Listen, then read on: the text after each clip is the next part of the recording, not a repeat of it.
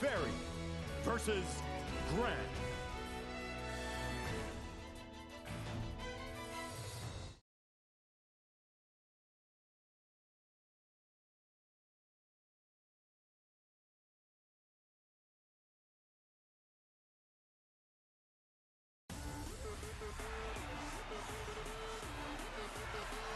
数に惑わされるんじゃねえぜ。集中しらん。ヘイちゃん。僕だって一人じゃないさ。大丈夫だニコラ。さあ手加減はできないぞ。 Believe in victory. Battle 1. Engage. 見たそらそら厳しくいくぞいい子だ。悪い子だ。厳しくいくぞいい子だ。ジジいけどうだ。厳しくいくぞいい子。いけ気ありだ。レディーこっちがあれをし Cancel it. もらったこれは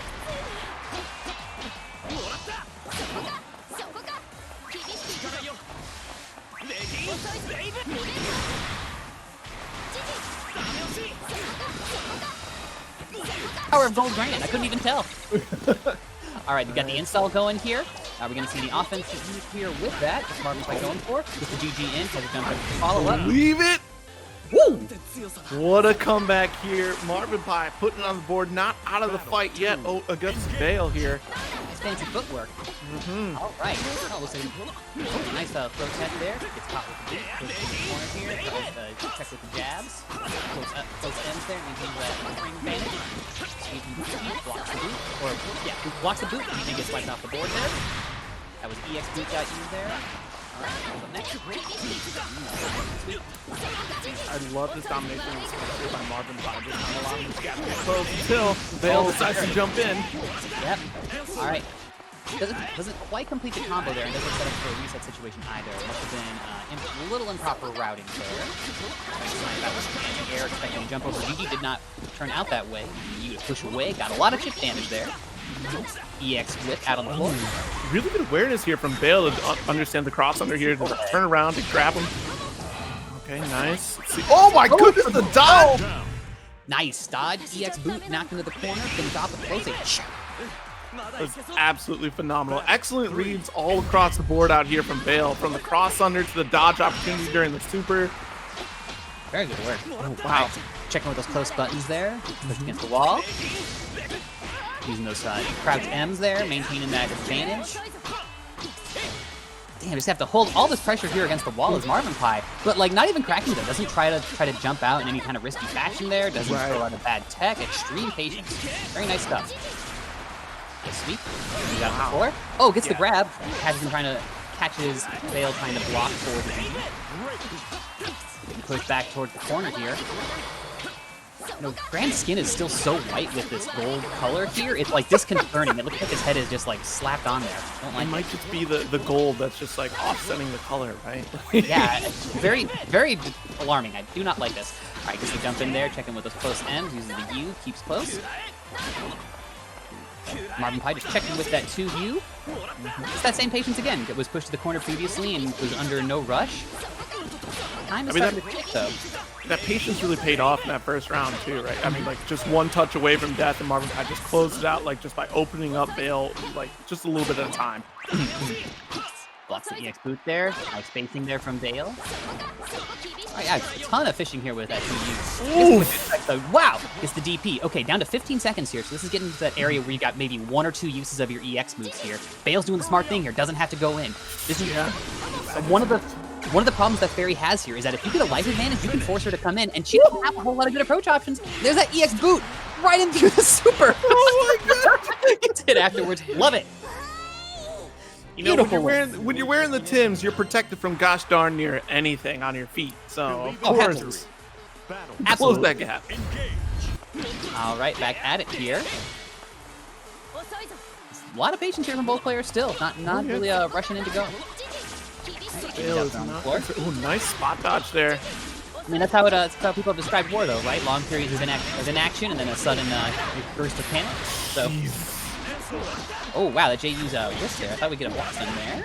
Oh man, another overhead run up plate. Come on.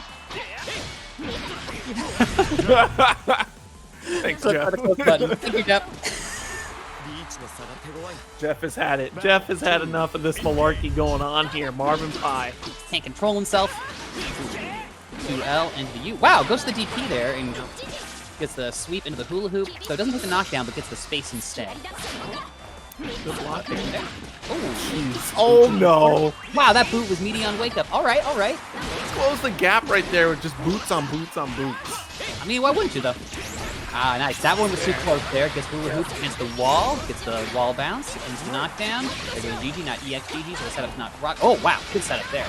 Nice with the overhead. Fancy combos. Ooh, whiffing those L's to still catch the 2U at the end. Love it. Good stuff. Marvin Pie. Yeah. Putting in the work. I was getting really nervous because you know what? It looked like for a moment Bale just did not care. Was going to throw out boops for days. And you know what? There's nothing scarier than somebody that just does not care about what you're doing. Like, Oh yeah, yeah. Like you can't try to train. It feels like you just have to hold no matter. They're gonna do that no matter what. Exactly. Boom. DP. Good read there. GG was still active.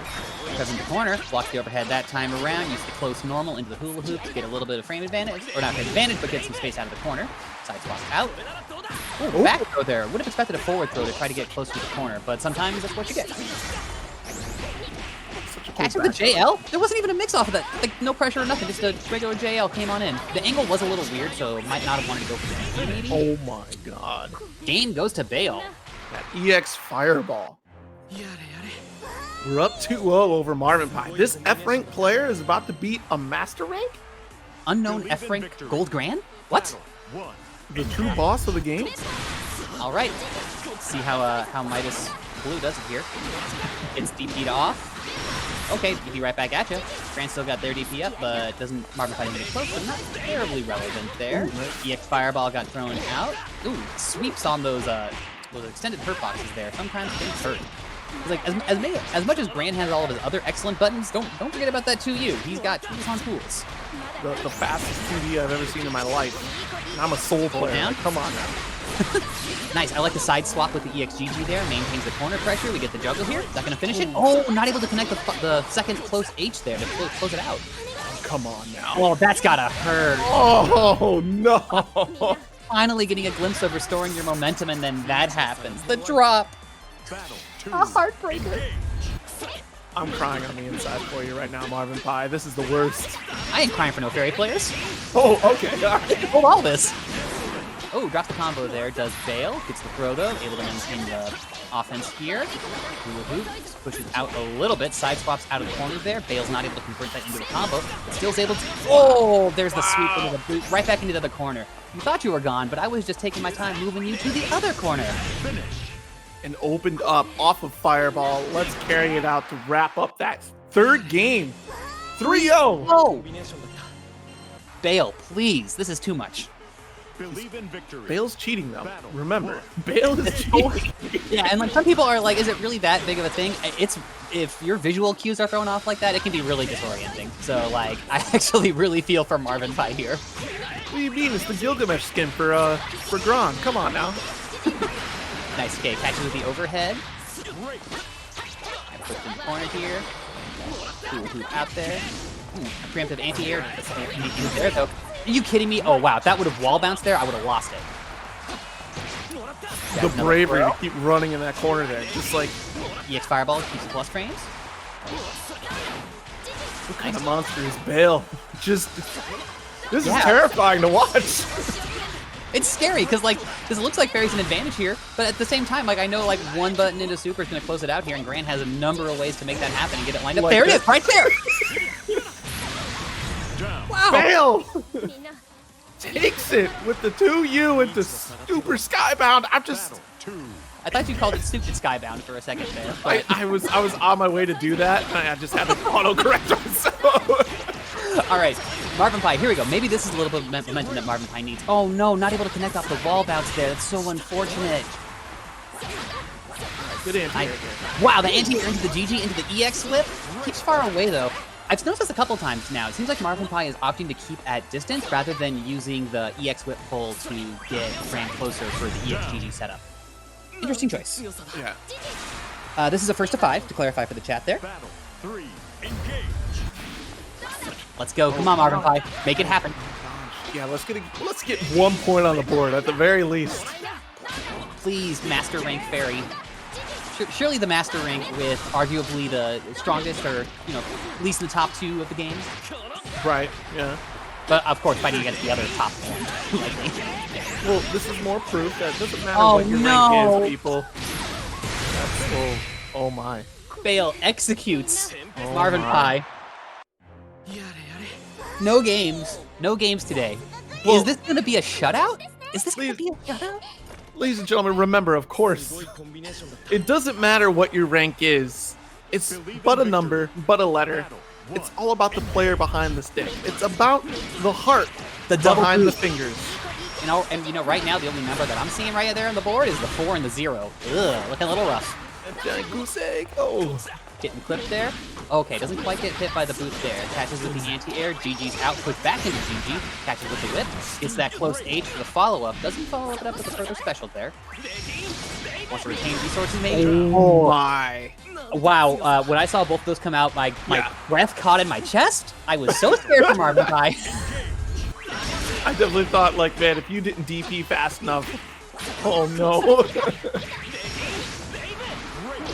Okay, pushing the corner here is Marvin Pie. Gets hit with a throw there, but you'd rather get the throw to the counter hit button, so that's not too bad. Catches the sweep. GG's out on the floor. Ooh, gets the DP punish here off the close H starter too, so not terrible damage. Gets the side swap to push back into the corner. All right. That So Marvin Pie has the window here. Oh no, don't get nerves here. These repeated 2L, that's maddening.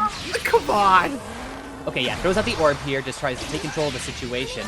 Oh, this is really smart because it'll just move Gran forward, and because it was a jailed situation, so that SBA doesn't matter at all because it was only moving forward. Oh, that's so rough for Marvin Pie. Marvin Pie has a slight life lead here, though, but there's 50 seconds on the clock, so can't try to run it out. If Marvin Pie... Oh my god!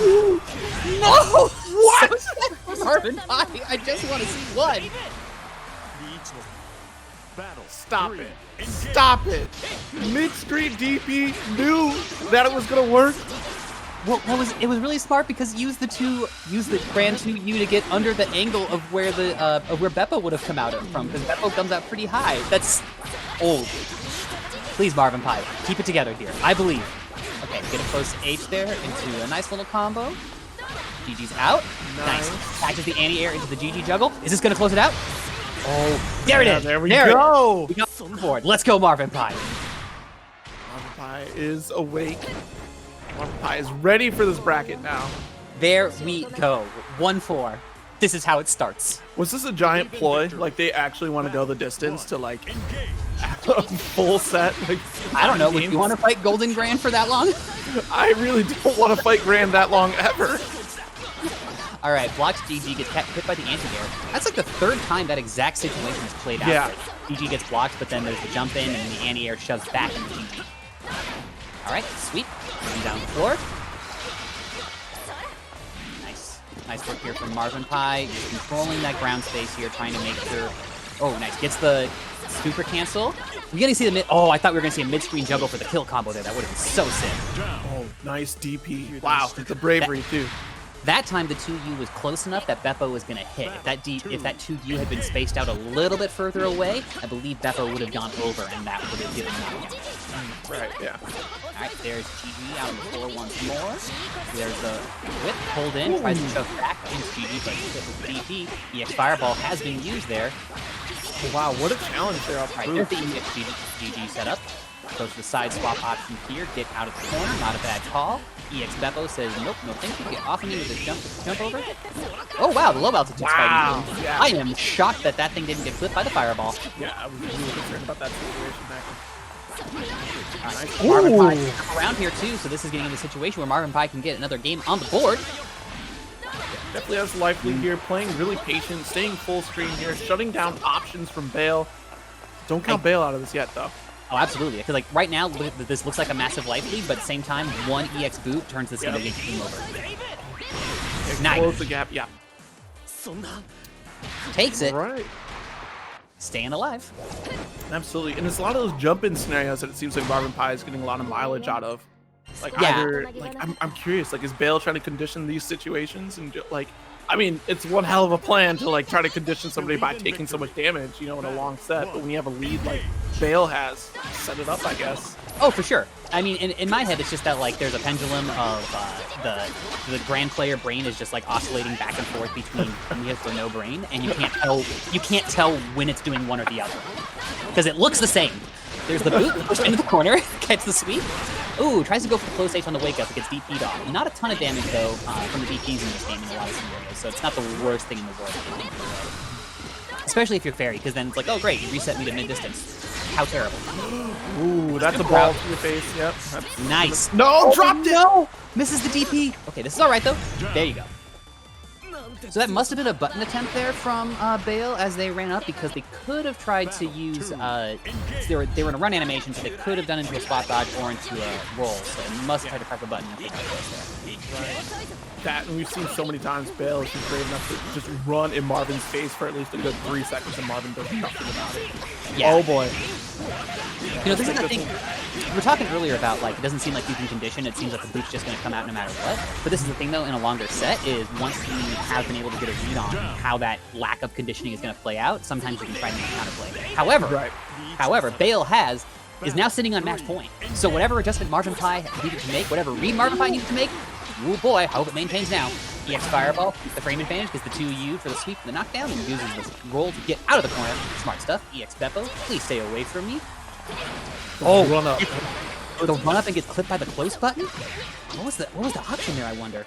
We're gonna, if it even happens again where there's that kind of run up situation once more, I bet we're gonna see a run up DP from Bale. Yeah.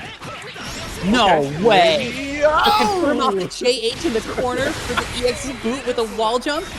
The run up again. Oh. Goes for the run up overhead instead. Oh, I was wrong. All right, he's out on the floor there. Nice. That was really good use of the spot dodge as well, rather than blocking the fireball, because it kept GG on the floor. If that had been a block instead, GG wouldn't have been there. Not that it may make much of a difference here. That's the game. Jeez. Bale showing us exactly why it's called Granblue Fantasy Versus. Bale takes it 5-2 over Marvin Pie. Very well played to both players there. Marvin Pie, you're a braver person than I am trying to fight up against Gold Grand. This color is terrifying. This character is just terrifying. And what a set, though. Honestly, great display of knowledge from both players. Bale just putting on a clinic out here with Gran in general. Just yeah, a constant reminder, I don't want to fight that character. Like, even aside from the EX color flash shenanigans, it also, there was very good use of the rest of Grand's tools. Like that, one of the last sequences there was the jumping H into juggle into the wall bounce in the corner there. And that was very good stuff there, and is able to convert that into a combo. And so, you know, hey, Bale won it out. And it's not like very easy to fight up against either. So big ups to both players. Yeah, exactly. Really, really good stuff here. That was our warm-up here, folks, for the Ronin Rumble. Pretty quick here, we're going to start getting into this bracket. The moment you've all been waiting for after this wonderful, wonderful opening act between two great players. Indeedo, and not totally certain if we're going to be hanging out on commentary here up until we start, because I think our official start time is at the hour, and that wraps a little bit earlier than we were thinking, I believe, so we'll see how that goes. Yeah, just a little bit here, but we're, I don't know, we could just, like, play some matches until it starts in 10 minutes. It's not that long. This isn't super professional or anything right now, so let's, you guys want to do that? Anyone want to play? Let's see. Where's my stick? I gotta unplug my pad. I gotta plug in my stick here. Let's see if I can play with these glasses on. I've actually not played Granblue with glasses on. Wait, Zero, you're not on webcam and you're still wearing your glasses? I prepared just in case, you know? If anybody doesn't know, Zero wears glasses that have LED lights on them with their own name on them. So as you can see up here, everyone. I'll put it on stream. There you go. All right. You know, let me get this device plugged in here. Hold on. All right. I gotta dig this up. Commentator showdown. Commentator showdown. It is, I suppose. All right. I'm about to get schooled. Watch it happen. All right. Let's get. Are you guys gonna commentate your own match? Sure. All right. I'm gonna leave it up to you. Yeah. I was waiting for Zero.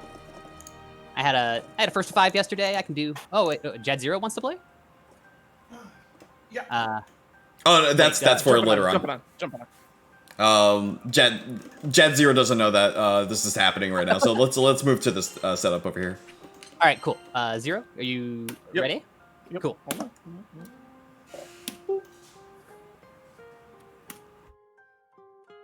Wait, did I change my character? No, I did. Okay, I'm good. I'm ready. I'm so ready. All right. You're ready. Whoa. Commentator matches, then we'll get to some. You know, like whenever you have a fight card, if you're watching, like, if you're like a wrestling fan or anything like that, you have like the serious matches, then you have a cool down match, you know. Mm-hmm. Oh, Lancelot. Okay, I thought you had Zoe based off the avatar. Haha! Haha! I tricked you. Now watch as you all see why I'm a commentator. That's okay. Alright. Nice OSing, but Yep. Believe the in beautiful victory. Lumasi I say. Battle 1. Engage. Alright, here we go.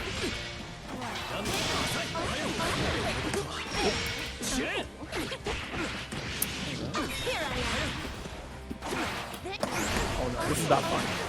This is not fun already. Nope. No, it's not. Oh no! How that? Oh, I hit combo limit. Damn.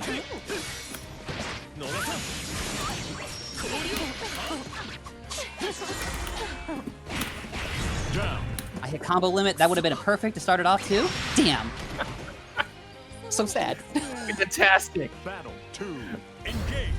Sweet.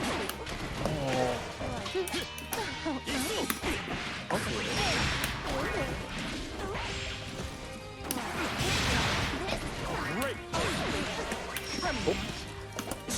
I got a little too big brain dead.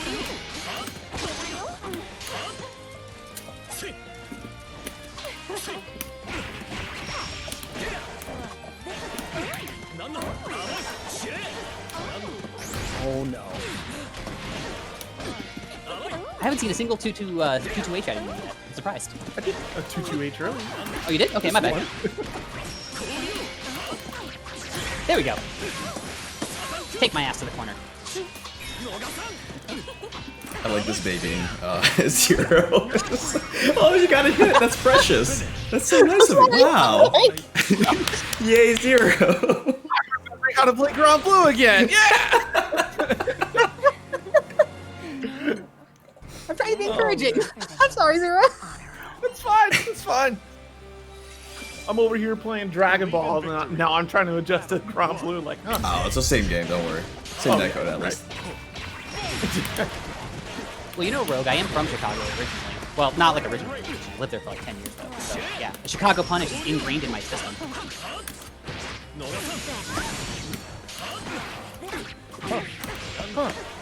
Huh. I don't know why that Curious. You don't have to block though. I do though. Oh no. Okay. I'm gonna try to super dash on this one. You're right, man. You're right. So go on, just super dash. Also, I gotta say, I'm no one to say anything about anyone's choices of fashion with Zero's glasses. If anyone's ever seen me at a tournament, I've got like cat ears on or human horns or something like, or a flower crown or something. So I am no one to talk.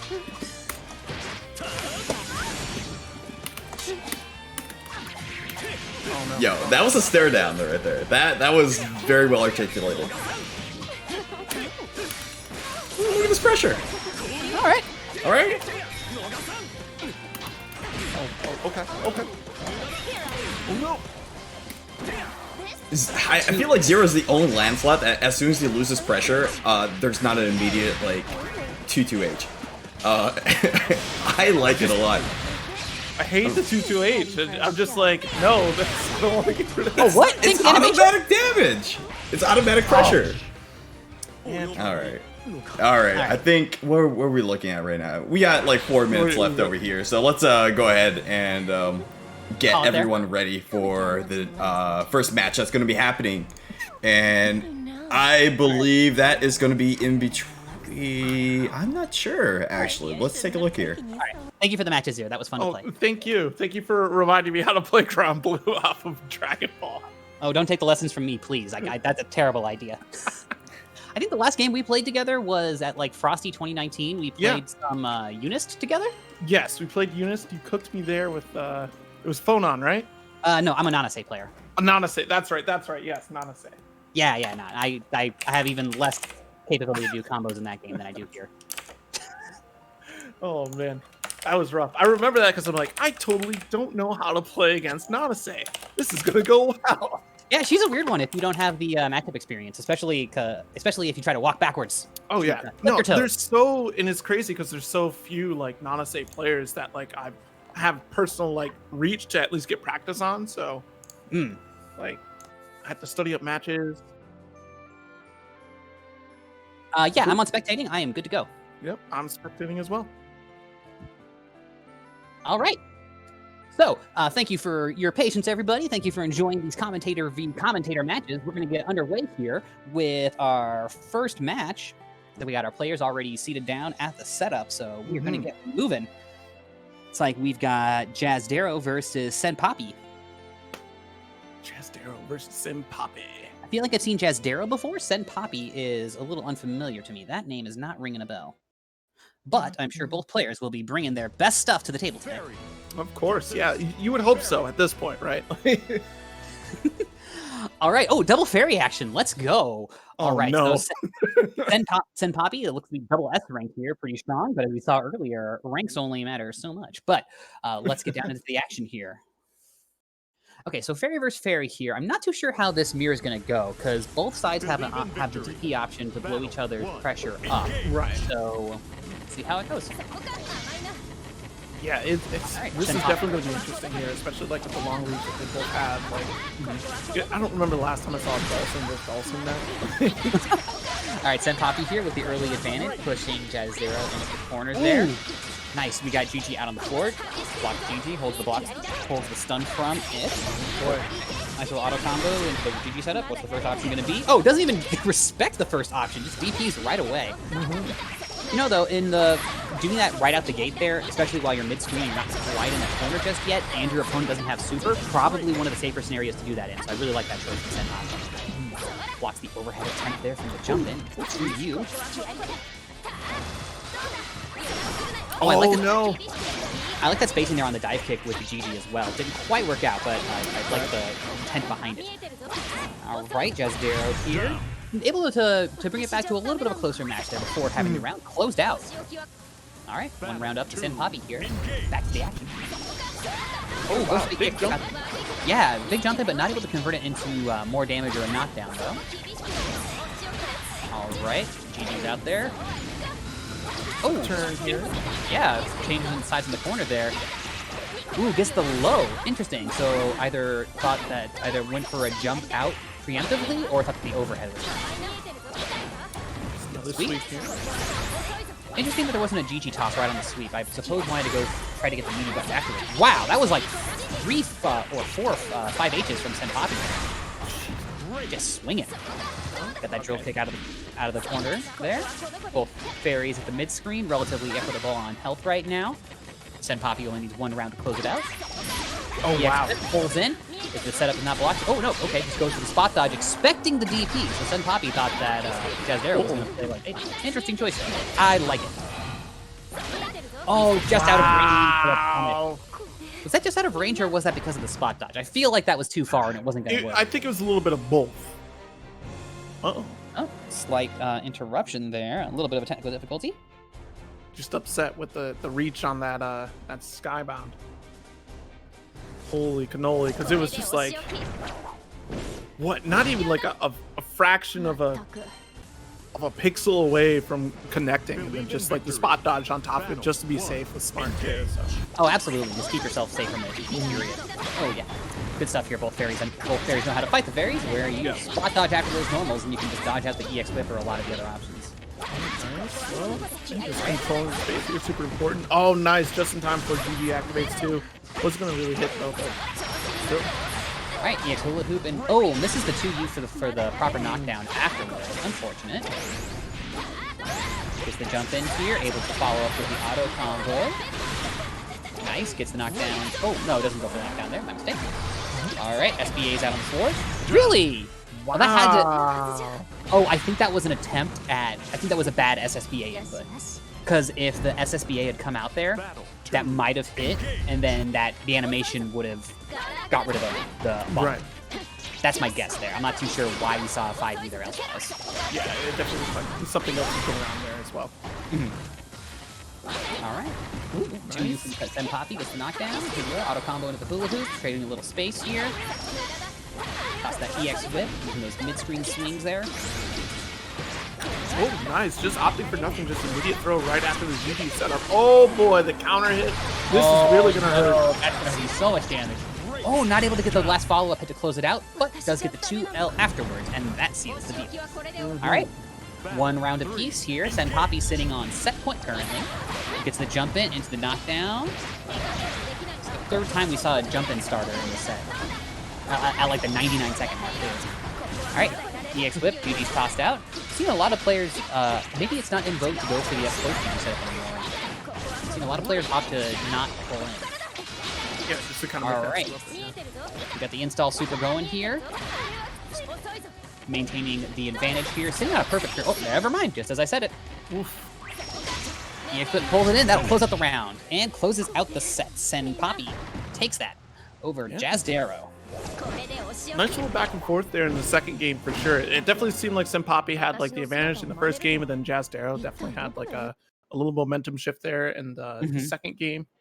Looked a little more even on that one. But yeah, man, there was just a couple like interesting interactions that just really did not go in favor for Gen Zero. So yeah, unfortunate for Jazdero, but that's how the cookie crumbles. So that will send, of course, double elimination tournament. Jazdero will be sent to the lower half of the bracket, and we'll see if how they may do with the rest of the tournament. It looks like next up we're gonna have F-Boy to King and Mega Dosage, I believe, if our brackets are still set up. Let's see. All right. Looks like we got Mega Dosage in the room, and not too sure about our other. Oh, and there's F-Boy to King. So both in the room, should be going. Fantastic. Move my character model out of the way there too, so I'm not blocking up the cab. All right. Oh yeah, I'm just standing right in front of it. I gotta know. I'm gonna whisper in their ear like, "You're doing great." Oh, so in the arcades, you were that person with like your head in between both players' shoulders. Okay. I'm next. I swear. Oh, just quarter up. Yeah, I don't trust you. All right, both players are up and ready, it looks like. So we'll get moving here. And let me see how Mega Dosage has done in the past here. Let me pull up the bracket. For sure. And of course, we're still working through a couple of these brackets here. I think this is East Coast bracket now? I'm just not seeing it pulled up. That I am not 100% sure on. Trying to pull it up here to see if I can. Yep, it is the East Coast bracket. Okay, we're looking at East Coast bracket right now? Yeah. Got it. Yep. All right, so Mega Dosage versus F-Boy King. Let's see how this pans out. Yeah, Catalina. I was just thinking about this character the other day. Like, man, I miss watching Catalina play. Oh, okay. That's an interesting choice there. Like 2M? She's such a fundamental character. That she is. All right. You got pushed to the corner here. And once Zeta gets you in that corner, you got to hold this pogo pressure. And wow, let me tell you, that stuff can be rough. Ooh, just gets a run-up throw there. Doesn't go for the mini button just yet. See another run-up. Might see a mini button instead on the wake-up. 5N into laser. Oh, wow, nice. Now, there is a life discrepancy here, but this isn't as bad as it... Well, now it is. Now it's out of the corner. Oh, sweep into super. That'll close out the round. I was going to say, since that is so close to the corner there, that would have been a situation where one button into the lunge super from Catalina would have been enough to equalize that life, but a moot point after that sweep into super. Just opting for beams here. Really good stuff, too, because Catalina can't really challenge beams from Zeta with fireballs, like you would think in a normal fireball challenge. Yeah, exactly. And Catalina's fireball is absolutely one of those tools she needs to use before she can get close enough to start using that 2M and her 5M for spacing. Right. Being able to shut down options is super important, especially for a fundamental character like Catalina. Ooh, nice. That was such a good work. Changing to the counter stance after the clash there, that was so smart. That was really good from Mega Dosage. Another one. Uh-oh, is the EX1 able to cancel with the jump in? Nice. Going into the Super Skybound. Yeah, damage here to get the corner up off the pogo. Whoa! 2L into the wall can. Yeah, the wall juggles. Good stuff. Here we go. All right, so game 1 goes to Mega Dosage. Ooh, winner of this gets the glory of fighting Taiga. Was that Taiga? I know the player. It's one of those things where I've never said the name out loud, even though I've seen their name on, like, I don't know how many clips. Believe in victory. Just with the Taiga. Battle 1. Engage.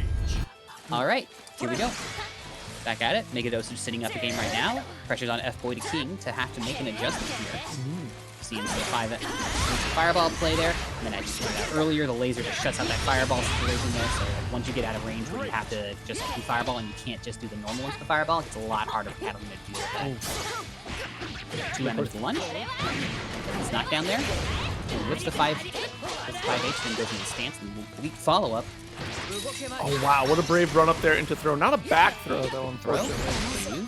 Nice throw tech there. Both players dropping the 15. Okay. 2M. Lots of like really close dashing. Nothing off of the Boy the King. It's just Yeah, dashing up into his face and doing nothing with it. Yeah, there hasn't been like any like big combos yet in this round so far. It's just been a lot of these really tiny Death 5000 pokes. Wow, still able to maintain that combo, then gets the 2L into super for the finish. Oh my! That was really nice from Mega Dosage. That was got all the hits of the pogo, then hit the JM as well as they were falling. Got the double 2L. That was so sick. Yeah, I think it's time someone clip that one right quick. That was clean. Clip that quick, please. All right, if I'm F-Boy to King, I'm a little bit taken off guard by that one. Yeah. Okay, here we nothing off it yet. Sorry. Oh, it was close enough to the corner. Yeah, I thought that was close enough to the corner too. I'm actually really shocked that didn't get it. All right, uses the EX stance to get out of the corner there with the jump extension. Big foot, sweet chin music to shut down the approach. Ooh, 2M into the EX66, pushes into the wall here, gets the follow-up hit.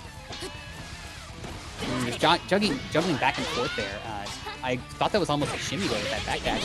Ooh, catches with 2M into the super. Not going to close it out just yet. This is thrower overhead range. This is where it gets really scary. Oh, gets the throw. Wow. Bizarre. Like, that was interesting, that range of that throw too. Just like, I thought you were going to get crossed up, and that just didn't happen. 2M into EX Fireball for the knockdown. Gets close there. Right. Clips with a 5L rather. Close up. Ooh, nice. Gets the jump in. Pushes all the way into the corner with the EX thrust. Gets the jump in follow up there. Tries to go for the stance. I think we can go for the jump extension, but got clipped probably in the startup of it. 2L into the sweep. Let's go for the pogo. Just a single hit into the low. Still reaching for that. Oh my goodness. Nice counter hit. Let's take the turn back. Nothing off of it though. First time we saw that air thrust, I believe, and that's going to close it out, or set it up for the closeout with the 2U into the super. There we go. Mega Dosage takes it. F-Boy to King was starting to make the right adjustments for stuff, but Mega Dosage's Zeta is looking really strong right now. Yeah, absolutely.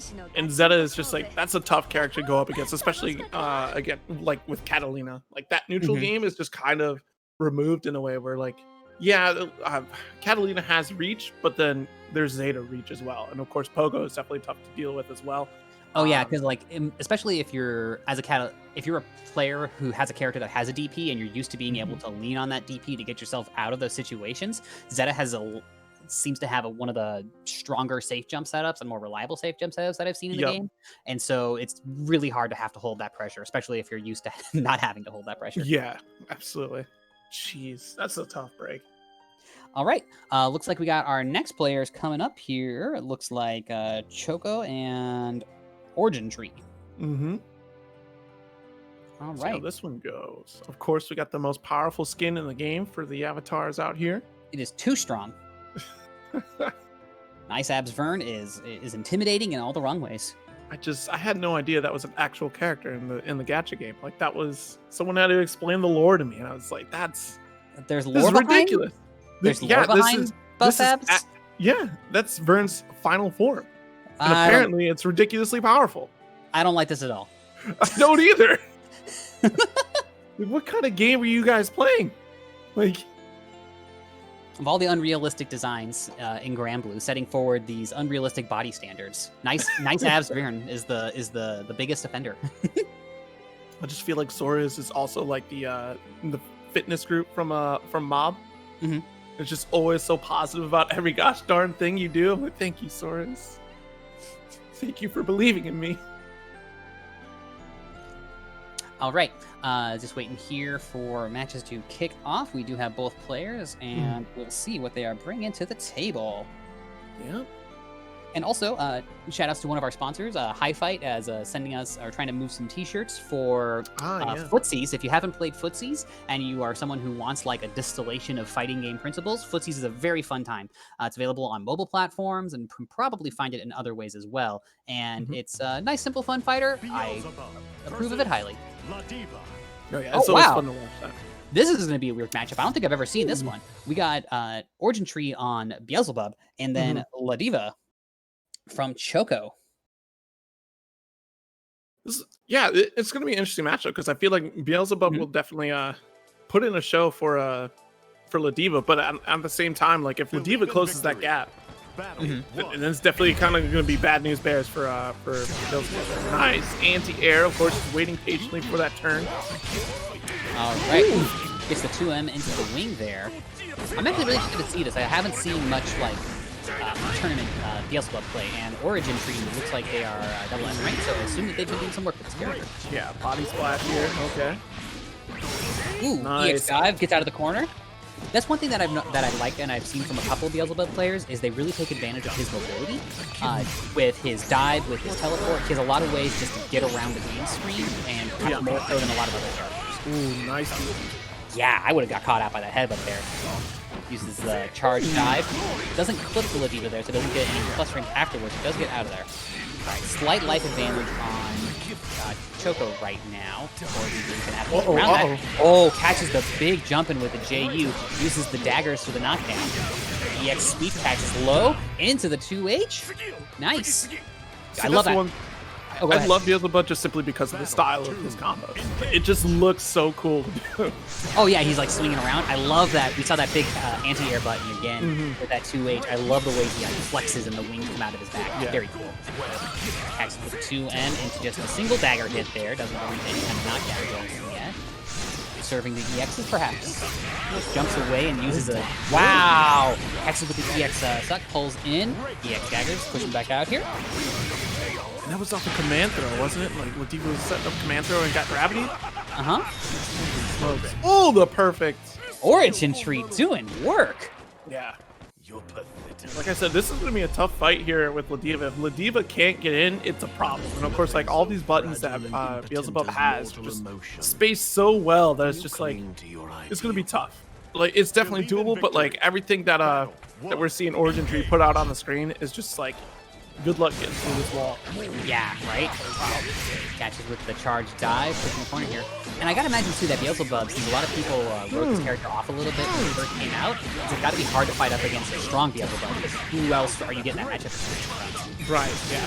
I'm not sure if that was the true intent of that combo ender there, but it looked like that was trying to set up a reset or something. Yeah, probably so. I mean, like, jeez, here we go. Whoa. That's a whip punish if I ever saw one. Like, not much damage off of that, but still the whip punish. That's the second perfect of the set. Yeah, absolutely. The bravery here from Origin Tree, too. Like, right after the overhead, opting for an EX DP just to take the turn back. Still keep the pressure in the corner. That's crazy. Yeah, here's the punish. All right, Choco, show us some stuff. Please, start the La Diva blender. Oh, boy. EX headbutt. To the mid-screen knockdown, catches with the crouching light, pushing the corner here, gonna close it out with the SPA. I'll do it right there. That's exactly what we're looking for here from La Diva. Can't believe Beelzebub can't even smile or make any kind of facial expression when getting hit with the maximum love bomb. Disrespectful. Oh, catch with JU, not able to get anything out of it there. Spot dodge on the dagger, but Bubs recovers fast enough. Oh, wow. Yep, he's grabbing his ear back. That combo was so sick. That was bad. Being able to recognize the situation you're in and just, adapt your combo to fit the, correct trajectory is just fantastic. I love it. Well, it's one of those things you see with players who are playing up. Well, I'll talk about that in a minute. Ooh, goes for a spot dodge, but gets clipped afterwards. I like the idea from Choco, but this is really hard to deal with. Oh, my really? It's You're pathetic. All right, well, set goes to Origin Tree. That was really nice stuff. You're not supposed to press a button there. Just get out of dodge. Leave. So run. That was really cool to see Origin Tree do all that work with Bubs there. As said, a character that you see a lot less commonly than a lot of other characters, especially in tournaments. So that was really, really, really cool to see. And So one thing I was going to mention there that I started to go into is that when you have somebody who plays one of the less common characters, and that like a lot of people are like, oh, this character's too weird to make work, or they don't have the tools or whatever. I feel like those players are like, oh yeah, I'll show you what this character can do, and they know like every little weird situation. Like if you have to fight like a Thor player in Marvel, they know like everything about Thor, and they have all these like weird confirms and weird context-specific tools and stuff like that. Oh yeah. I think that's really important when you have like even like for characters that are like considered lower on the tier list as well, because again, you know what, for a while Beelzebub was like what, bottom tier on the cast, and you know just having to learn for those situations, like okay, yeah, they may be less than the rest of the cast, but like I now have to think about my tools differently in comparison to the rest of the cast. I have to figure out these situations and how to make them work. And you come out smarter for it at the end of the day too, because you've labbed out like the common situations you're going to get into. Now you're going to learn the uncommon situations as well. So you're absolutely right. Like, yeah, especially characters good. And like you said too, you come out of the situation stronger a lot of the time if you're the kind of player who, because there's a difference between being handed a toolkit and having to forge your own tools, for lack of better analogy. Absolutely. And when you play those atypical characters, not that you want to do that in every single game you play, but if you have a game where you have a character that you really like and those tools don't exist, if you do go through that process, you can start applying that same lens to a bunch of other fighters you play as well. Yeah, definitely. All right. Looks like we have our next match coming up here. Yeah. We got Ice up against the Midwest Movement. Zach in a box. Yo, Zach in the box? Okay. Zach in a box. I've never been to the restaurant Jack in a Box, but you know. We got Lancelot versus Jita. All right. A master rank Lancelot. Ice about to show you how to slip and slide. Let's do it. Show them those ice skates. Jack in the Box is all right as far as fast food goes. They have like a nice variety across their menu. Last time I went to one was like after a tournament actually. Believe in victory. Anyways, into the match. Oh, I love that Jita color. That's really cute. That dress and hair color combo is adorable. Sorry, I'm small brain. All right. I'm going for Tron. Let's go. You're voting for Tron? Okay. You're voting for Tron. I'm voting for Instagirl. Okay. Let's go. We got Rekka Pressure using that 2M there from Jita, trying to fish out with that H as well. Jeez. Yeah. And absolutely just smart decisions to go for slide off Lancelot with those situations. Because, like, you know you're going to get that red punish there. Okay. There we go. But that damage doesn't matter, too. Like, jeez. Uses the wall jump there. Lancelot, of course, as we know, one of the only character in the game that once you put them in the corner, they get another option. Yep. Uses that 2-2-H. Doesn't go for the follow-up hit. Goes for falling button instead. Got the EX Fireball from Zach in the Box there and keeping up the pressure. Uses EX Record there. Ooh, nice throw tech there. Blocks the EX Fireball. Gets the tech a second time to into knockdown. Nice. Not able to close it out there. That could have been into SBA, but just goes into the EX Fireball instead. 2M there. Just fishing with these other far buttons. EX Fireball gets spot dodged. It's gonna cool down a little bit longer. Yeah. EXDP closing it out. Yeah, definitely a scary situation. And the right decision here from Zach in a Box to just let the DP rip right after Lancelot's own block DP. Alright, ended on the second hit of the record there. Third hit is the unsafe one. Second hit, you can't really punish. 2L into the 2M for the max bring. That was nice there. So you don't get a ton of damage off a lot of your mid-screen confirms there, but the 2L into the 2M confirm there from Jita, that max range, sparks up. Good awareness. Blocks Fireball, blocks the teleport follow-up afterwards. Nice. Calls out the first Rekka Ender there. Wow, that was an interesting little fighting charge. Yeah. Block this pressure here. This is looking really scary here. Jita doesn't need too many hits to get that damage count, much like Grom. Oh boy. Oh wow, I thought that overhead was going to hit for sure. Zach in the Box showing up strong against Ice here. Takes game 1. Man, that Jita. Jita is just like, she has fantastic buttons. Of course, being able to get out of that overhead situation just because of the 2L, like, she has so many tools that just work out in her favor for being such like an Abner style like character, like a jack of all trades type of character. Yeah. She's very sorry, I'm getting flustered here because I'm thinking about the fact that one of my main people I play against is a Jita, and I'm like, oh, God, I hate that guy. I think we're all in agreement that we don't like Jita. All right, gets the not able to convert it into a special ender there, but still gets some nice damage out of that JU. Oh, getting nothing off the 6-6H there either.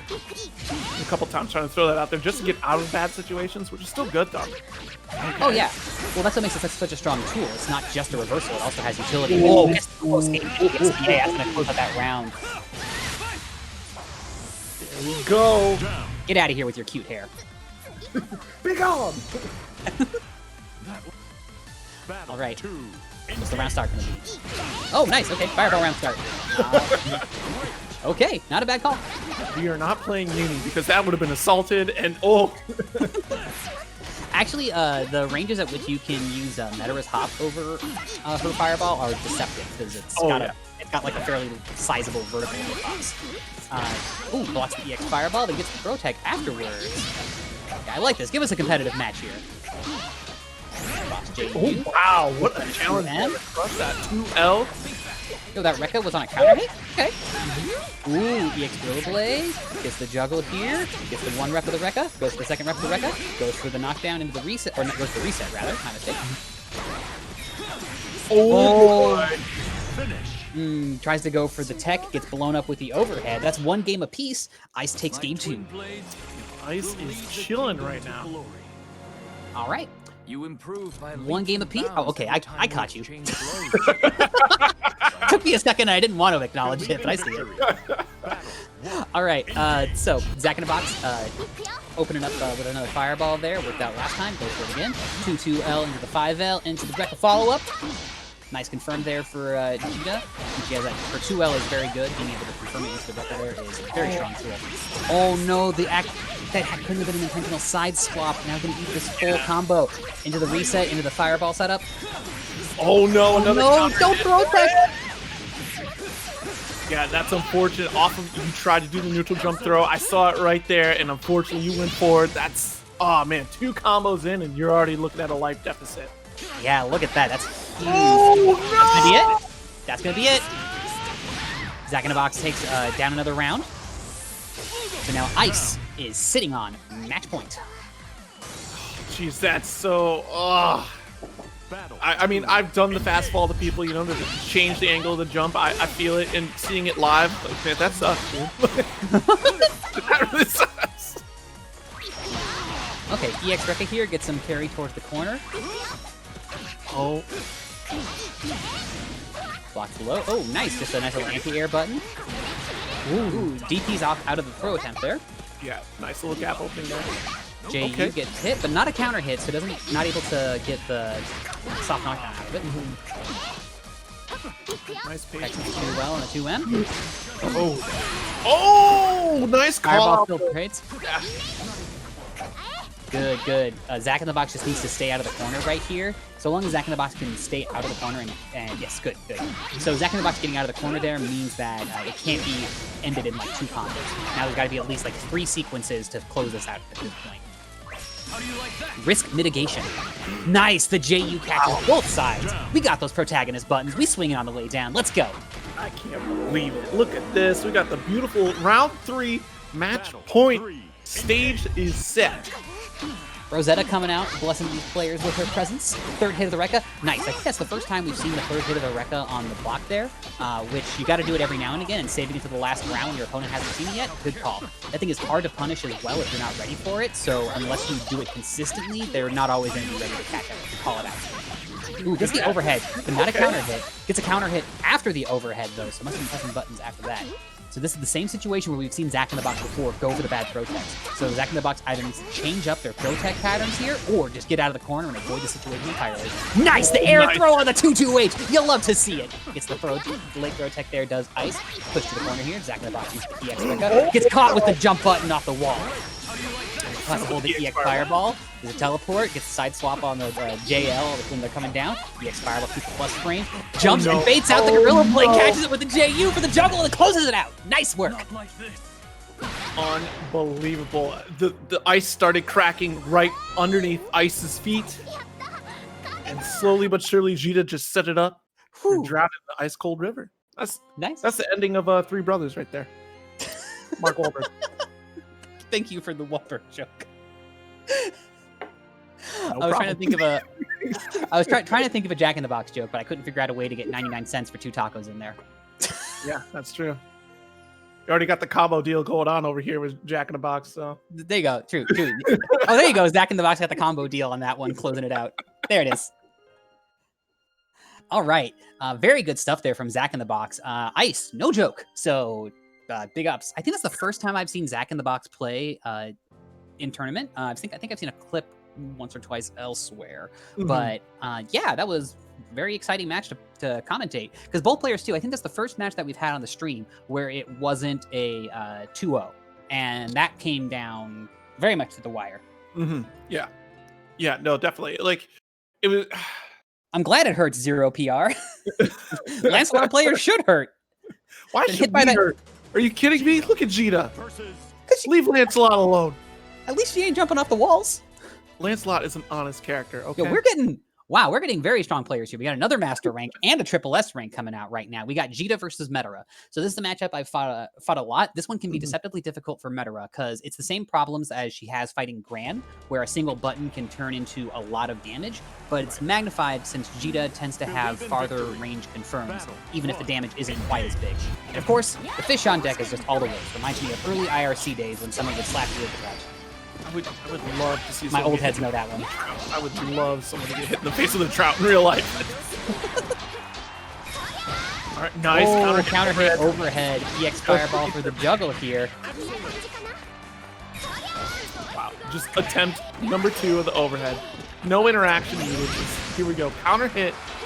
Oh, not counter hit, just button shot. Block these buttons. Gets block the overhead that time around too. Oh, nice. Doesn't gets the hop in there. The rank kind of setup here. Nice. Gets the the mid-screen combos with the butterflies. Oh, doesn't get the animation on the surface. Though, but does close it out. Wow. Nice sequence from Sharks. That was really good. I dig it. I thought another butterfly was going to hit, but opted for the Skybound art, so that was fantastic. That was a beautiful combo. Yeah. I sometimes complain about Metara not having a proper mid-screen combo setup because she hasn't had the butterflies there, but Sharks made it work out. Alright, EX right at the juggle here, goes for the EXDP, gets the sweep setup. Oh wow. Empty jump throw. EX fireball. Ooh, baits the throw with the shimmy! Blessed be Gita's buttons. Are you kidding me? Able to just shimmy backwards and still able to whip up. Like, come on. I wish I didn't have stubby buttons. Oh, shush. Alright, gets the EX arrow for the knockdown in the mid-screen, tries to get the hop follow-up, not able to turn anything off of it, and gets EX record for their trouble. Pushing the corner, does Sharks Oh, blocks the EX.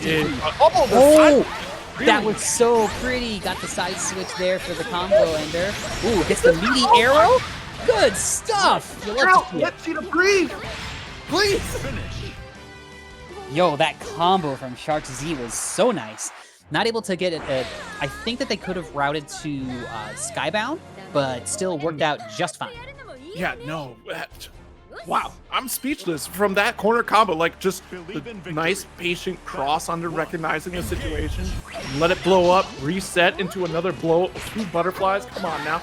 I wonder if that might be a Gita-specific side swap, because her DP moves her more horizontal than Gran does.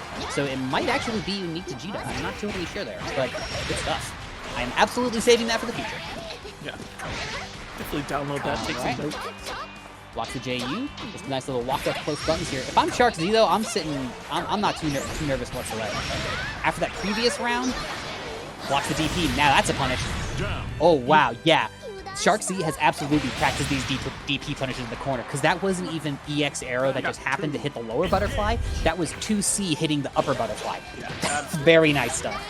You know, interesting idea to bring in a fish to Shark fight.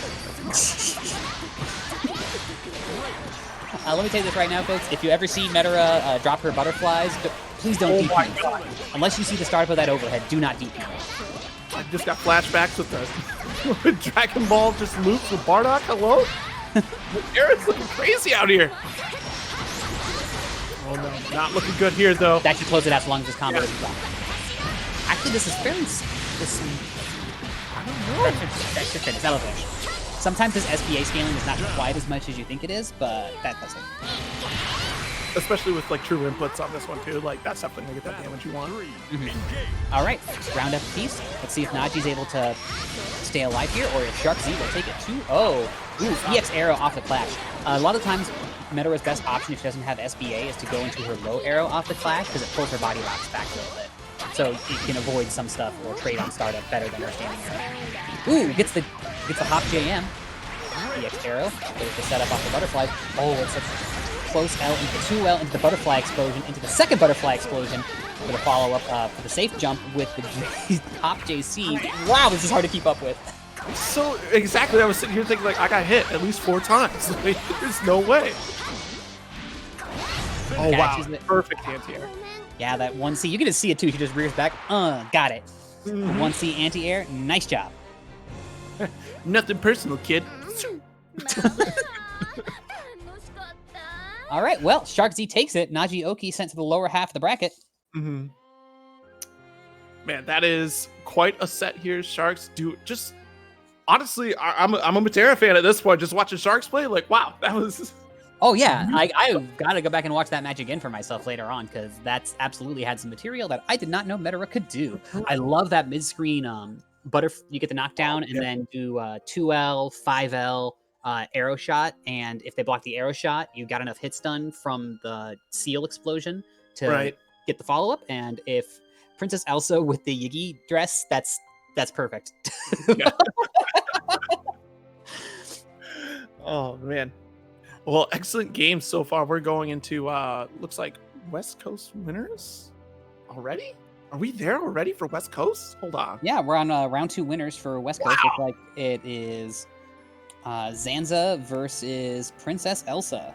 Yeah. Just want to give a big shout out to Chris Chaos wherever you are. Thank you for running the bracket so well. Thank you, and I guess everyone else for participating and doing a good job with that. So bye.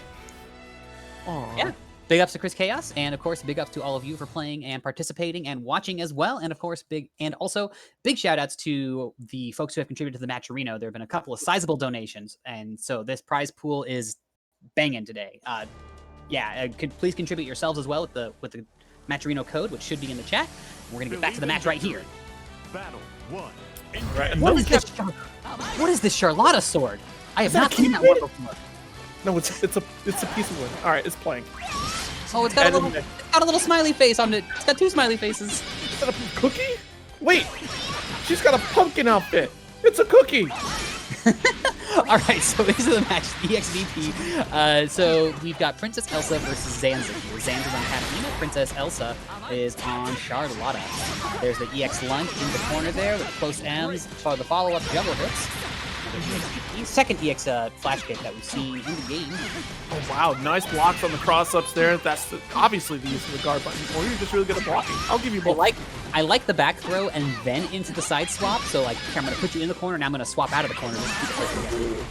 Nice 2M. All right, Xander just backing away here a little bit. Baits out the EX Blanca ball. Not sure about that. Look at all that space that Zanza gave up here and pushed themselves into the corner. Like, I know that at this point the damage is like, well, whether it's a throw or an overhead, doesn't matter from in the corner, but you're still sacrificing your space. I don't know about that. Yep. All right, that's the first round there. First round goes to Princess Elsa. Another Master Rank. We got a lot of Master Rank players. I mean, at this point, you know, the game's been out, what, 5 months now? Something like that, yeah. Ooh. Gets around the EXDP, but not able to convert it into anything further after that. EXDP of their own, pushing Princess Elsa off. Oh, wow, really good anti-air combo here, going for the wall bounce. Just going for a reset or just drop the combo here and there. I think he had enough at that point. All right, EX Blanca ball there gets blocked. EX Fireball gets blocked. Both players jockeying for what they're going to do there in the mid-screen. Time there. Catches a throw. Into that floor overhead range here for Gets it with JU in the air-to-air exchange. You said this was West Coast bracket, right? Yes, this is West Coast bracket. All right, all right. Right.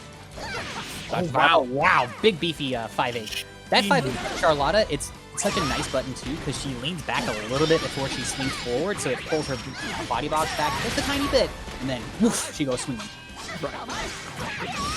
It's so deceptive. That's great. Yeah. All right, gets the run up and the throw. I like that. Last time it was the run up close L throw, then the second time it was the run up close L 2L. Ooh, super block ball doesn't close it out. It's in chip range though, able to get the EXDP afterwards and closes it out. That's so scary once you're put into chip range against Charlotta and you're in the corner. Because like, what are you gonna do? Spot dodge her Blanca ball and then she's safer than if you had blocked it? It's like that meme of Guile taking the place of Bowser. And Mario's Yes. like your move, kid. All right, what now? All right. Blanca ball, able to, no, not able to get them. Nice, gets the 5H, or 2H, sorry, into the light wall dash cancel follow-up. Oh, blocks the EX lunge, it was too meaty. Nice! I like the demon flipping to the dive extension, goes to the other side, and then gets a little bit of a mix out of it. Go for thrust into the corner, nothing to. Oh boy! Oh wow! Goes neutral, jumps out of the throw. Interesting choice. Worked out. Nice side swap here. Still trying to maintain that pressure. No anti-air quite yet here. Oh, just out of range. Unfortunately, was able to block before that Blanca ball came in for a punish. What now? A little bit of a stare down at the mid screen. Because both players have SBA on deck here, so you can. Oh really? Really? Wow. Swords of revealing light. You know what? That makes sense though, because after the previously, I really like that choice from Princess Elsa there. Because after the previous blocked Blanca balls, there had been a button to try to follow, just right there. Same thing that happened that 2M. Every single time they blocked the Blanca, or many times they blocked the EX Blanca ball, Sansa has tried to go for a 5M or a 2M button to try to catch out before the block's done there. So that SSBA there was really smart from Princess Elsa. Has the read on the scenario. Love it. Nice dodge to EX fireball. Oh boy, jumped you. Ooh. That was weird that I didn't get this. Yeah, I don't know why we didn't get the second follow-up hit, but you know, sometimes it goes like that. Oh wow, wow, a deep anti-air, nothing off of it though. A little weird situation. That's okay though. Back scratcher anti-air, that really reached back there. Oh wow, yep, caught the footsies. Here we go. Nice, gets the SBA there, goes into the, oh, gets the overhead hit there, I like it. Use the EX hands, keep close. Yeah, really good beat. Backing off. Oh! Oh! No punish off it yet though, okay. Still in this, the corner is now yours. Of course, all the tools Sansa. Nice throw tag. EX Blanca ball closes it out. Princess Elsa takes it. She put in some very nice work there. It's such a scary situation because, of course, Elsa had all the tools in their side of the court there, even though they were locked down in the corner. Didn't matter because Sansa had to make Elsa get opened up, or antagonist get opened up. So it just was. Oh yeah, I keep saying Princess Elsa, but it's antagonist in the bracket. But at the same time, I'm seeing Princess Elsa and someone in a dress. I don't know what I'm supposed to do with that. Well, no matter which name, very, very strong play from that player. Absolutely. All right, so we're making great progress here on the brackets out here. I'm still checking out, like, trying to pay attention to some of that East Coast bracket, which looks like we're still going through. SQ still putting in work, of course. SQ just took out 2 brackets. I believe it was yesterday, coming out on top. She did a phenomenal job. So I mean, what doesn't SQ pretty much blow through every bracket nowadays? SQ's looking real strong out there. You got plenty of time to be hanging out, just playing that Granblue. Let me tell you, it really shows. So. Good stuff. So looks like we got burning nachos versus Olipop here. Nobody wants to burn the nachos. You just can't do that. Well, you want the cheese like a little bit crispy on it, but it can't be like dried out cheese. Yeah, don't do that. Don't throw the cheese in the microwave because that's going to take too long. You're gonna get cheese chips. Yeah, you want nachos, not just cheese chips. Please. All right. Oh, fantastic. What, the Ryu and Ken matchup right here? Percy versus Percy versus Lance. I love it. Now I know that Lancelot has a different boyfriend in the gacha, but as far as I'm concerned, my OTP in the game right here. This is a true relationship right here. Yeah, fire and ice, conflicting energies. Let's go, boys. All right, so first of all, I got that command grab, and thought to be an extremely strong character, but don't see as much Percival here in the States. I like this Lancelot color too with that like plum purple. Alright, with the DP pushed away there, goes for the cross-up button there, blocking the Rekka hits, spaces out with the 2-2L into the U. Oh, I like that double 2L into the 2U into the dash follow-up. Charging up those stocks, playing that market. Oh boy, nice anti. Oh my goodness! Yeah, gets the side swap off the counter hit there with the air. Good stuff. Okay, nice. Can you eat a mid-screen combo here? Still got a hefty life advantage. Let's see. No DP out of Nachos yet. We're going for Super Skybound Art. That will connect. That's not going to kill, though. Yeah, it'll be close, but not quite. See, Percival ain't upset. You can see his face there. He was like, all right, I see you. All right, block the EX Fireball here. Block the follow-up buttons. Push to the mid-screen here. Okay. Ooh, all right, nice contesting there. Careful here. Almost to chip kill range there. Uses the B charge to get the 3 stocks. Good stuff here. If he would have stayed on the ground, it might have been the Rekka. Oh, nice. Oh, no, so scary. This is a terrifying situation here. Still a chip. That's Oh, goes. I'm not sure if they thought a button was going to come or if they might have been able to put into chip range there, but that was a very close round there. I like that a lot. I think they spent it all just simply because, okay, there's got to be chip here. It just was not enough. Yeah, just barely out of that chip range. Ooh. Just barely missed that gorilla dash. All right, let's go. There's the double 2Ls into the 2U again with the special cancel after 2U. You gotta steal that. Oh my goodness. Max range. We're going to carry to the corner here with EX Fireball setup. Nice overhead here. No DP for first. Not able to get confirm off of the overhead either. The Fireball had been a little bit more active. I would have worked out. EX DP shoves out of the corner. Let me side swap your side swap and then you side swap. All right, EX. That was EX Fireball. Yeah, it was EX Fireball. Gets a throw afterwards. Gets another throw. Just gonna see a man grab setup. Nope. Oh, that flash frame was so sick. Hits with the SSBA. This should close it out. I think that's gonna be enough. Well done. Way to keep your cool. Holy Pop taking out Nachos. Look at this beautiful finish right there. That exhale after he closes out. It's a lot's icy breath on the back of your neck. Just whew. Icy breath on the back of the neck? That was a little specific, Zero. All right, catches the two. The one quarantine, okay? I feel you. Catches the 2U for the knockdown, then able to turn it into some pressure afterwards. Pushes into the corner, blocking the close buttons, blocks the overhead, goes for the own auto combo afterwards, gets the 2U into the EX dash, gets the throw afterwards, goes for the cross-up button there, not able to get anything. I like almost every single time Nachos has ran under the teleport to prevent the side swap follow-up. Good dodge there. Unfortunately, you're dodging right to the gauntlet of playing here. Ooh, Nice. he's jumping too. I wonder if he was trying to come out and just did not come out fast enough. All right, 1 round up to Nachos currently. Down a game. Let's see what they do. Uses that EX charge to get 5 stocks out the gate. So use that EX charge there. You really only want to use it in a safe scenario because if you get hit on the startup of that thing, then you cannot get stocks at all until that EX is back up on cooldown, and it's really tough to deal with. So off of the throw there at the top of the round, not a bad choice there.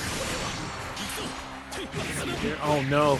It's the falling button into, uses a stock there for the extension. Really good teleport there. Nice read off the command throw from the dash up here. We're at least going to get some damage in. Reset the neutral. What's it going to be after? Oh no. That had to have been a bad input. That had to have been an attempt for a super or something. Yeah, no, definitely. Because that was what, just 5A, right? Or 5U. That's so unfortunate. Yeah, that was just 5U the command grab. Oh, there we go. Oh no, misses the side swap afterwards. Ooh, I would have liked to have seen the C extension off the dash there for some big damage. Just blown up here with overhead. Carry to the corner, EX Fireball. Olipop sitting on match point currently and has the corner position. Looking really nice for them. This is one hit of the Rekka to push in the corner. Oh no, the EXDP came out. Okay, just opting for the simple combo here, going right to the Skybound Art. Just goes right to it. Still has plenty of life lead too, so I think that was a baited out because that was just the L there. Since in this game, since a lot of supers don't start up super fast, you can just bait them out with 2L and you recover before the flash is over and you can just block afterwards. No. SF4 players know what I'm talking about. Just get thrown again and again. Oh man, there we go. Pop takes it over Nachos. I like to see the Percy play, and I think I feel like Nachos was playing very strong towards the top of the set, and then as the set continued, no pun intended here, perhaps lost their cool and didn't maintain in the pressure as well, because there were a couple of DPs that were pretty suspect there towards the end. Right. Yep. Yeah, and you can absolutely feel that with some players where they'll start out really strong, but then as a set goes on and they're realizing they might have dropped something they didn't mean to, or they don't know how to deal with a particular option, the decision making starts to get a little questionable. Unfortunate, but so it goes. I think Nachos played their Percival very well up until some of that stuff started going down. Oh yeah, it just takes a couple, especially. You make a mistake in this game, and sometimes that can lead to like 60 to 70% damage, depending upon the situation. Especially in the corner with certain characters, like Grom, for example, like in the corner, like that's almost that sentence. So I mean, like one mistake can really add up, unfortunately, and them's the breaks in this type of game. You got to be really careful. All right, looks like we got Origin Tree coming back up, and I can't tell who the other player is there. That might be Gorilla Dub. Yeah, Gorilla. All right. So we got Dub and Origin Tree. Origin Tree had that very, very exciting Beelzebub to watch earlier. So we'll see how that works out here, because, I'm sure they fought plenty of other characters, but last time it was against Ladiva, who is a pretty specific matchup to fight against, not to decry Origin Tree's talents or anything. It'll just be interesting to see how the Beelzebub plays out differently here. Right, exactly. Yeah, you hit the nail on the head right there, because fighting off against Ladiva is very different than like a lot of the cast. Like, I think like the only similar matchup, like what like Sora is, sort of, because one, you don't have to worry about command grab from Sora's, but like it's that close range and just kind of bullying mechanic that Ladiva kind of relies on as compared to Sora's too. So that's going to be interesting. What we saw, Beelzebub, who was that over there that I just saw? That wasn't Zoe. Cheetah, was it? Zoe. That's odd. All right. So we got Zoe versus Beelzebub. See how this works out here. Yeah, it's going to be really important to worry about resource management. You're definitely going to be able to play the long game here, especially with dragon setups and the fireballs. They're just a little bit easier setup for Zoe over Beelzebub. I wonder if the B daggers or the medium daggers, where she summons the whole array, blocks out her EX dive, because she can sometimes use the EX dive as a fireball skill. Oh, catches with the JU. Oh, gets hit by the cross-up teleport. Okay, this is a really bad stop from Zoe, because she doesn't have to do reversal here without meter. Oh, and they get hit with the EX cannon and the juggle. Slam into the corner here. Oh, no. Hit with the overhead. Followed up with the close L. Unfortunate. This is one of those things, too, when people talk about a character being weak or something like that, or a character that people write off, and then you fight up against that character, can't underestimate them if you know it's a strong player, because they will know that you're underestimating them, and they will call that out hard. Yeah. At this point, I'd be very concerned if anybody calls like Beelzebub like a weaker character. Just look at this character's set, look at the options that it has. Like, it's just a slower character in my opinion, and just like it's so tough to deal with. Just the range, the power behind it. Okay, blocks the charge dive there. That brings people to plus one. Gets hit with the EX weak spike going low. Slam in the corner here. Any kind of follow up? Oh no, just waits. Oh, he got out of the corner for free. Not bad. I like that call from Origin Tree just because it's like very much all right, let's see what you do here and examine it as a player. Examine the other person as a player, because if they wake up deep, they didn't have to go hard there, just see what they're going to do. All right, let's see if Gorilla Dub sticks with Zoe here. Oh, they do. They go right back into it. Okay. I think the concern, too, is like in that situation, Zoe has the potential to kill out what life was left of Beelzebub there. Like, oh, boy. All right. Yeah, tried to parry the fireball, which is a solid option because the extra meter for that, but... Yeah, and then we saw a second ago in the previous interaction, Zoe went for the anti-air button a little preemptively against Beelzebub's charge dive, which is another one of the difficult things about fighting Beelzebub. Right, yeah. Control that charge time on the dive, so he can bait out an anti-air or Ooh. I think too. Another round. Origin Tree running a train currently. I think too, and I might be a little bit wrong on that, a little fuzzy, but I think that the charge, the charge into Sword, when he does a dive kick, you can just react to the dive kick and just get the anti-air option out of it without getting hurt. Yeah, it's, since I played Meta, I never had to deal with it like that. If I see him in the sky, I just, pew, and just do a far away. Not allowed. Honestly, it's like playing Duck Hunt. Oh, All yeah, right. He swings into the wall bound into the super. Gets a nice little damage there. Flipping work here. The overhead. Oh, that'll do it. Origin Tree not dropping around that time. Just not having any of the Zoe shenanigans, especially in the corner too. Like Zoe just does not have a lot. Without meter, Zoe's in trouble. Because she doesn't have that DP isn't actually like a invulnerable reversal. So it's gonna get blown up on startup. Just she doesn't really have a way to control the skies either. So like I mean, a lot of characters don't, but they have like a DP that can go a little further or something, and her EX dive doesn't seem like it would travel far to those spaces where Beelzebub wants to be. Yeah. And as said earlier, a little bit of matchup unfamiliarity probably, since Beelzebub's not that popular of a character. Yeah. Again, I think doing the charge, the parry hit charge would definitely help with a lot of anti-airs, because that hurt box on that charge is just massive for like no reason. Like it's really bizarre. All right, let's see what we have coming up next. I think we are waiting on our next batch of players. Looks like it's going to be Pax Z and one other person. I think we might be waiting for that match to finish up before we know who Pax Z is going to be fighting. Yeah, it looks like we're going to be getting SQ and King John up. Oh, my mistake. Oh, SQ and King John. I don't think I've seen King John play before, but I definitely have seen SQ play before. Oh, yes, we have seen SQ play before. SQ, very strong player, if you are not in the know. And so we'll see what they bring to the table today. Yeah, absolutely here. Of course, thank you everybody that is tuned in right now. Don't forget, we still have a Matcherino going, and just keeping an eye on that right now. It looks like we're sitting at a nice, pretty $172.80. That can go up for free as well if you use the code RRG16 to get that free 50-cent donation. So greatly appreciate everybody that is helping out with the prize pot. Yes, please do consider contributing and further and adding to the prize pool for our players here. Absolutely. All right, and we have. Oh, there is. Looks like SQ just joined, so waiting for her to hop up on the cab. Then we should be going to work. Yeah, of course, SQ, we all know. Fairy player.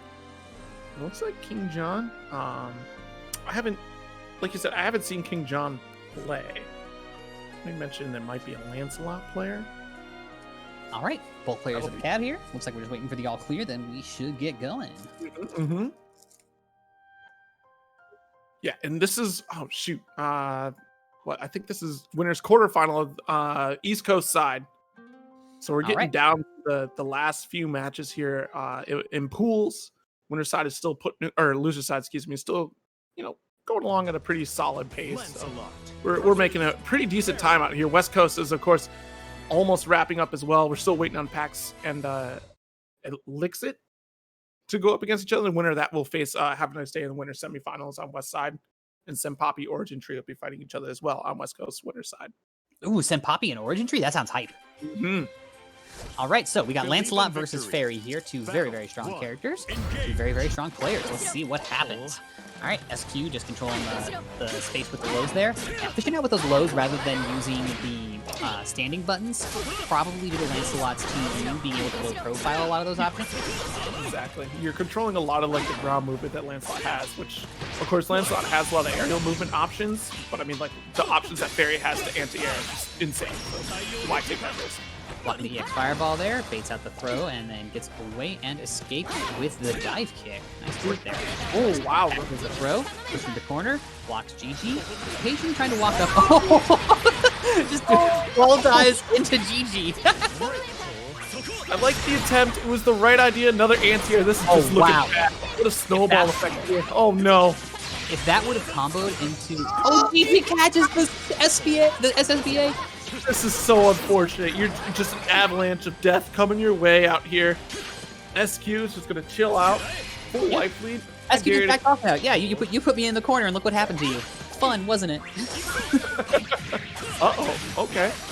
Corner to corner we go. EX Fireball set up. Watch out for the, oh, wow. Goes low. Here's another Rekka here. We're not out of this yet. A throw.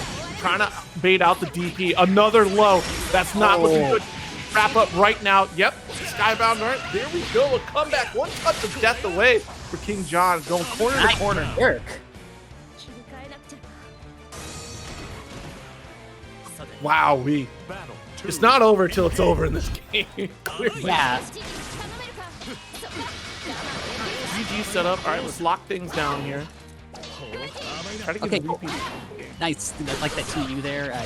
Just blocked it, unfortunate. And now pushed in the corner a little bit with the Rekkas. EX Fireballs out. Dive kicks out of there. I do not want to hold the block stun. There's the EX Rip for the knockdown. Gets a jump in afterwards. Follows up with Hula Hoop. Backs wow. GG's out. Tries to use the button to push back into GG. I love seeing that from Fairy players. You put the GG out behind somebody and you try just to knock them into it with your pushback. Yeah, you know, sometimes that thing will go off screen and you forget about it. You're caught, and you're still stuck in block stun. Oh, I love that stuff. I love that stuff. The late hitboxes on character, beautiful. Oh, wow. Nice. Catches the JL into the sweep into the Hula Hoop. Now we got the SBA out there. Nice. I love the use of the 2U there to get underneath the orb, but does not work out to stay alive. It's unfortunate here. One round apiece for both players. See how this can turn out because, man, it's a pendulum going for momentum here. Oh, gets the overhead into GG with the close H and the auto combo follow-up. That's okay, though. Not a whole lot of damage. Not too terrible. Back text gets pushed a little further away there. Nice fireball. Deletes GG off the screen. Nice use of the dive kick though, just to get out of the corner. When you're these lower HP characters, where in a game where the corner just leads to so much damage, sometimes just maintaining your risk control and getting out of the corner is more important than like trying to maintain. Yeah. Nice, good using the install combo there. Nice spot dodge. Not able to punish it though. That thing is so hard to punish even with the spot dodge. You gotta challenge it on its way down, and even then, that's kind of yeah, it's so fast. All right, install is over. Both players fishing around at the mid-screen there. Saw the hanging from the skies there with Spidey Swing. You fairly content to force King John to have to finish. Nice. Punish is the startup of the EX Gorilla Blade. You love to see it. Yeah. Really good stuff. Smart decisions there. And of course, that situation in the third game was a little bit different because King John didn't have meter to close out the round. You know, so much work to be done. But King John's not afraid to just, you know, be patient. Bobby Lee through the hits. Nice counter hit. DP with a carry to the corner. Yeah, actually catches with the held button normal there too. Afterwards, with the 2-2H, a lot of the times you just see no button. You don't hold the button, and you just see like falling balls. Right. All right, 2U gets the knockdown.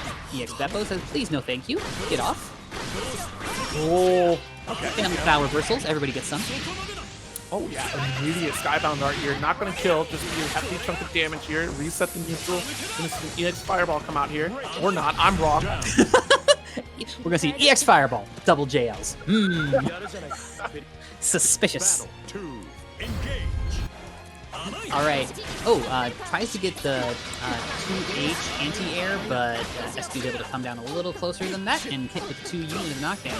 But now, King John is putting their own pressure. Watch the Fireball here, having to hold some of these buttons. Oh wow, yeah, goes for the throw. Of course, safe off the close end there. Yep, falling buttons there. Oh yeah. EX Beppo gets punished. Push towards the corner here. Now there's a little bit of opportunity to open up, or they would if the Eclipse didn't catch. Ooh, uses the 2L. So either suspected the overhead, was going to try to spot dodge through, or sorry, roll through, or was going to try to super jump out and jump high. SQ putting on a really good conversion there off the super. Going to be able to get another meter here as well with that life. EX Whip. There goes Bep. There goes GG out on the floor. Yeah, that's a punish. King John went for the held button to try to get the big punish, but unfortunately, SQ blocked it. And of course, Round 3, Rosetta. Blowing a kiss. Okay, nice slide. Watch the fireball. Hit the throw. Yep, definitely gonna punish the full screen record there. Good patience here from SQ. No punish off the EXDP. That's all right though. Probably thought the GG was good to hit. Yeah, I'm kind of surprised that the GG didn't connect actually, but apparently he didn't work out. Just Two for knockdown. Comes up with the close button, catches the overhead afterward, but there's not a counter hit button, so not that big of a deal. Out here, watch out for that EXDP on deck there. Yep, too much space here. Here we go. Trying to take the turn back. He's out.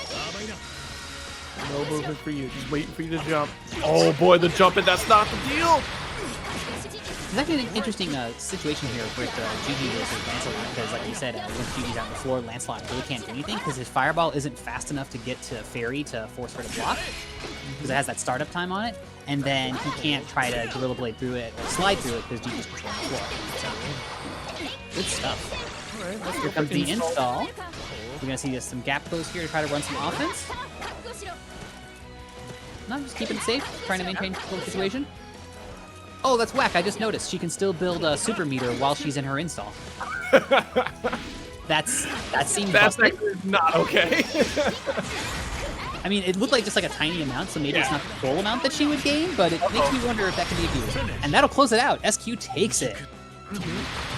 Really good stuff. Great patience from SQ here, just being able to just run out the clock. You know, like when you're playing like a long-range character like Fairy, that's super important to have that patience. Just to be like, all right, cool, I can slowly chip away. It's not about big combos for me. You know, if I get them, that's cool. But look how much life lead I have. You can stay right there. I'm good.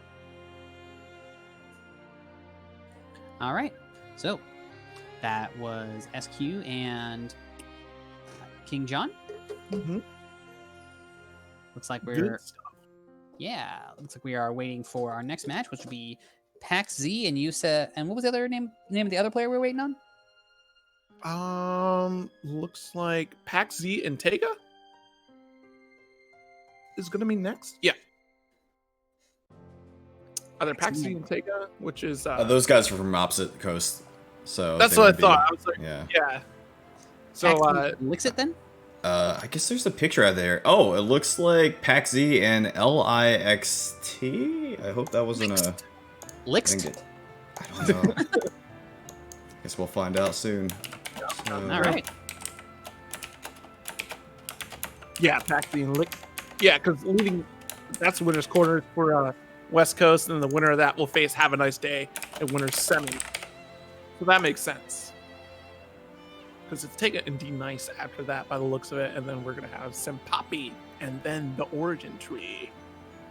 Oh, I'm excited for that one. Here we go, scrambling in. All right. At the last second is the Lixit. We got Paxi and Lixit, or Lixt. I think it's just Lixt. I don't see a. You're getting your second eye Lixt in. I don't like it when you say it like that. I don't either. Well, good. At least we're on the same page then. All right, so waiting for the matches to start up here, and then we should get moving. Absolutely here. What is this outfit? This bunny outfit that's going on that Pax has? Who is that? Yeah, it's one of the it's the one that comes with the La Diva stage. Ah, nice. Yeah, it is nice. All right, so let's see who our players have on deck for us today. Lowain versus Oh Matera. boy, we got the Lowain shenanigans going up against Matera. Anytime Lowain shows up, I love it. Yo, It's always a fun time. Okay, Pax Z versus. This is okay. Pax Z versus Lixt. So we got Lowain versus Metara. This one's a little bit interesting because the boys can absorb the Metara shots for some time. I haven't played this matchup in a while. I remember having some frustrations with it when I first played, but that was ages ago. So we'll see how it works out here. Spot dodge on the show there. Late tech here, not good. Taking some damage off Tries that. to jump in, gets hit by the anti-air. Yes, let's go. We're seeing all these butterfly setups from the Metara players today. Let's go. EX Awesome Sauce. Here comes the boys. Tries to get the hard to blockable setup. Doesn't quite work out. That should close it out here, actually, I believe. Nice. Oh, okay. I was wondering if we were going to get the full. Nah, never mind. This won't close out. It'll be pretty close, though. Metara combo can scale kind of hard, unfortunately. Here we go. Yiggy on deck. So now Metara is somebody who's able to handle these a little bit safer than a lot of other characters, just because she can do her hop and get around stuff, if she even has to. What? Did she take extra? She got caught by the lava At the very end, like as it was ending? Okay. like lava or like the wind ball, or one of the two. Yeah, I was just surprised to see her like health go away after it looked like he expired. But you know what, Luane's weird. Yeah, Luane is a strange one, and that's okay. Goes for the overhead for the arrow explosion, doesn't get it quite. Oh, tries to catch that second butterfly as it was falling, but alas, did not quite work out. Wow, nice. Looks like Pax Z got a couple of hits there, but just wasn't able to turn it into anything after. Into air, into overhead. But it was super low to the ground, so I think it wasn't going to be able to be converted into anything, so it just took that instead. Uh-oh. Not gonna kill. And throw her overhead range, so it gets really hard to deal with. Plus Caterpillar on the floor. Good luck for you. Yeah, tough situation in the corner against Luane. Like, not too many characters can really handle that situation. And Dice getting just out of range from arrows. We're gonna eat a snack right in your face. Big go. There's the awesome sauce there. Oh, here. Nice, convert this into something. Nice little setup there off the Caterpillar plus the boys. The awesome sauce. Give a juggle. Drops into the next round of the boys. Here we go. Wow-wee. That round looked way different from round one. Pax Z putting in the work.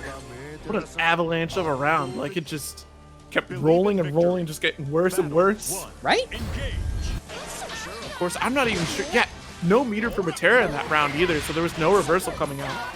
Here we go. Back to the corner you belong.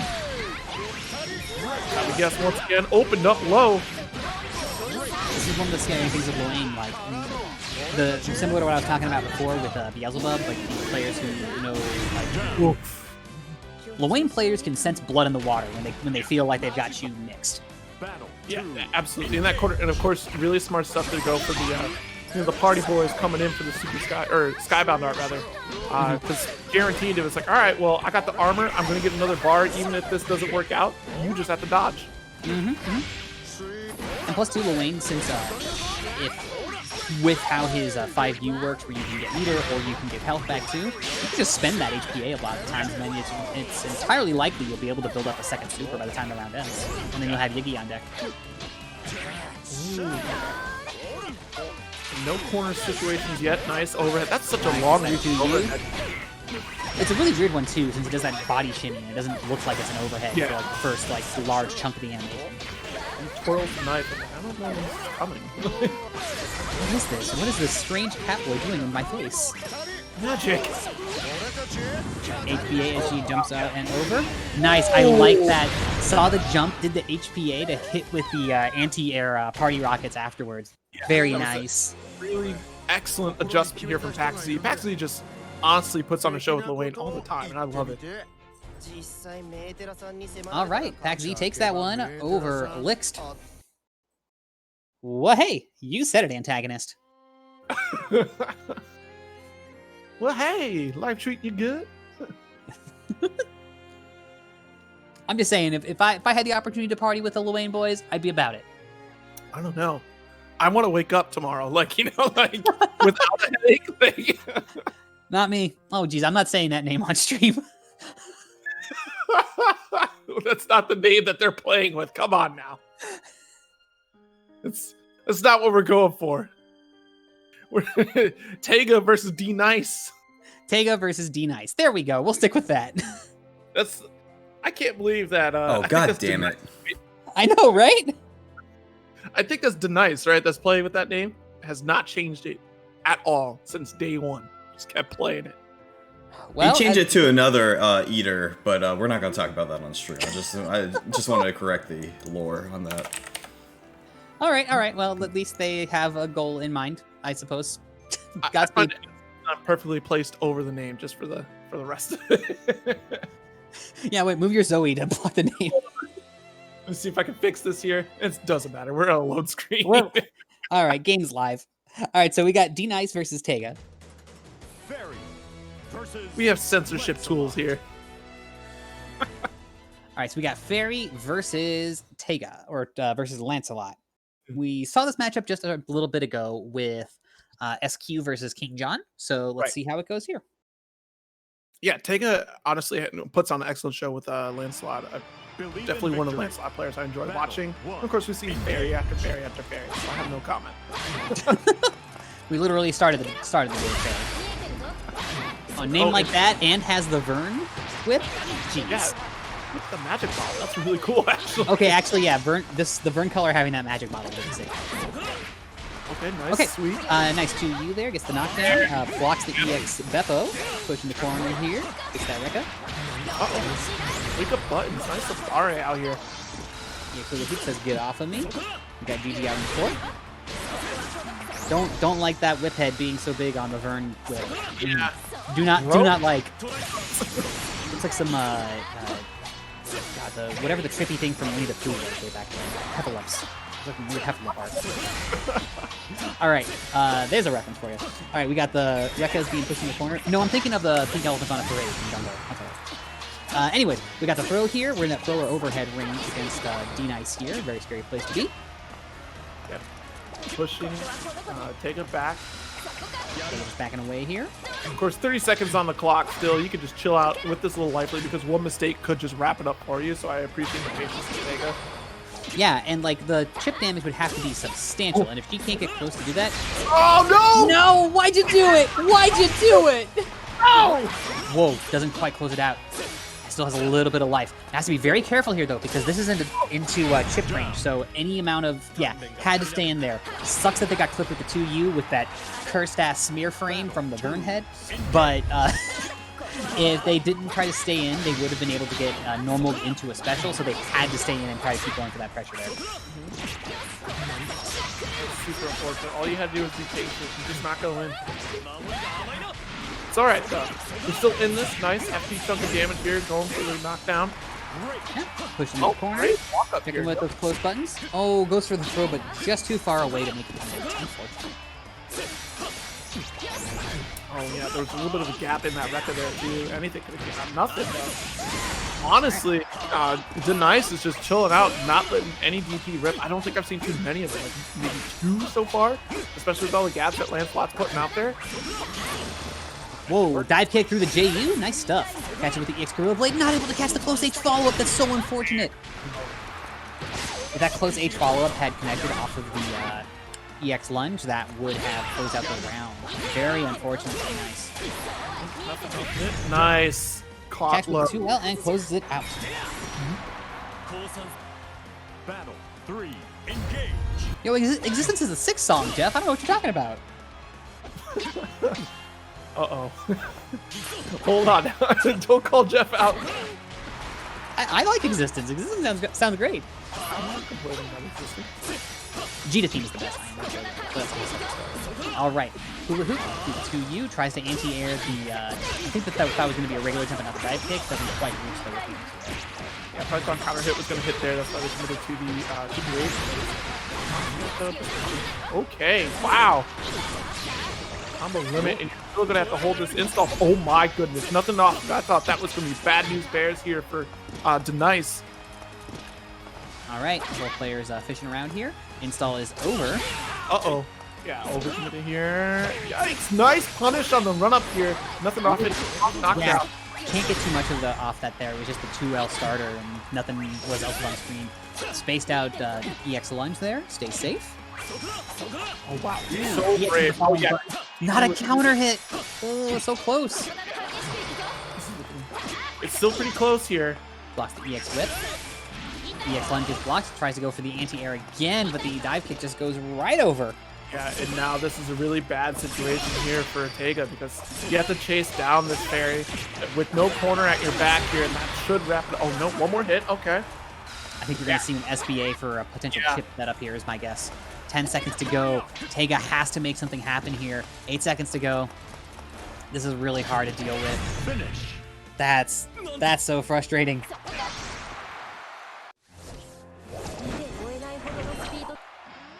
Hard life there. Battle. Jeez. Engage. What can you do, really? Yeah. Blocks the Beppo. Gets the close H. Nice. Able to convert it into knockdown. Ooh, nice. Grabs the throw, or the roll attack, rather. EX1.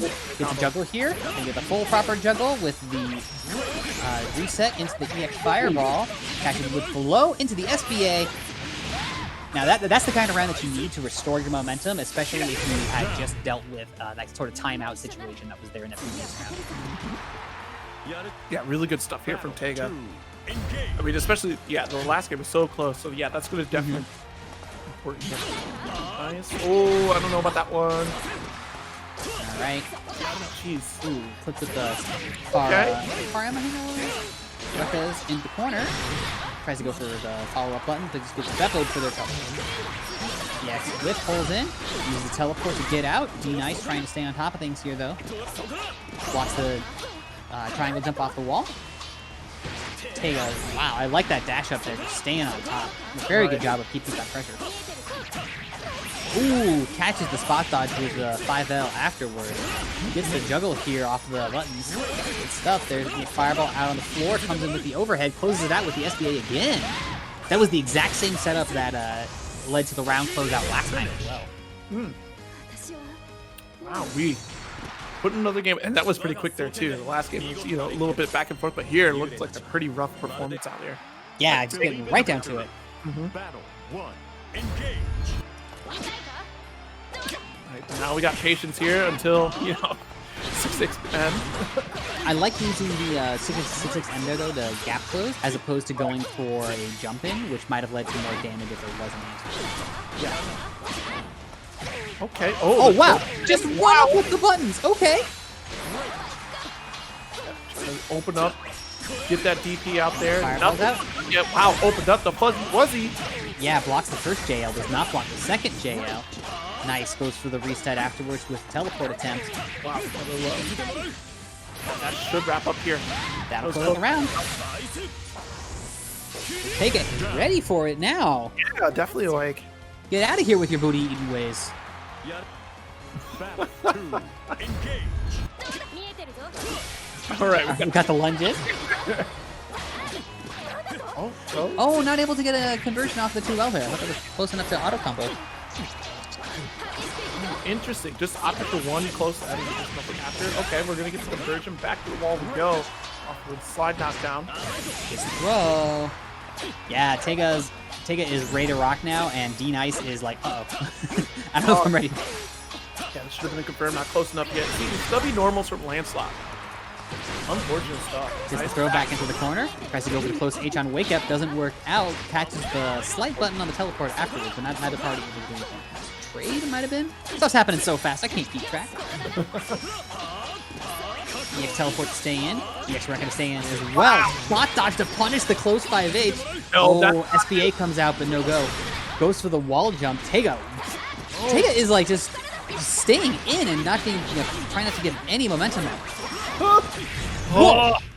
Video games happened there. That was 22H passed through the dive kick and then connected with a button on the floor afterwards. That was so sick. Yeah, that was definitely rough there. It just seemed like Tega was just throwing everything out. Like, okay, well, you're dead, and just threw things out. It's like, no, you actually are dead. You need to please die. And it just did not happen. Whew.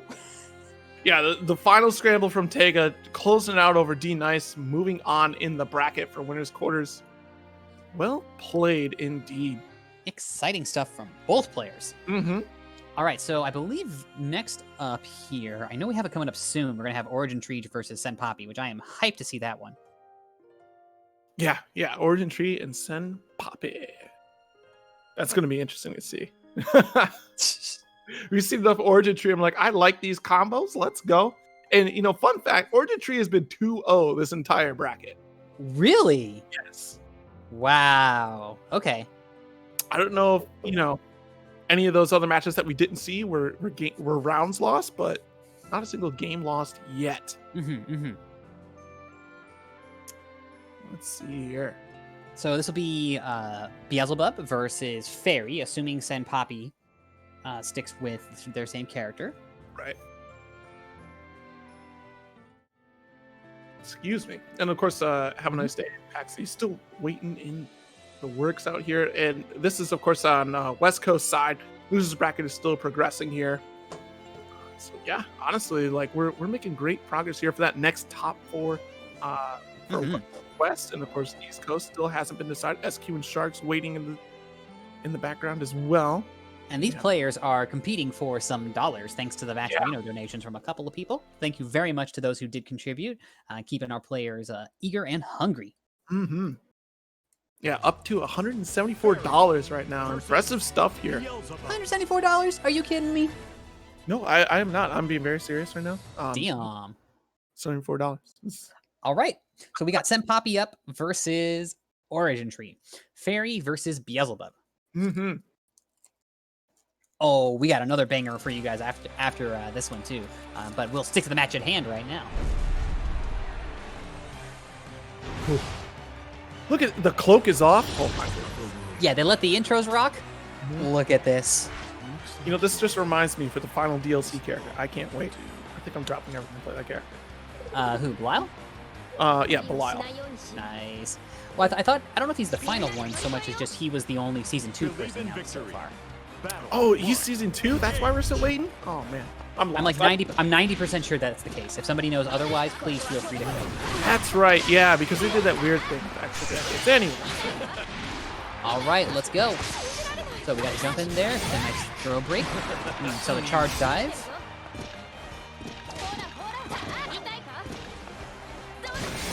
Another charge dive here.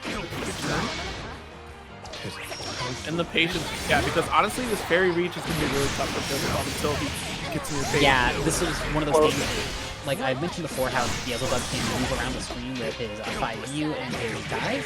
So, oh wow! So that was really smart from Origin Tree. Origin Tree just hung back and caught the roll attempt to get out there from Send Poppy. Oh boy, what a reaction to the teleport here. Immediate grab, puts you in the corner. Ooh, the furthest of anti-airs too. Honestly, that's a crazy DP. She doesn't have to leave the ground. That's so messed up. I know, right? She keeps position and everything. She sacrificed his no position for it. All right, daggers tossed. Oh, nice. Calls out the teleport with the close H. Close H.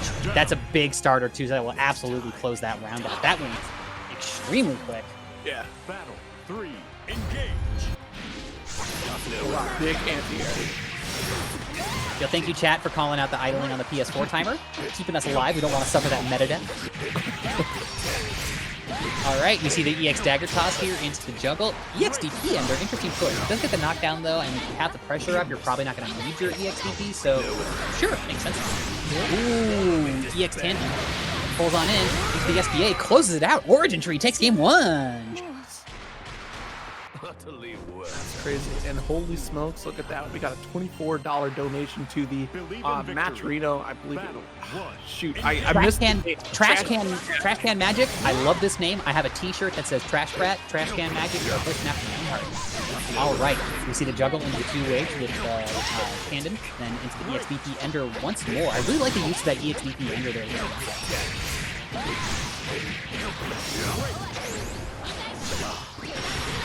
EXBP once more from... Oh, really? Oh, it still works! Wow, okay, so... I don't know if... because that would have grabbed a spot dodge, I believe, because it's a grab, but... So I think it must have been just out of range. Yeah, I think it was just out of range, and I thought for sure, like, she would at least recover and still get caught, but nothing. Oh, trying to smoke that GG out of the sky. Smart decision there. Also could have been grabbed. Folks, we had $200 for the prize pool? Are you kidding me? Let's go. Ronin Rumble crew showing up.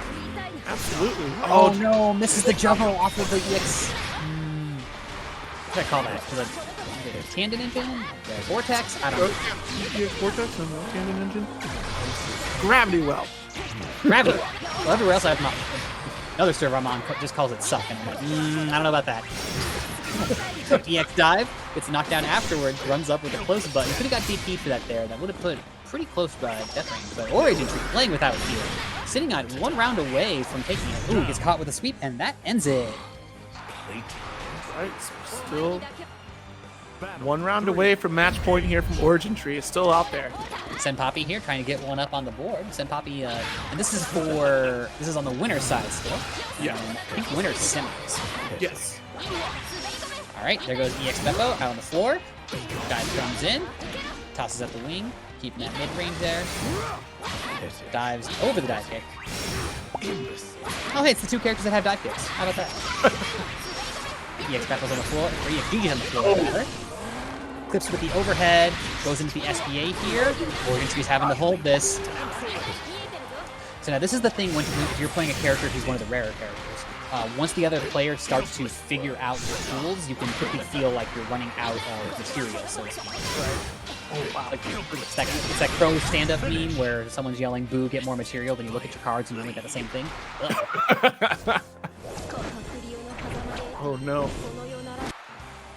Well, let's see if Origin Tree can make any adjustments to you. So same tool. Wow. Right back to it. Yeah. All right. See a dive there. Players backing up, or not backing up. Trying to see what happened here. Corner pressure is in Origin Tree's hand right now. EX Beppo says, get off of me. Oh, goes for the 5U, but gets called out afterwards. That's the unfortunate thing is those dash teleports, if it's a fixed distance and the other person knows how to space it, you can just get punished for that. The ball! No way! Yo, sucks to be you, Origin Tree. Sorry. At least it still worked out. Oh no, mashing the 2L there out of the dodge. So Origin Tree, so Origin Tree can somehow get in and get close. Origin Tree has the grab super. Can possibly put it out. DP on the way. I'm betting. No, no! It's not gonna work! It worked. What? Yep, spot dodge right inside it.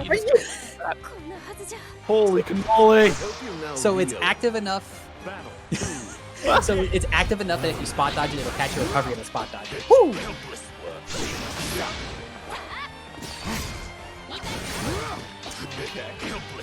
Also, I can't really connect with you yet, but I like that you said holy cannoli when someone else said Buka de Beppo about her finish earlier. I can't make the lines connect to make it work, but I like it. So, auto combos into hula hoop. EX dive there from Beelzebub, catches with the overhead. Not a counter hit, but catches the close L afterwards. Full jump.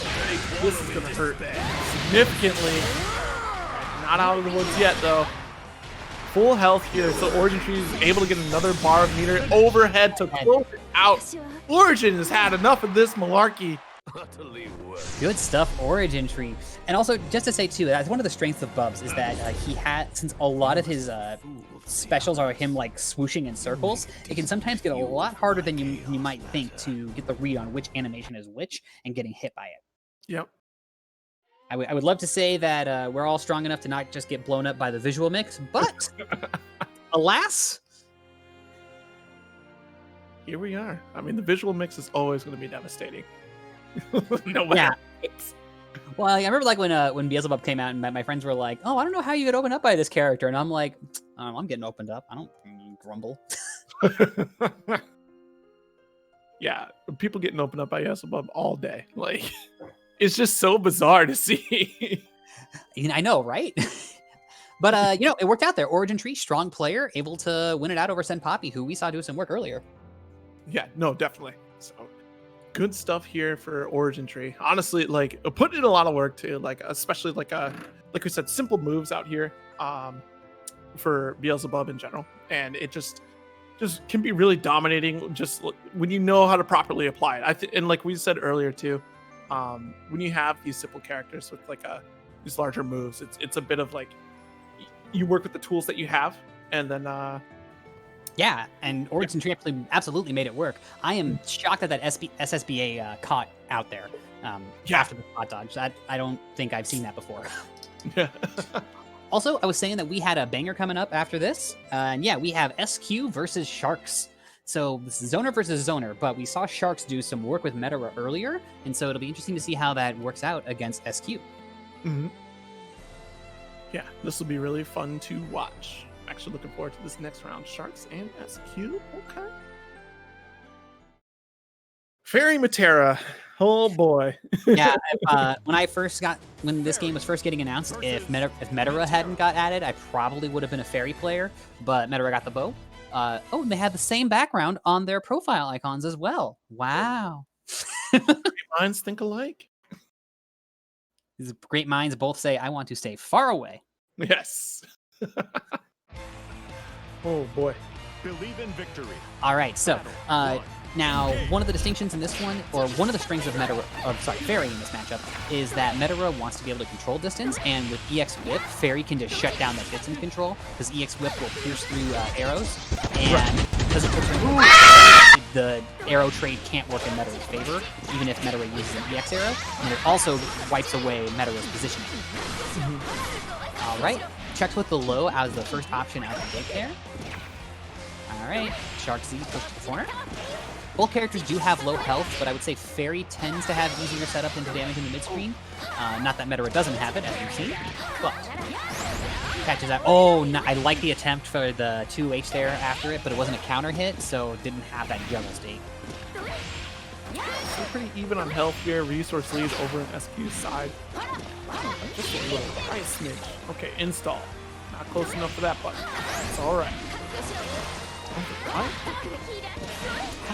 So only some things are building meter for Fairy while she's running around. Like she has 3%, but like usually when you walk forward you get a little meter. That wasn't building meter while she was running. So I wonder what that is then. Okay, nice. Oh, the mix for days! Pass through into the overhead? Yo. We all looked for a moment. Huh. Oh! Yeah, and that EX Whip being able to catch Metara out of her hop too does such a good job of stabilizing routes for Fairy, which one of Metara's things that she, at least I feel like Metara tries to take advantage of, is the fact that her hop can put her into weird spacings where other people, life lead on Fairy. I didn't even notice the time. That really sucks. Oh, wow. Unfortunate for Shark Z. Yeah, with Fairy, since she can hop around, it's not one of the strengths is that you can just make people's confirms weird.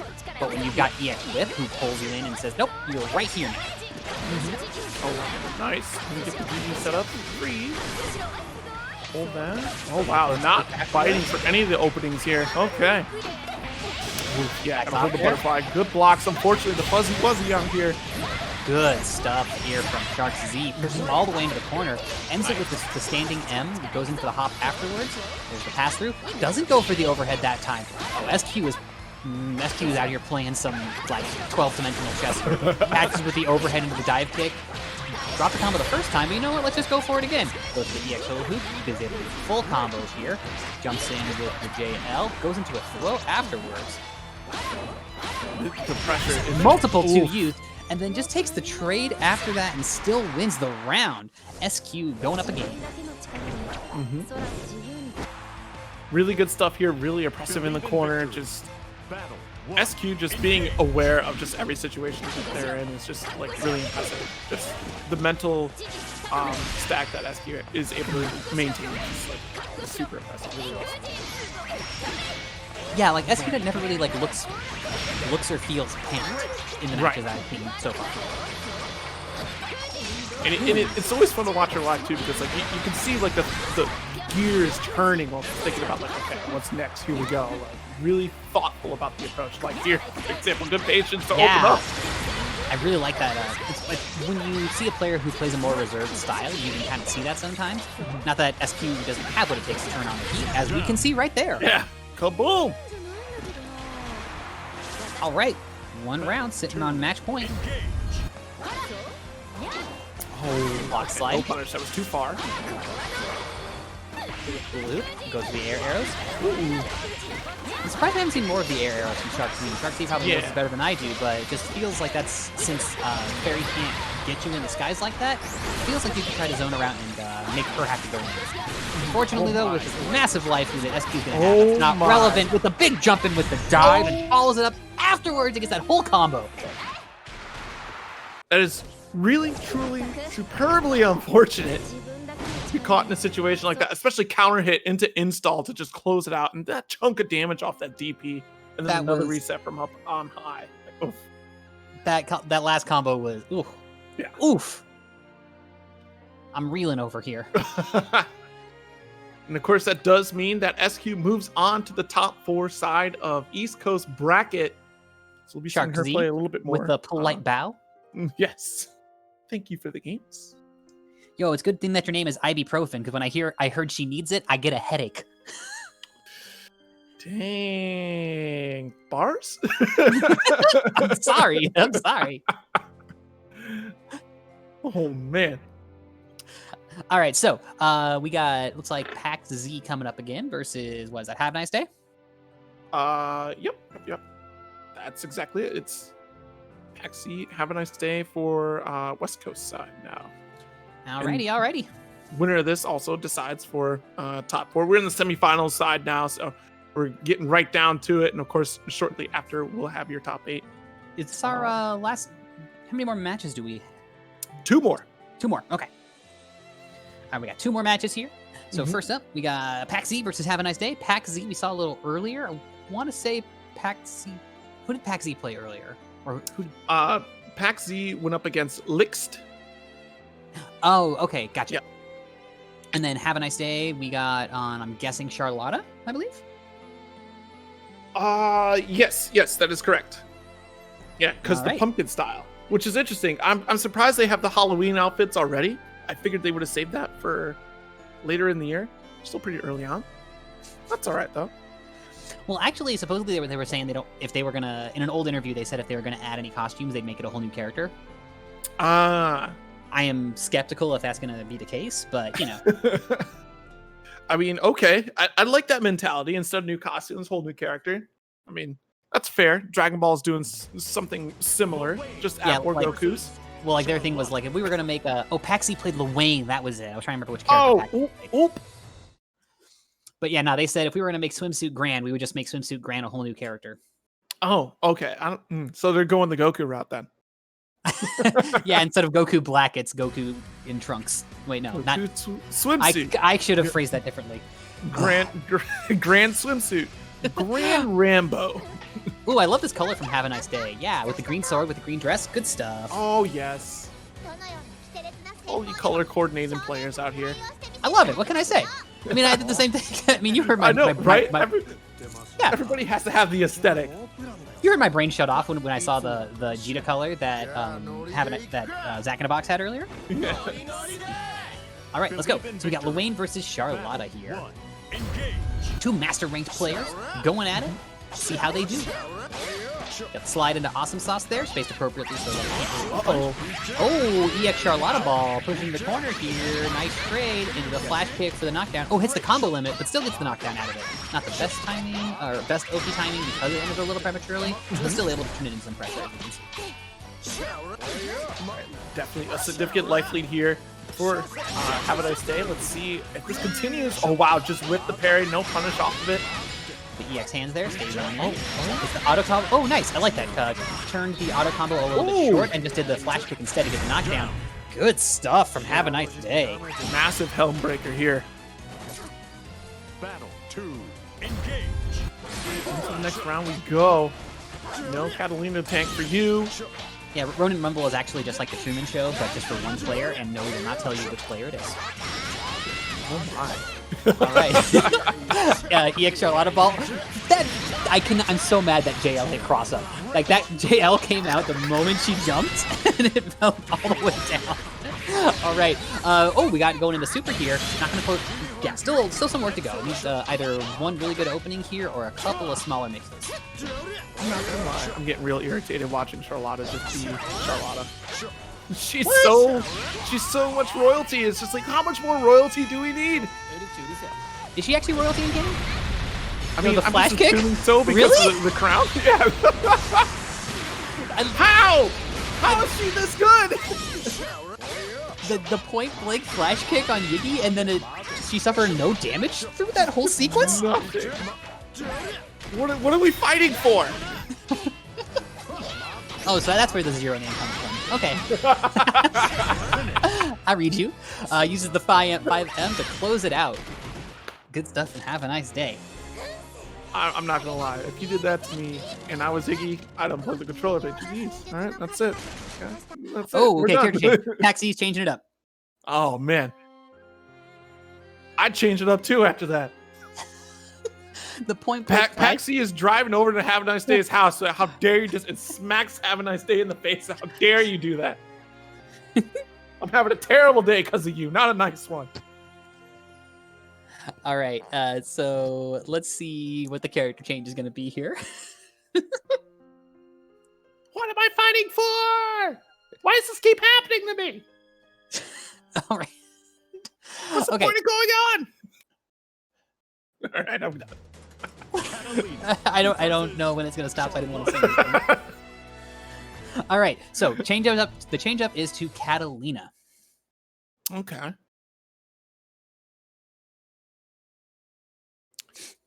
This will be All right. interesting. I think it's actually going to be really interesting because like I think Lowain could do a solid job, and I think maybe because of the range of Lowain's buttons probably is why we're not doing it, because we've seen on the boys setup kind of like just get blown up by tumble anyways. Like the Blanca ball is just exploding everything. So I feel like the neutral game is going to be a little bit better out of Catalina and be able to control the neutral a little bit better. All right, nice. All right, using the trying to just control the space here a little bit, slowing things down. Which immediately we see right out the get, right? After Blanca Ball, it's not your turn anymore. I can check it with a button, whereas Lowain kind of had to set up that next move. And Catalina's able to more immediately assert the game plan and doesn't have to wait until she can do so. Goes for the run-up throw, gets the late tech. Not too much damage off the late tech, but you know what? It's nice to know that you can actually get in a little bit. Maybe it's not nice to know that you can get in, because then you get clipped by the 2U. Never mind, I take it all back. Use the 2 well into the auto combo string, gets the dive afterwards to maintain those plus frames. Ooh, gets the wall bounce. Is that going to be enough damage to close it out? Yes, it is. Paxi trying to find those gaps there. We see the the nice 2L trying to come out and trying to open up, just not your turn. Maybe DP, but even then, why take that risk as well? Like you're so close to death. I want to see Paxi turn this around a little bit. Yeah. Make something happen here. And we see some Into the EX hands. Push into the wall. Push into the corner here. trying to make something happen. It's just not. Clashing off the 2. Yeah. Oh, using that 5H after the clash, I do like that a lot. Because like I mentioned before, it pulls back the hurt box. So in those clash situations, being able to rear back really helps. Nice jump you. You got the corner situation now. That's where you want to stay. Okay, good reaction. Jump out of the overhead. All right, now you have to to here, Pack Z. Make something happen. There you go. Not biting. Have a nice day. It's just a wall of perfect defense here. Oh boy, there's a counter hit, but nothing off of it. That's all right. This can be sometimes maddening to fight against these players and characters who are able to just like be really good at not doing anything and just down back up until the moment that they explode into offense. Have a nice day closes it out against Pack Z, sending Pack Z to the lower half of the bracket. Yeah, that's unfortunate. Have a nice day making quick work of Pack Z and able to do a little bit of steamrolling with Charlotta there. Yeah, I mean, you rolled right into victory. So really good stuff here, and of course, that does mean Have a Nice Day is going to continue to be having a nice day today. Moving on to that top 4. Because yeah, remember too, this top 4 is not just for some online bragging rights. This is top 4 for some dollars. Yeah, no kidding. We're at $200.50.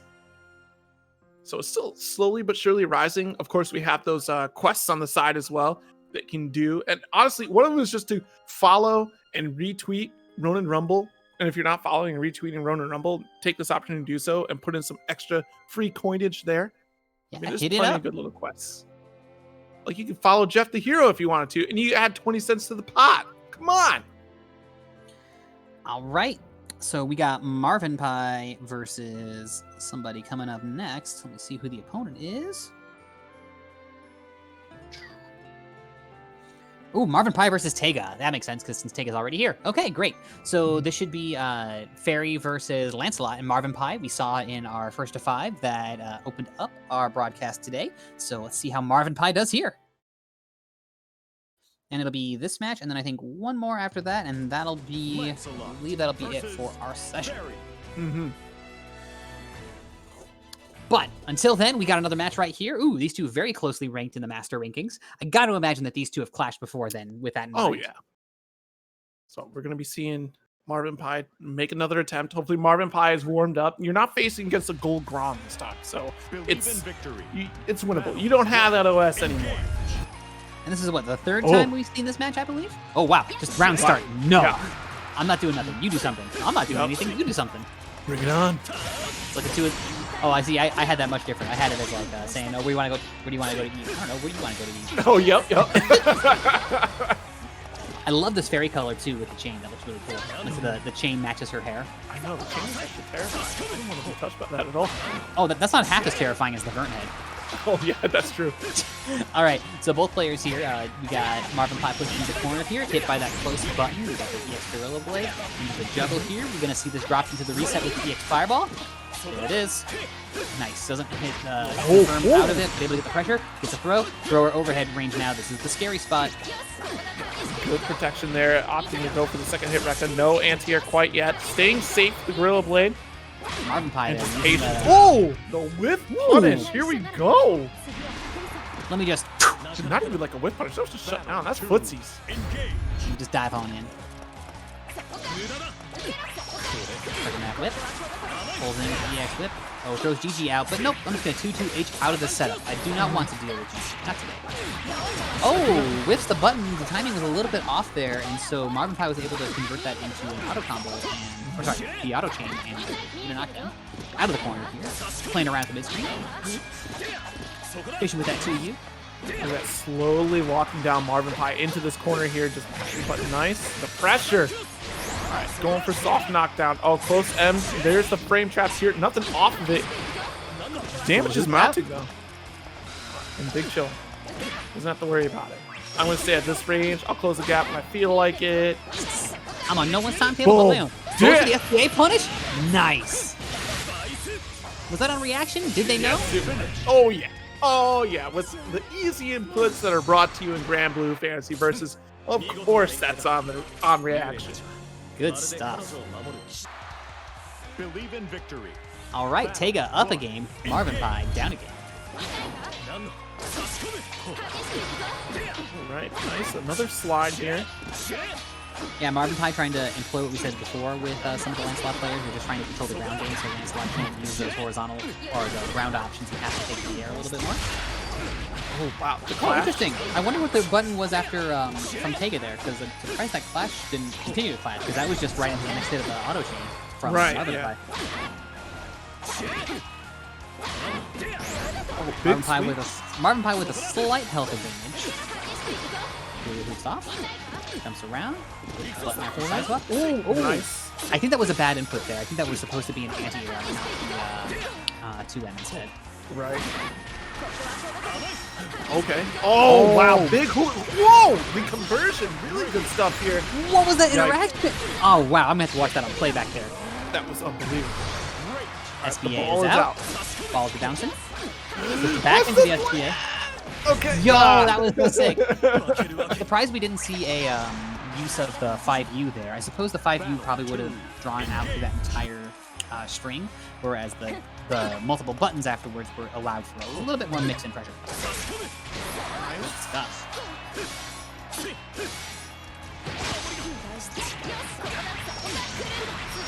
GG setup, no crossover. There it is. Going for the wall bounce. Look at how much damage that is. Holy cannoli. Yeah, and that wasn't even with the FBA or anything either. All resources still available here for Marvin Pie. There's the sweep. He's out. Yep. Catches the EX Beppo. Close button into super here. This should be enough to close it out.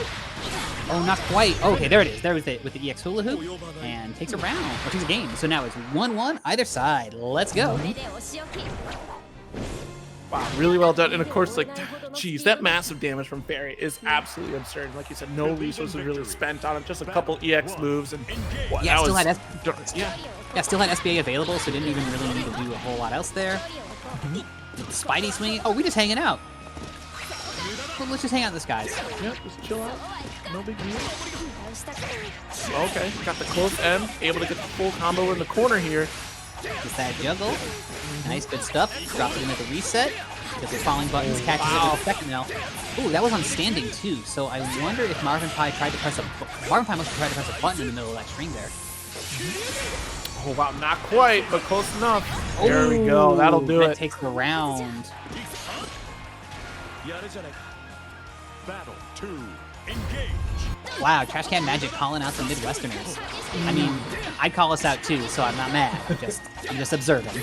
Us Midwesterners literally borrow culture from all across America. We don't have anything of our own. Nope. We just have Fago and Meyer. We have Jello salad. First time I saw a salad at my in-laws, I was like, what? Anyways, back to the match. We got the jumping button with the close H there. The close H +3, so you really got to hold it. Ball? Alright, SBA bounce him. Oh, it goes for the EX whip instead. Oh, gets clipped with falling button. Oh, not able to convert it into a combo though. Oh, nice. Late throw tech. Boy, goes for the overhead, not gonna bite. They're DD out on the floor.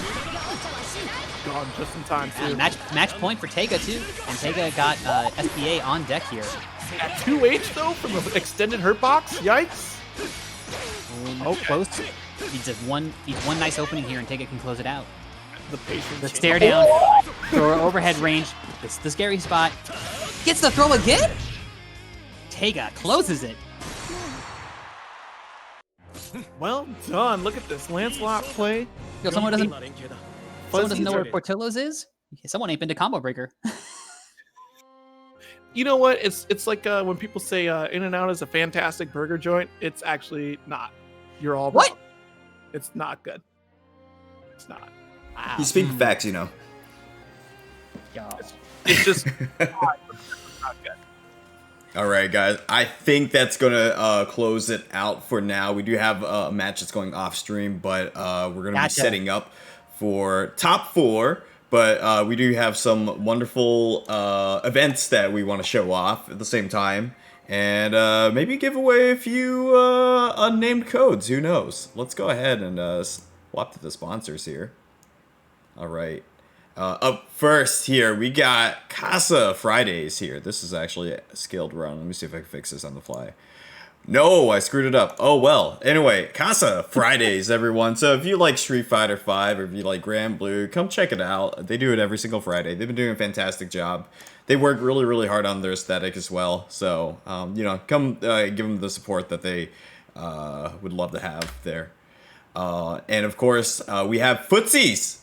Footsies has t-shirts and hoodies now available at teespring.com/store/highfight. So if you want to support the boy himself, the man who's single-handedly carrying the FGC on his back with tons of amazing analysis, very easy to digest videos and many things like that. He has wonderful content. Do check it out.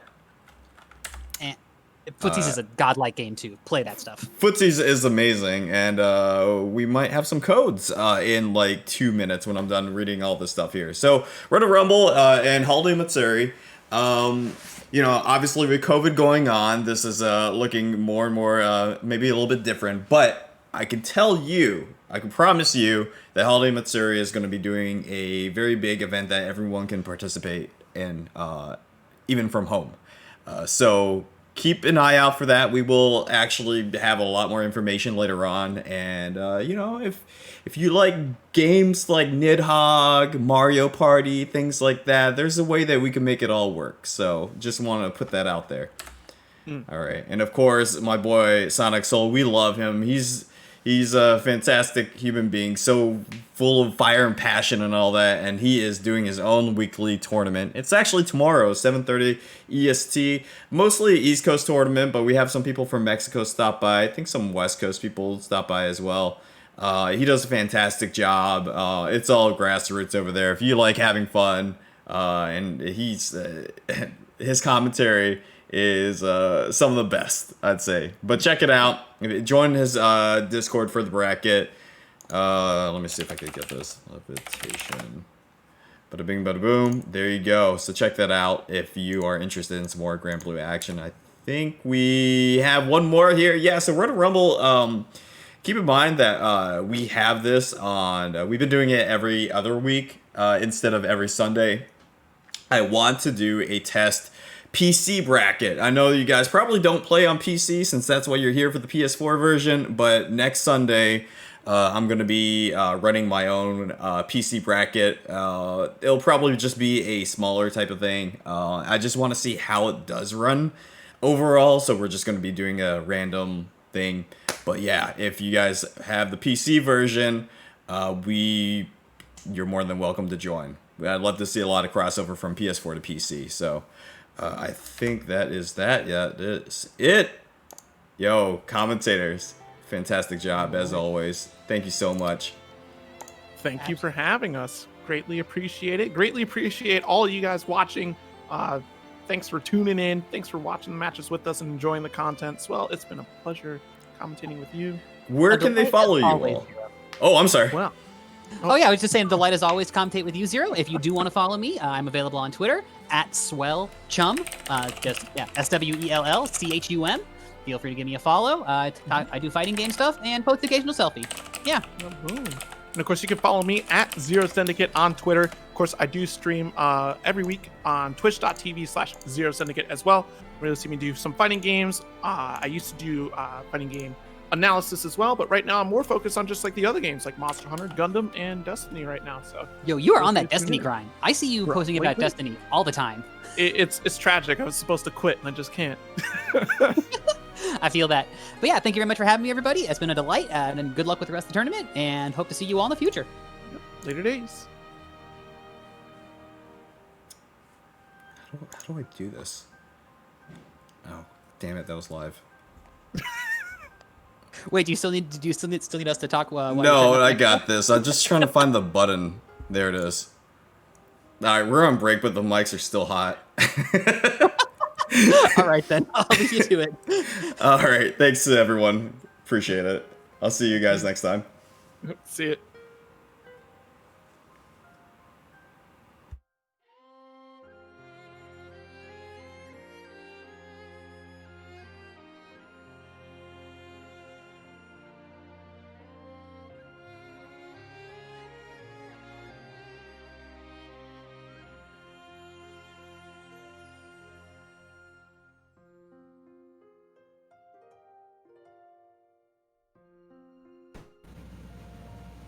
Hey. There we go. Oh, damn it. Hold on.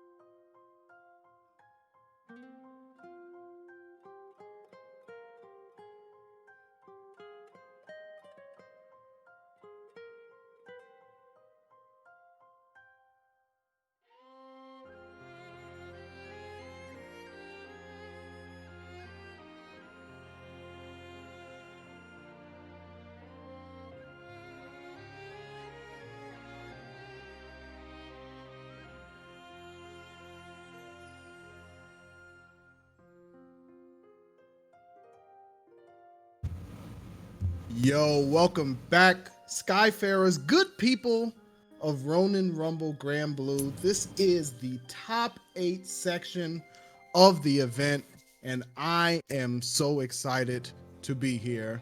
My name is Dynamite, and I am joined by the play-by-play poet himself, Saint Cola. How are you doing today, my brother?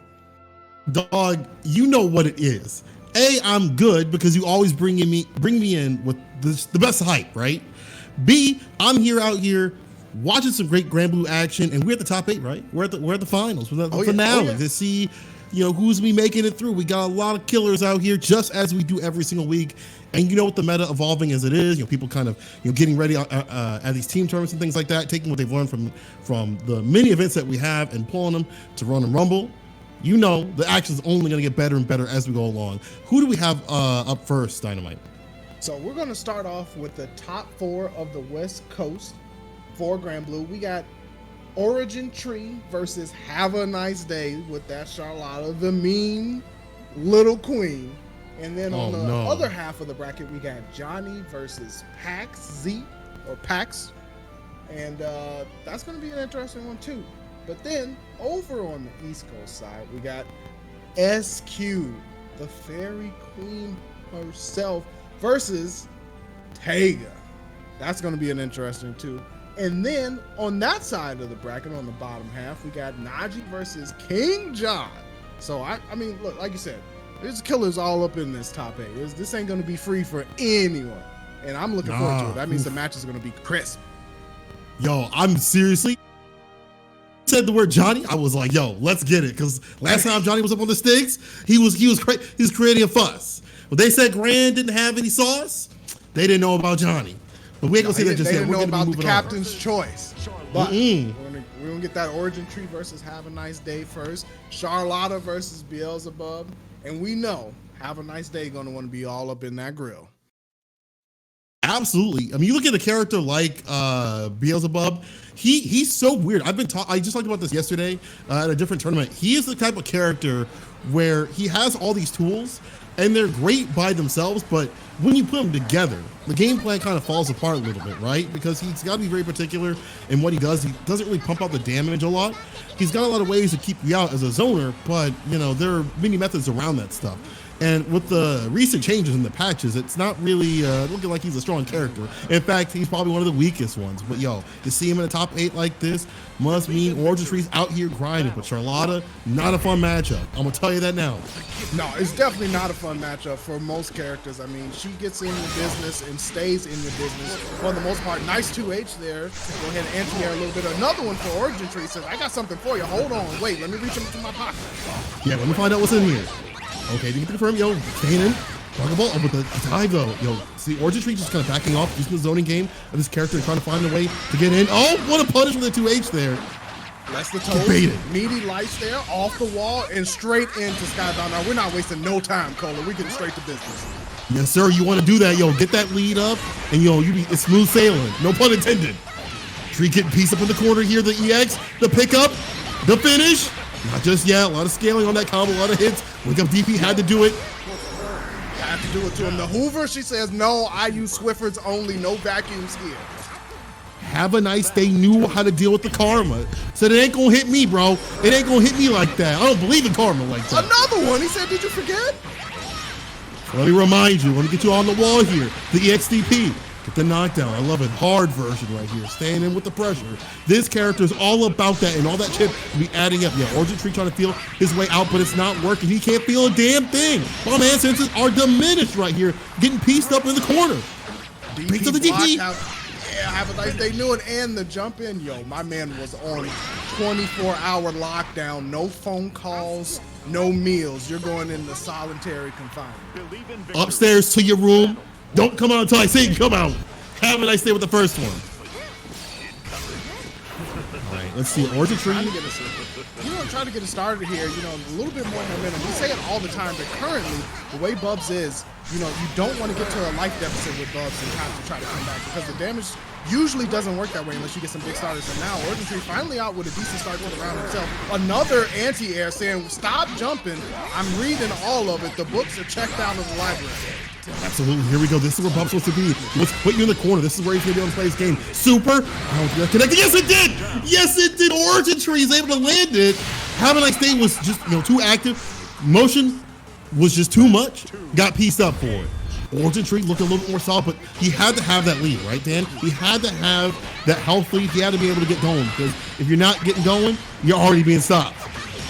Absolutely. Have a Nice Day knows that. Comes in with the Charlotta aggression again. Staggered on the lights here, trying to catch an impressive button, but Origin Tree almost stayed protected in that corner, but now it's getting lit up again. EX, DP for the hard knockdown. What's the setup going to be? DP again, stay off me, straight through the Talon. Oh, good interruption there, but it doesn't matter. He's still going in. He's not going to stop going in because he knows if he gets in, it's a done deal. Have a Nice Day with another round. Origin Tree just swinging, trying to do something here. He's fighting for his life for sure. Clash in the air right there, but the winning side goes to Have a Nice Day. And once again, we're in the corner, Cole. We're packing it up and packing it in because Origin Tree is stuck. Is it going to be the DP? No. He decides to block late tech. Again, Have a Nice Day putting that pressure down. And like you said, Bubs is now behind, and that's the wrong place to be for this character. I'll tell you, but he does get the DP off this. EX. This didn't work. This doesn't work. You saw it, so never mind. Super close. Call me a liar. But the wake up Super from Origin Tree to just try to stay alive. Try to do something here. Okay, throwing it out again. Fireballs. For some sort of way to find life. And Origin Tree out of the corner. Another crouching heavy anti-air. Tried to set up for the Hoover, but Have a Nice Day doesn't care. Just throws out that medium. The cross-up lands. Oh, the DP was with the overhead with the fireballs. Origin Tree trying to stay alive, gets the karma. It is coming your way. And the dash up finish, man. Just, you see the stocks on the right-hand side, right? On Have a Nice Day, had things locked and loaded, ready to pop. What a risk, but it worked out. Origin Tree gets one on the board. Desperately needed that one on the board. And you know what? Shout outs to Origin Tree for just weathering that Charlotta blitz because it is an actual storm to have to guard against all of Charlotta's options, especially when you're messing around with the caliber of Have a Nice Day. And Origin Tree finding one to put on the board is so important. But look at the life already in this round. It's disappearing, and it's about to be gone. Oh, needs to finish it off. Needs to finish his play. He still got a few peas and tomato pieces on there. There it is. Cleans it up, able to go outside.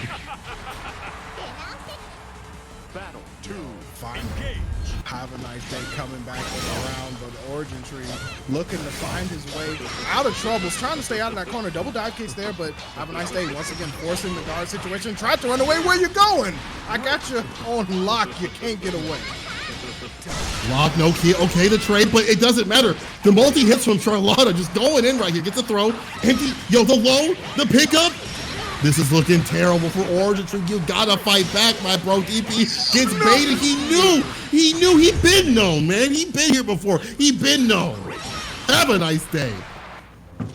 Have a nice day, ensuring the day continues for himself on the winner's side. Gonna move into grand finals for the West Coast, and I mean, it's like I said before, it's a storm, man. Charlotta is a storm, right? At a skilled player, it's a storm. You gotta weather it. You gotta weather it and pick your spots, and it's rough. It's rough.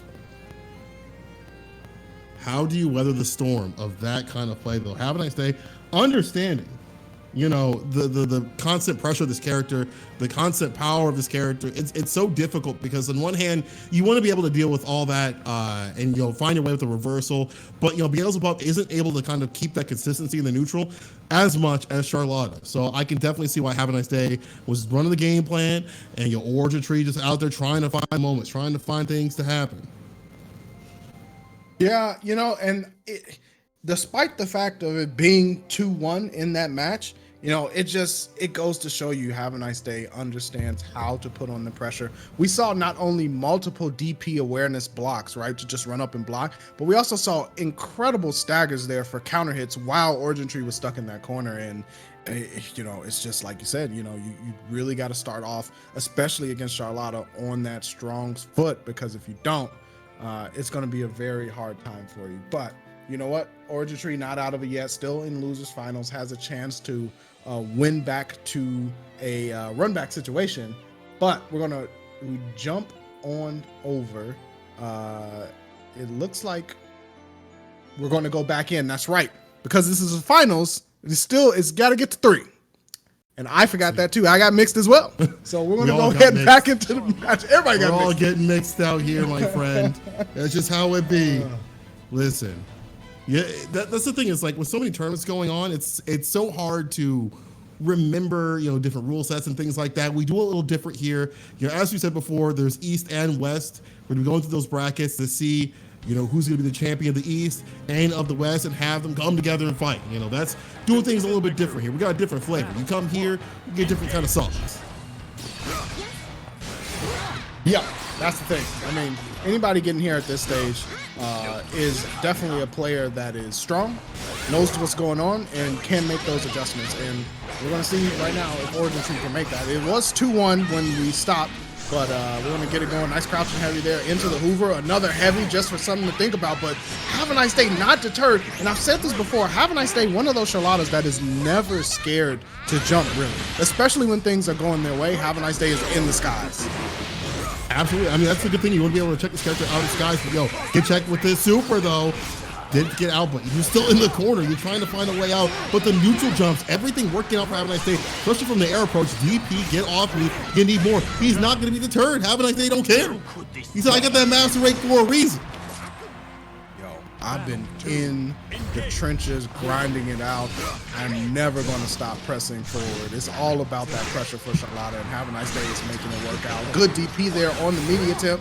And there's a dive kick from Origin Tree trying to get things started. EX wing, nothing doing. And it's going to be Have a Nice Day's turn to move in. They're attempting to. Okay, let's see if I just it's so hard to call what you can really do. You see the tool right there, the Karma EX got blown up. It just seems also like Have a Nice Day knows how to deal with Bubs' tools. He's like, I've had enough of this. The online teleport, things like that. The Karma, I know what's fake. The jumping, man, neutral jump. Just jump in's the answer. Just jump in's the answer. He said, on the test, I know exactly what to put.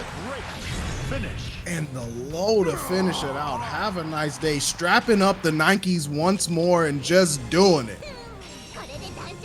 Yo, but that's the thing, is like we said it before, when you're Beelzebub, it's difficult, man. It's hard to get your game plan going. It's difficult to keep things in motion with that character. Everything has to be aligned just perfectly. And you know, some days it just be like that where it's not like that. Have a Nice Day with the constant pressure and just relentlessness. I understand. Listen, I'm just going to keep going in because I'll be A-okay if that happens. Yeah, I mean, look, it's worked out for Have a Nice Day that whole set. No reason to stop at all. And they're going to end up moving into grand finals officially now. 3-2-1 over Origin Tree. But as I said before, Origin Tree definitely has that chance on the loser side to run it back. But we're going to flip it back on over to the East Coast. This is going to be SQ versus Taiga, Lancelot versus Fairy for everything that I know about the two characters they played the most. Taiga definitely has some more in the back pocket, but it might be the Lance. And you know what? This is going to be a you got to come to me type of scenario for the most part, unless SQ has the advantage. And you know, shout outs to SQ winning 2 tournaments yesterday, back to back, like 2 tournaments in one day. That is, that's work NLBC, right there, right? and yeah, that's big time work. And so, you know, SQ is definitely warmed up and ready to go. Obviously on winner's side of the East Coast side of for Ronin Rumble. And man, you know, going into an opponent like that, Taiga definitely has to be aware of the fact that SQ is playing really well this weekend. I mean, in general, right? SQ is going to do what she does, but especially this weekend, she seems to be on point.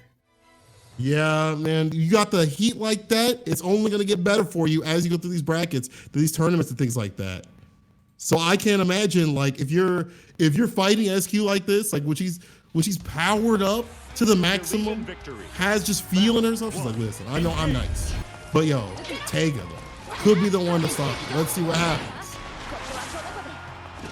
There's a setup, GG holding it down for the neutral. There's the thrust bait. Immediately the punish is looking crispy once again for SQ. Gonna go with the hit grab, set up again with the GG. Where you going? Stay a while and listen. Attack. Taylor trying to get things going. Yo, with the record, okay, answer back with the pressure. I like that. SQ just trying to keep that health lead, but now back in the corner. You don't want to be there.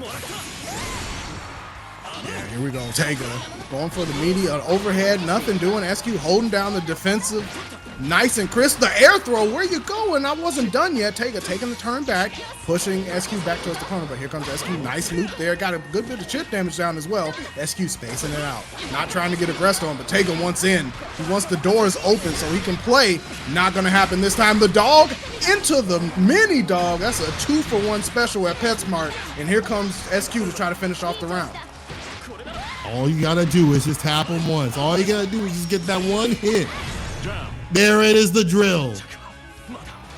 From the skies. From the skies, Dan.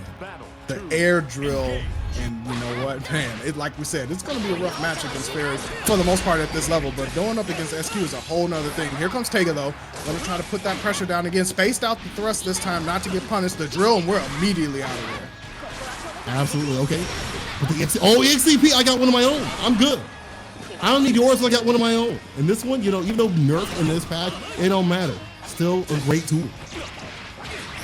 Absolutely. Here comes the hit grab. There's the setup. Teleport out. We're out immediately. Nice to Taiga to avoid any kind of setup with that EXDP to get him out of trouble. And now he earned a corner pressure for it. SQ stuck. Late tech, gonna get Taiga the turn again. There's the low, blessing the feet. Pick up on the records. Here we go. What do we have on the menu? Did we set with the X Fireball? No. Never mind. Nice DP to get him off me. Activation. Yeah, you gotta pull that sucker out. And this is good for her. You know, having this install an engine right here.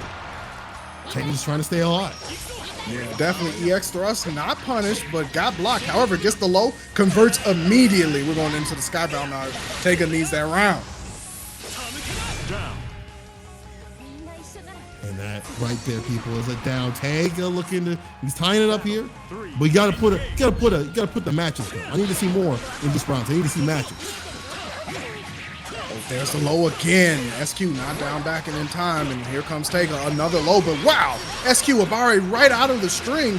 Instant overhead and a side switch. How do you like me now, says SQ. And here comes the setup, run in, heavy stagger, caught him in the jump. And now Taiga, the life, not looking good for him, but he gets some pressure. Okay, lows. The pressure, try to go for the throw, but just too far out. You see that typically happen. A lot of Lance players, like nowadays, will try to go for the throw reset pressure. SQ aware, and now we're popping the Skybound, our bouncy ball. And we got, Taiga trying to get out of there, but I'm coming back with it. Let me bring it back to the old school. You see that? Right behind the head. Turning the dial back. SQ with the medicine ball to the dome, taking game one. And Taiga definitely has his work cut out for him. But you know what? It was a competitive game, and that's what you want to see against someone like SQ, because if you give her momentum, it's a wrap. And once again, SQ running in again, as I was saying, and Taiga down to 40% life. Sorry, make that 30% life. Here comes the special, the medicine ball once again. Have you been doing your workouts? We're going to find out. No, DM's closed, sir. No way, got hit again with it. The XCP gets baited this time. This time Taiga stays alive. But the down from the light, SQ just she puts you in these situations where you don't have any options. You have nothing, right? You're gonna get hit, especially when Taiga's like back is against the wall. SQ knows I'm gonna send out the super, and you're gonna get hit. You're gonna get blessed. The dome is gonna get blessed. I'm gonna anoint you. It is Sunday, and you're gonna get absolutely blessed with the soup. SQ really great about that. And again, once you're the lead against SQ, it's hard to get her off you. Look at this: the damage, the pickup, the DP, the corner pressure, and now we're gonna start the custom combo stuff. You can't move. You can't move. Where do you think you're going? They're finished. Ooh.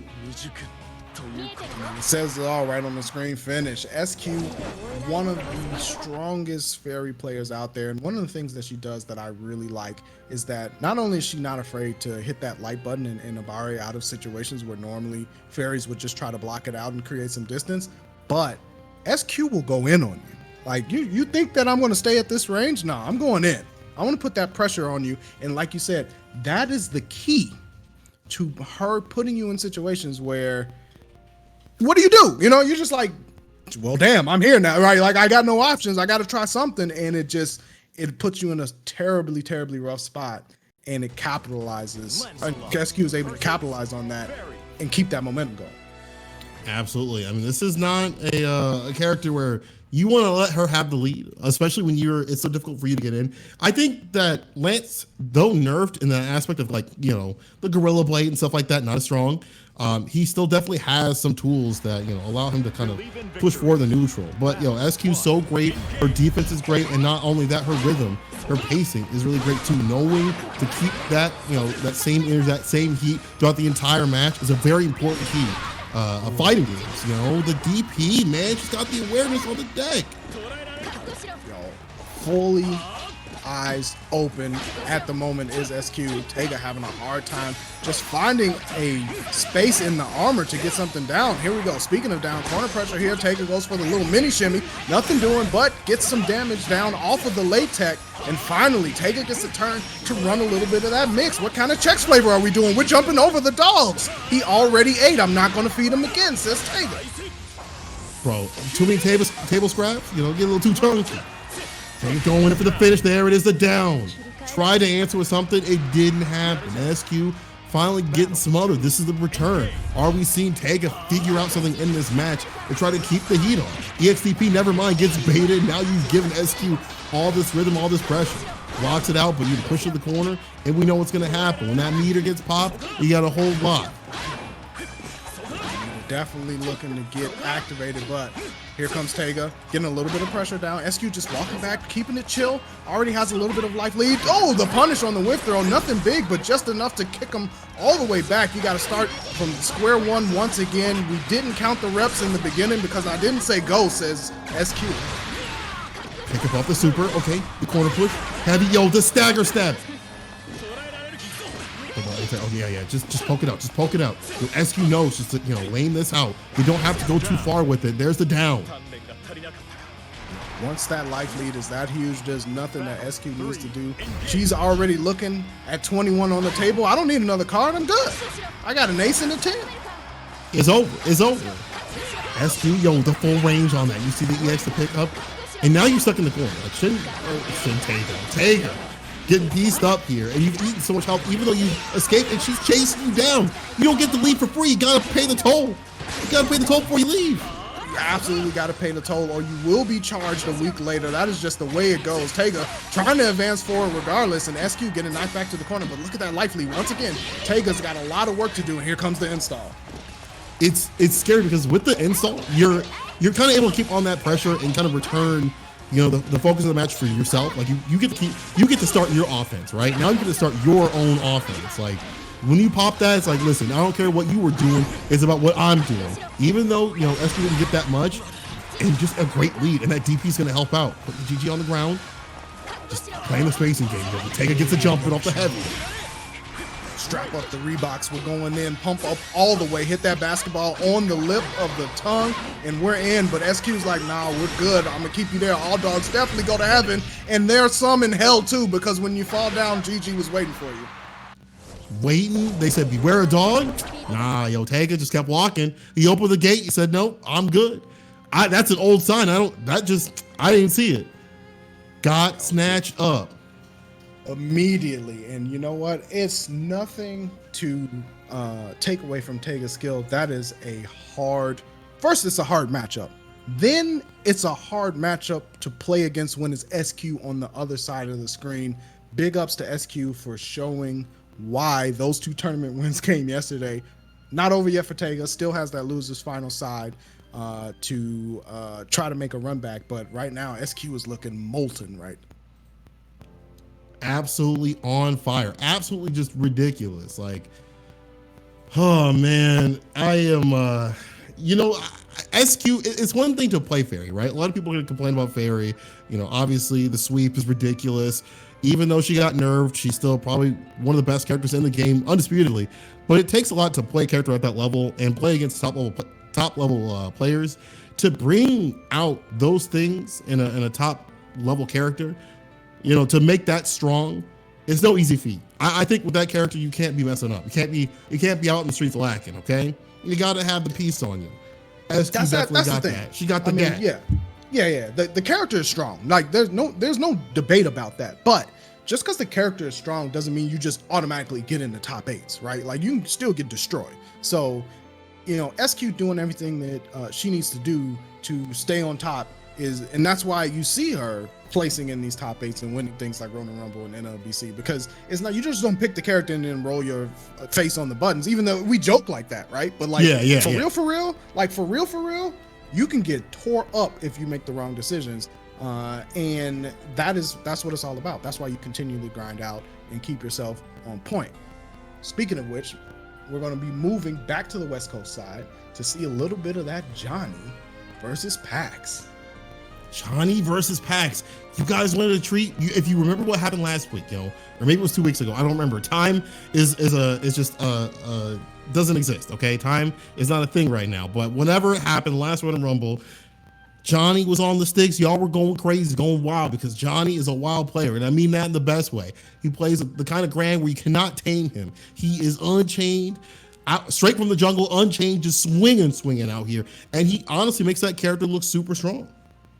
Yo, sometimes, you know, it takes the right player to bring out the talents of the character. You know, we see it all the time across fighting games, and once the character and player align, you see some incredible stuff. So I'm excited to see what Johnny brings to the table in this upcoming match. Yeah, me too as well. I mean, yo, just Johnny, Pax is still super strong. Nothing to take away from Pax, but you know, when Johnny gets on the sticks, sweating right now. Like you probably played obviously Johnny, you know, probably seen him in the ranked or, you know, on lobbies or whatever. You understand that person. You understand how you can't tame them. So like what could even possibly be your game plan? You can't tame this person. You can't control them. You can't deal with them. You got to figure out how to fight them.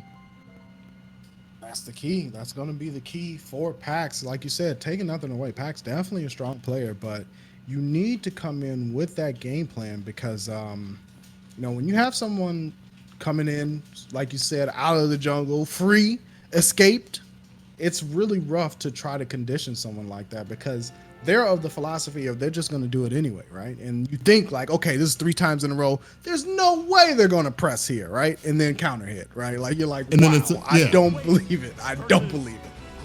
And then you got to think about it like this too. This character dumps out the damage. So it's honestly not even the worst, you know, a bad idea to be like that, because once you land those hits, that person has to quit. It's just that simple. Yo, it's done. 60% immediately. Don't be near the wall. 60%. I'm gonna have to take 60%. You got counter hit. I'm sorry. I'm Grand.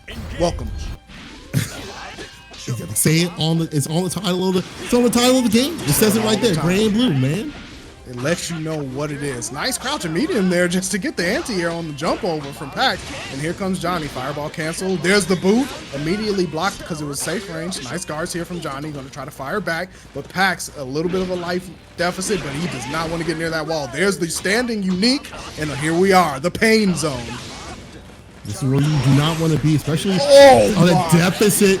Yo, speaking of the deficit, look at the red. That man is bleeding right here. Just for the super. Oh, what you immediately. You know what time it is, Dan. I need some help. I'm being oppressed. Yo, look at it come out. Look at it come out. All the spells coming out, landing a few hits here and there, but yo, you gotta smoke this character because if you leave him alive at any point, we swing, and there it is. Putting on the Timbs, we going for a walk. Neutral is a social construct, says Johnny. I'm booting. Listen, big boost. We out here with them. Johnny with the first one. Slide from the boys. Yo, Pax trying to get that lead up because that would be that's a more ideal kind of, you know, civilization. You know, low aim players that get the lead, they're able to pop, you know, Big Mama when they have that and they finish off the round. But we don't live in that kind of ideal situation. We don't live in that kind of ideal, you know, social area. You gotta work hard for that. Right now, Johnny knows if he gets those confirms, he can really make up the deficit. DP, wow, what a reversal. We doing those like that. You can't contain it, we told you. No, not to be containing. And once again, nice throw there from Pax and side switch at that to get away from that corner. Wants nothing to do with it. A little bit of confirm there, set up with the Catalina bot, and Johnny getting hemmed up right now in the corner. The dunk slash, where you going, young man? I wasn't done yet. Hold this and the homies. There's the down. You're popping the bottles. Pax, now this just yet has shown, you know, you deal with Johnny, you know, get that health lead. You said before, it's hard. It's hard to keep that lead though. It's difficult to keep that lead because this character, once it gets in the corner like this, things go, you know, difficult, real bad. Off the H, the wall pick up, get back to mid screen. You don't care because you took all that damage. Even if you push him outside, it doesn't matter. He's lost most of his health, Dan. Where did it all go? Yo. I'm checking my pockets. I don't see it, man. I'm looking around my house. I don't see where his health went, bro. Yo, the health disappeared like a magician is Johnny. And once again, just up to Pax to stay away from this pressure situation. But there's only so much stage you can go to, and the wall is always present for the captain. He's got a ship. He can move the whole thing if he wants. Closing in from the sides, bro. I'm telling you. Some days when you're fighting Grant, it just feels like the walls are a little bit too close, man. Feels like your back's against the wall a little bit too much. Put him in the trash compactor from A New Hope. The walls are definitely closing in at all times. Nice blocks there from Johnny, trying to keep himself in that wall position. Good jumping heavy. But again, Pax, let me free, let me out. My friends are here too. They signed the petition. My man said, let my people go, but the boot. Oh, he's back in the corner though. The boy able to keep everything on the deck, had his friend for the assist, gets the overhead, got a counter hit, spinning the EX to keep the pressure on, and now we pop the bottles. We have it a party, man. Police can't stop us. Keep the pressure on. I wish you jump. It don't matter. I got you from the low. I got you from the low. No big deal, bro. Don't even worry about it. I got you. Don't worry about it. I got you. High, low, don't matter. We got everything here. I love Pax knowing when to pop the bottles, knowing when to spin that meter to get things going. The shimmy, the bite on the 2H, but not a really big bite. Not a big bite. Whiffed with the flutter kicks, and here we go. Pax getting it started. Catalina bot dropping down. Johnny backing up towards the corner. There's the surge right there just to get back to mid-screen again. Fly block, but at a safe range. Johnny trying to find that pressure, but Pax not wanting to let up, willing to duke it out in the end fight. With Grand mid-screen, a brave man, but he kind of has to because you don't want to be near that corner. Yeah, you got to be swinging out. You got to be able to find your way out, and it's difficult. You don't really have that many options. Just to jump and note this is looking a lot better for him with the corner carry. The pick up off the wall, calling out the boys. Johnny's trying to stay alive here. The blocks were clean. Johnny gets stuffed back into the corner, though, with eating a little bit of pasta. But no, eating time is over. You missed you only get 30 minutes in the military, but you know what? Pax made that phone call. I need some help. So let me get that assist, man. Let me get the artillery, baby, of the big kind. And you see him pecking away at Johnny, lowering that health. But Johnny, you put him in Skybound Art, Super Skybound Art range, you know he's going to pop that when he finds his mark. Pax trying to finish things off. Nice, just picks up the overhead. I love that, the jump back. Takes out the DP, the punish. Ooh. Yo. Pax was moving. That man charges $49.95 an hour and will take you anywhere in the country. And pack the boxes too. It's moving and moving. Right now, Pax is looking a lot better than what I've seen before. You know, some of it is some of Johnny's decisions and just capitalizing on those. It's one thing to fight Johnny, right? It's another thing to say, hey, he's gonna, you know, DP here, and I'm gonna punish it, maximum style. Good air throw. I got you. Hold on. We're going back to the ground. Emergency landing.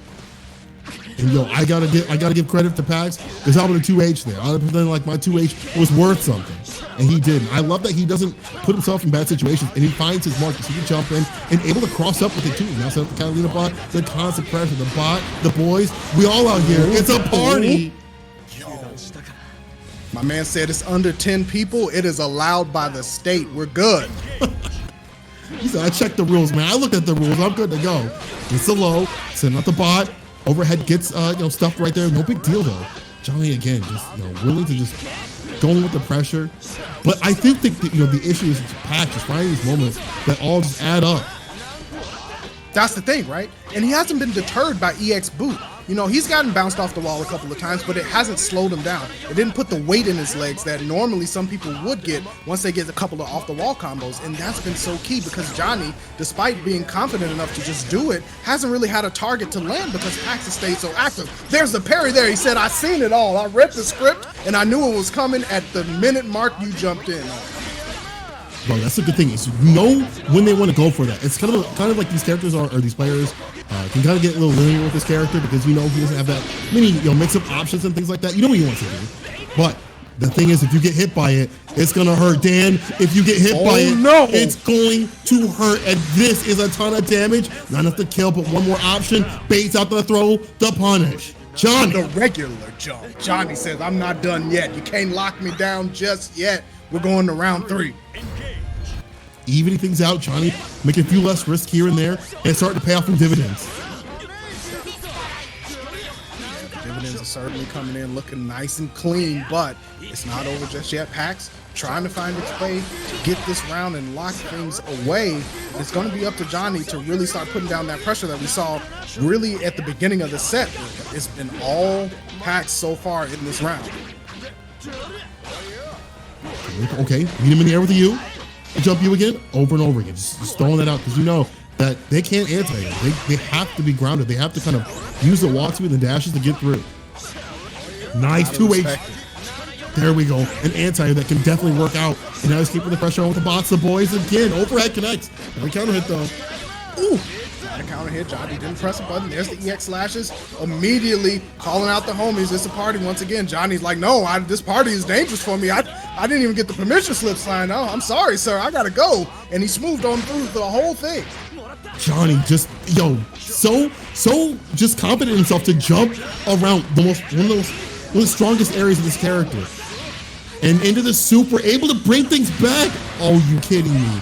Are you kidding me, Dan? Are you kidding me? His name is Bahamut, Cole. Johnny just showed you why. The pressure on. Gotta finish this plate. Able to confirm. Pax still alive. The bots. Calling out Big Mama. He had 2. He's able to call 2. Mom said I could have 2. And you gotta take all this Johnny about to get chipped out. Unless, and there it is. No, you gotta hold that. Dude.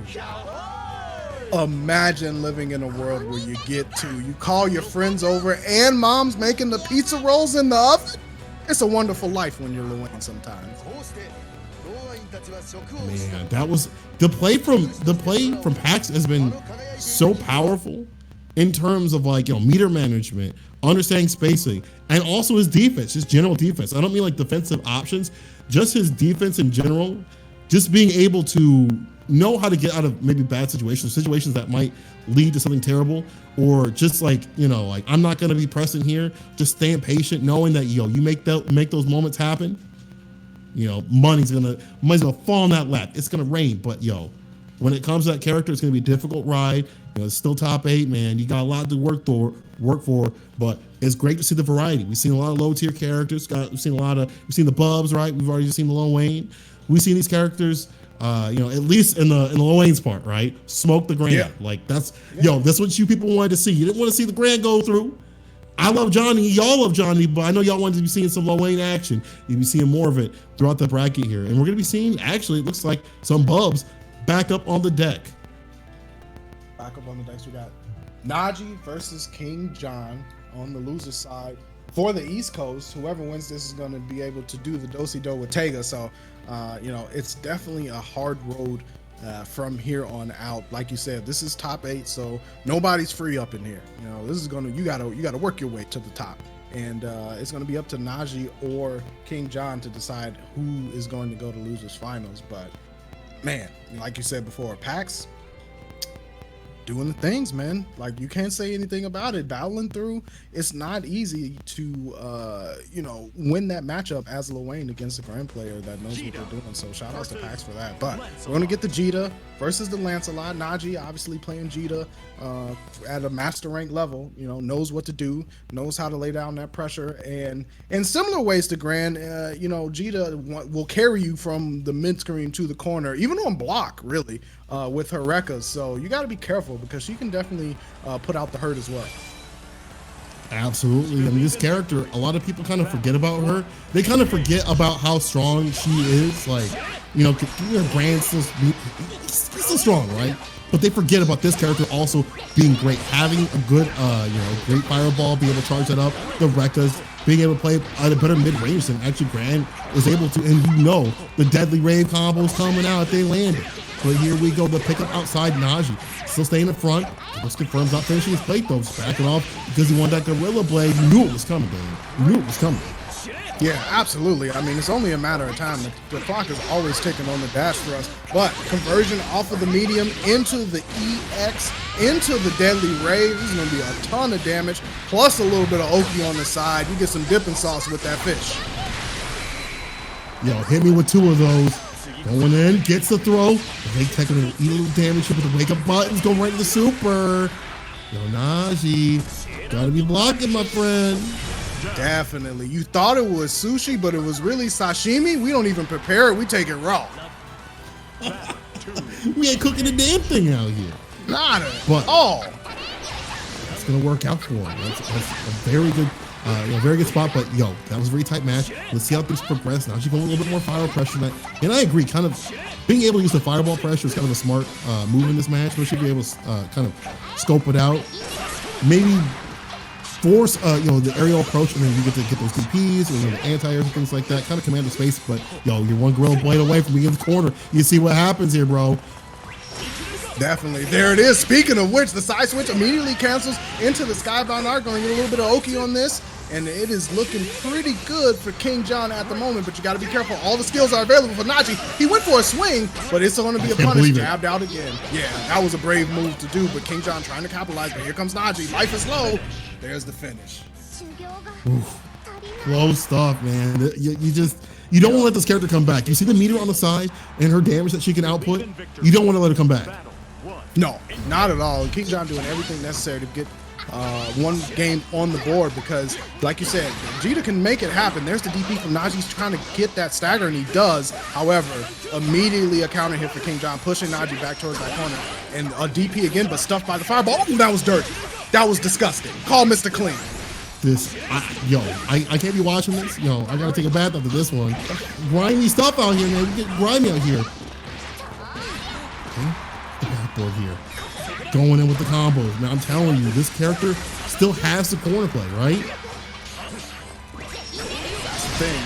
Okay, EX Fireball is going to work out. More hits on Najee's side because of the way that the Fireball instantiates from Lancelot. There's the super, but didn't get the animation. However, Life Lead still in Najee's favor by just a little bit, but you see that 100% over there, Cola. You know King John's just looking for a tap, but he won't get it. Instead, he's going to get some more of the seafood. Battle 2, engage. Oh, there. Oh. All right, there's the setup again. King John catching the anti-air, but now it's time for Najee to work that corner pressure.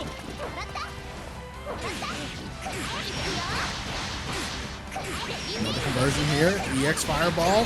Full damage. That's a good 60%. And Najee gets clipped by the EXDP Thrust Edition. And here comes King John trying to work it. Wake up super. You better believe it. No respect. No respect at all. Finish. No. What's good for the goose is definitely good for the gander. Najee closing it out, just like King John did in the previous game. And here we go. It's one apiece. Tying things up. You start off with the EX? Is that how we feel today? Let me tell you something.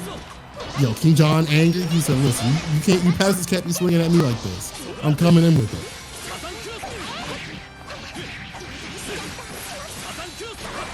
The pressure, here we go. Opens him up, caught him not blocking the EX. Into the super. Cleaning it up. King John with a massive lead. The jump and the down, man. King John looking like a brand new person. His hand the controller off. Yeah, definitely changing it up, working out well, got that round on match point at the moment, and Najee backing up, trying to space it out with that standing heavy, gets the medium, converts into a little bit of a fireball just to give King John something to think about. There's the EX variety, said you liked it once, I'm gonna give it to you twice. Here's the setup, the shimmy again, another throw, and we going again. No, staggers this time. King John trying to find a way out, but nothing doing. What a punish on the whiff throw attempt, and here we go, that's it. We're going to go to, nope, almost there it is. Battle That 3. final bit, bro. That final bit, you don't expect it, but there's always that final bit. Yo, for a lot of characters with their EXDPs and things like that, they get that final bit, that last hit to confirm, because they just don't quit. Like, oh no, speaking of DPs, that was a bad one right there. We get that big punish here. Rekka, back to the mid screen. King John setting up the fireball, trying to find a way in. EX version block this time. Jump over. No, caught him. Said, I seen you coming. Don't worry about it. Hold this fish. Punish. You knew it was coming. You knew it was coming. Can't be doing that, King John. Super rare, super awake. He's had his no-goes.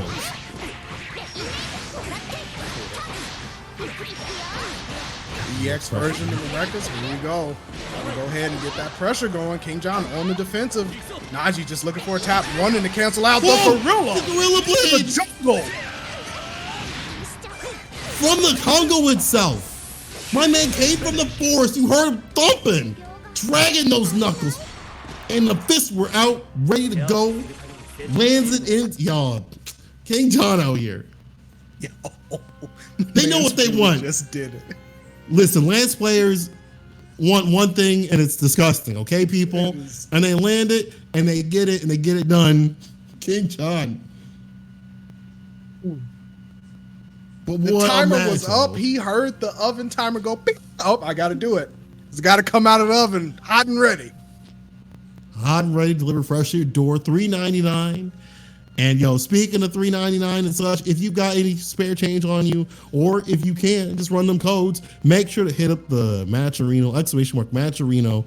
Show some love, show some support to the Ronin Rumble crew for putting on a great tournament for you guys pretty much every single week. Like coming out here, working, just slaving away, doing the damn thing so you guys can watch some great Granblue action. So you guys participated in it. And yo, honestly, if you didn't participate this week, come through the next time they have it. Like, make sure you guys get this practice, getting this work. I've been looking at a lot of players in Japan. All I'm gonna say is I've been talking some mad mess about the US. I've been saying how great we are.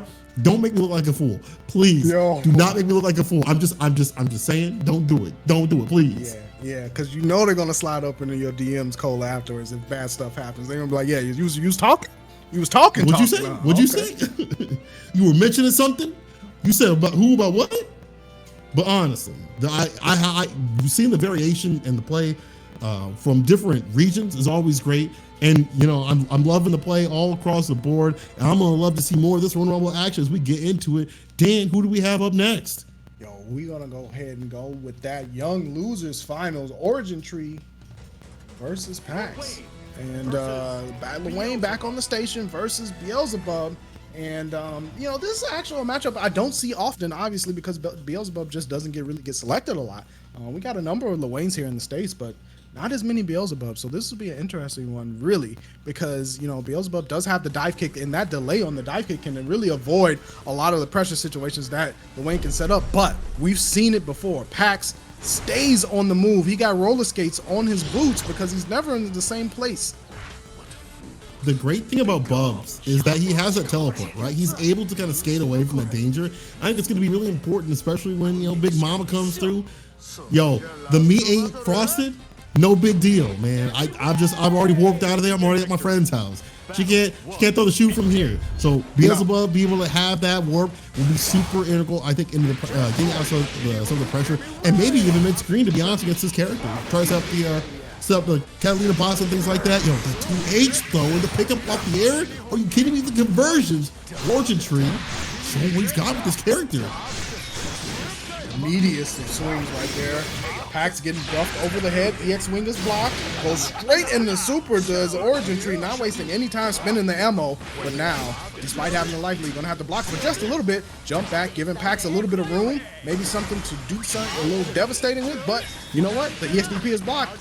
Pax not close enough to punish. Just get the game plan going. Here, you know, with the corner pressure, this character's super good. Being able to pull out Big Mama, this is looking super dire. Okay, but let's see. Do you have the warps on deck? Do you know how to deal with it? There we go, but there's the lava. Oh. You gotta worry about the lava, man. The floor is lava. You touch it, you're done. Yo, you seen it on Netflix, and you know, maybe Origin Tree gonna have to watch a couple episodes, but we're going to go into the second round. The sweeps are on deck. Here comes the setup, the dive kick, like I said, getting out of that Oki setup after a knockdown from the wing. The pressure here. I thought he mixed it up, you know, pressure making or a fireball, or maybe throwing out the, you know, the spin kick. Just mixing up the pressure is so smart. And here we go, getting the EX fireball, getting the hard knockdown, baits out the parry, and that's good because that leaves a defensive option off the table. Absolutely off the table right now. But Pax not worried about defense when he can go on offense. Gets the knockdown. Catalina by setup. Ooh, the counter hit. You left the register open. Touching. Here we go. The boys are out the play. Gets the low, the pick up, the finish. Pax. Just in it right now. It's also his SS you know, his SSB, or sorry, his Skybound art. What's good? His Skybound art usage has been fantastic. Not only has the super Skybound art that's just been great, but he knows where to pop the Skybound art. Says I'm not gonna rely on Big Mama. I can find my own bags.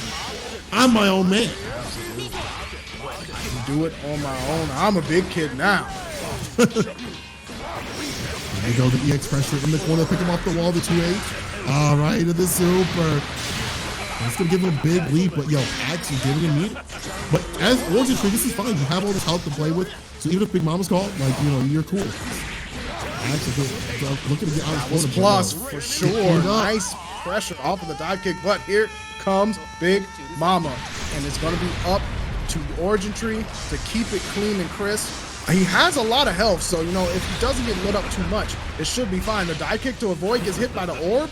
Nothing doing. Came out pretty okay. I mean, for all intents and purposes. The overhead, the cancel again. And you know what? Origin Tree has been doing that a lot. He's been ending strings with overhead, catching, Pax down, backing, and this time he got him around.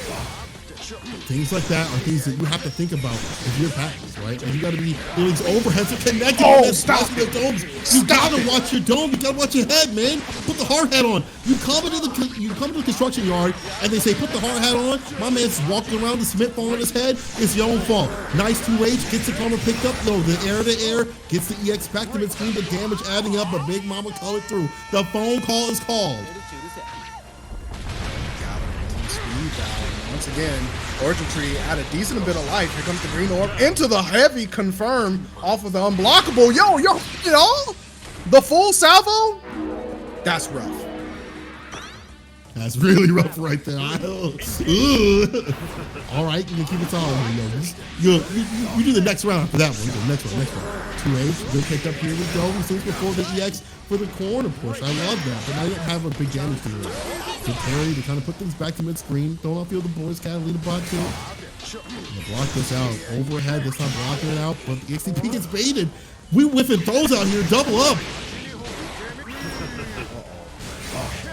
This is looking a little dicey at the moment. Origin Tree trying to find a way to establish that life lead and move out of the way. Doesn't want to get hit with any Oki setup, but you know what? Pax has been doing a great job, and there's the counter hit. And EX Slasher is going to get the setup here, calling out the homies. This is looking rough, Cola. Oh, the finish though. The boys coming through. Yo, like we said it before, you can't leave Pax alive. You cannot leave Pax alive. You leave this dude alive, he's gonna be doing the damn thing. He's gonna be doing the work. He knows how to use this character to the fullest extent, the neutral, the SSAVs, the SSB, or the SBAs, things like that. Everything will be working out good for him. Origin Tree trying to get that lead like you said before, but at any point, Pax can make the comeback, right? Absolutely, we've seen it. You know, we've seen it this whole top 8. You know, we've seen it in the tournament as well. Pax has the ability to just find the bravery to keep moving and looking for situations. And once again, when you have Yggdrasil like that, it can be a round ender and or converter, and Pax has been doing it time and time again. Origin Tree with the full screen stuff right here coming in. Gotta be a little bit careful if you're Pax. Never mind, you got the parry. It's gonna give you a little bit of room and space. We're back in with the dive kick. the EX win. Origin Tree decides to back away from the corner. Here comes the Hoover. Need you a little bit closer so I can throw that block string down. And notice, Origin Tree hasn't been canceling out into that overhead so far during this round. Maybe, you know, trying to change things up and not get too predictable. That's right, and there's the down right here. Okay. Pax looking super dominating in this match. Where when we were kind of thinking that maybe Origin Tree would kind of deal with this in a way where, you know, the constant movement, the constant pressure would be hard for Pax to deal with. But it's the opposite way around. Pax is putting on his own work, his own plan right here. It's been all Pax for the most part. Trying to keep things crisp. You know what? Origin Tree's got a lot of work to do if he has to come back from facing down at match point. All right, Tim cancel. You knew that was coming. That tomb is super good. Being able to cancel off a lot of things in front of range of kids. Oh man, Lando super. Come down with it. Let me put my hands on you, and y'all get the lead. But now look at what you've done. You've made him call his mom. You knocked him down. You made the call to mom. But yo, you're just coming through. This character has some ways to deal with this pressure, but you can't get hit. I just said, Dan, you can't get hit. Oh yeah, you definitely can't get hit. But you know what? Sometimes you do. Especially when that blue lightning setup, there is a timing there where the green orb, despite blocking it, will push you into the unblockable guaranteed. So it's one of those setups where you have to be careful about how you dodge lightning first, and Pax using it to the fullest advantage possible to move on to face off in grand finals against Have a Nice Day. Who would think that a Lil Wayne player, that Lil Wayne himself would make it through the brackets, people? Who would think that? I didn't think it was going to happen like that, but listen, Pax putting in the work with Lil Wayne, said, I don't care about the tiers. I don't care about, you know, people say I can't be consistent with this character. It'd be something to see a Lil Wayne player win Ronin Rumble. I'm just saying, that would be a story, but got a long way to go. As you said, Have a Nice Day. You're going to have to face off against them, but we're moving through the bracket. Yeah, it's going to be a different story against Have a Nice Day, for sure. But we're going to flip back over to the East Coast. King John versus Tega, potentially a Lancelot mirror, depending on who Tega picks. And we saw King John battling through to make it to losers finals against Johnny's Jita. So definitely knows what to do with Lancelot, does King John. But Tega, once again, you know, there are a couple of players you think about when you say Lancelot's name, and Tega's definitely up there on the list when you say that. So it's going to be a battle for King John for sure. Absolutely. And one thing that you guys have to also realize is Tega, you know, he's definitely had some mirror practice, some mirror on mirror practice, right? Definitely had that work, man.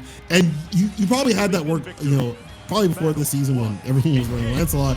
And even now, people who have kind of stuck with this character, you got that work with other people, you know, Omniscience and such. There's tons of people out there to get that practice. That's another skill that you have to have, is being able to play the mirror. It's one thing to play a character, you know, their strengths and weaknesses. It's another to be like, listen, I have the same tools as this guy. Do the Spider-Man point at the other person right there. Being able to fight the person-on-person matchup, that's a whole different story. Let's see how this works out for Tega and King John. Now, Tega slicing up the shoes, getting King John pressed into the corner, got duffed by the overhead, and here we go. Tega going through the whole series, gonna go for the reset. Overhead block, nice stuff from King John, not to get cracked open again. Tries to jump out, but Tega backs up just enough to keep that corner pressure, and King John still stuck. Slide block, but was safe. Look at him, he's using it to him. I love that. But here we go. Gets the heavy. Okay, we're going right into the skybound arc for the finish. Found the mark. Hit him right on the dot. Made it hot. Gets the down. Tega. So I know what to do this, bro. He's like, I play a lot of Lancelot players, trying to go through rank, you know, trying to get through the toxicity of rank. I'm going to be fighting Lancelot players every damn day of the week. I know how to play this, man. King John got to turn it up. King John's going to have to turn the heat up. Nice EXDP there. Caught the anti-air attempt. Side switch situation. Definitely where King John wants to be. Tega backing up, trying to give King John some space. Double DM'd. I messaged you at the same time. Okay, here we go. King John gets to get thrown off the low. With the pressure, the push, attack. You're going to eat a little bit of damage for that. Off the backboard, though. Tega stays alive. But you got to finish your plate. The pickup on the record. Oh, King John didn't make the confirm that he maybe wanted to have right there. Kind of dropped out a little bit low. Tega bleeding though. But I see the super scout on deck. Never mind, gonna go right into it. That was nice from Taiga able to delay just a bit, get that full heavy hit down, interrupted King John's attempt to hit a button, and gonna come out with the win for game 1. Definitely a first to 3, so you know it's not over yet. King John has a chance to adapt, but Taiga making a strong statement saying, yo, I know this character. I know what to do. Yeah, that was good. And speaking of how you said they know this character, you see the slide at the start, they don't the fireball, you saw the hands kind of wind up, clipped them. You gotta have those on deck. You gotta remember what your character can do. Gets it confirmed right here. Where we're gonna go. Just off the low, that's what we're gonna go. Gets a wreck of pressure. Continue it. The XDP, we out of there. That's all it takes. That's all it takes, Dan. That's all it takes for sure. King John gets the turn. Nice block on the EXDP. Gonna get a full punish here with the Skybound art. And King John not quite out of the woods just yet, but gets the setup here, decides to use the thrust. Taiga blocking, backing up into the corner, goes for the off the wall. King John backing up wisely, knowing he doesn't want any of that mix situation. There's the teleport. King John goes for the tick throw and gets it. Man, that was dangerous. You saw that Taiga had the low confirm, but just too far outside and wasn't counter hit for the 2M. I'm sorry, the 5M right there. Round start, King John? No. Taiga knows. He's been there. He's done that. He was a progenitor of the round start Gorilla Blade, but King John going in with it. Late tech there, Taiga trying to jump out. And both of these players, you notice that they're backing up when they have corner pressure, when they expect like an off the wall or something like that. But we're going in with the meatiest of both knives at the moment, with King John canceling out once again in the Skybound arc. Going to get some setup here. Got the corner. What's it going to be? The jump in of the regular varieties. Went for the throw. Taiga escaping a little bit for a moment. Gets the corner pressure alleviated. But here comes King John with the Rekka on the EX. Bro, no, doesn't even need the chip. He's like, listen, hold those. I don't need those. All right. Believe in victory. But yo, King John looking good here. Understanding how to play against Taiga's tendency, the rhythm that Taiga wants to be at, and also not allowing him to get the comeback that he wants. He gets the lead and he holds that. He stays in first place.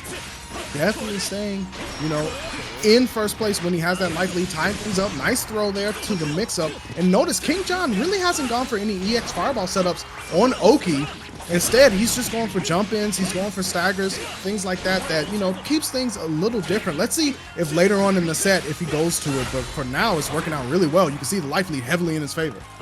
Again, this is where you want to be. King John has a lead. And I feel like this is the character where making those comebacks happen, a little more difficult. Gets it confirmed. Making the comebacks happen is like more predicated on getting the resets and things like that and having them in the corner. And King John's denying all that. He's just like, listen, I'm going to smoke you from this side, from full distance, full screen, and it's over. I love how he just spaces himself out. Not when he doesn't, well, that needs to be a little bit better. My man proved me wrong. I said, I love how he spaces things out. Slid in, got punished, but it doesn't deter him. He's still going in. Even after mistakes like that, he's unrattled, unpressured. Absolutely. The full Rekka there, tried to press something. Just got punished for the full Rekka actually by Taiga. Side switch situation, but the back throw is going to give King John a turn. There's the EX fireball and gets the overhead on the second hit. Nice tech there from Taiga to stay away from danger, but he's still stuck in the corner. Right through the Rekkas, let's go! Skybound art, baby! Just spin it, and I love it. Priority button for sure. Taiga tried to jump out, a counter hit though, and a crush at that. Says, you're gonna hit a button, I'm gonna hit a bigger button. Now hold on a second. We were sitting here talking all about Taiga and how they knew how to deal with this. They knew how to deal with against their character. That they've been doing, putting the work in to play against other Lancelot players. Nah, man, you spent too much time in toxicity of rank. You should have been out there grinding right. King John's gonna be the one to take it. King John knew what to do. King John definitely knew what to do. Taiga gonna go back out, might be going to character select to look to change it up, try to give a different look at this matchup, because there it is. He says, you know what, you're bringing the ice, I gotta bring the heat. It's the only thing that's gonna melt it. I think this is actually a good idea, but I think this is an idea that maybe should have come prior, like maybe like a match before, right? When you saw King John really put you in a situation where you couldn't make the comeback, that might have been the time, because now you gotta get warmed up. You gotta put the pilot on, right? You gotta keep it until the heat hits, right? So you see the fire. So you gotta get warmed up, and King John may not let you do that. You see him interrupt the stocks. His fireball to keep the pressure too. definitely going to try to put Tega in a situation where he can't get things started. There's the throw off of the jump in, the overhead, and a punish. Nice crouching medium there just to get that hit. And then once again, you know what? Like you said, Tega's not really warm. There's the EXDP. King John keeping it cool. Bro, he's icing him down. Interrupt though. It's a combo. Doesn't get too much. Whiffs a throw, a punish from King John. Super aware, super ready, and he's ready to move on over Tega. Tega, I'm gonna need you to start heating this up. I'm gonna need you to start putting this in the microwave, my friend. It's not defrosted yet. I'm still seeing some spots that are too cold. You gotta warm this up. He's trying to. You see, you get one stock on the board, but yo, again, King John with the pressure. It seems like he's just on the pedal the entire time. Absolutely. There's the jump in, and once again, we're in the corner. King John with the side switch, tried to dash under, but nothing doing. Nice tech there from Tega, but life looking a little bit heavy for King John, and the fireballs are coming through, but the stocks weren't charged up until just now. Let's see what it's like. Fireball's going to clash on the flames, but again, like you said, King John not deterred. Just going to go ahead and go in.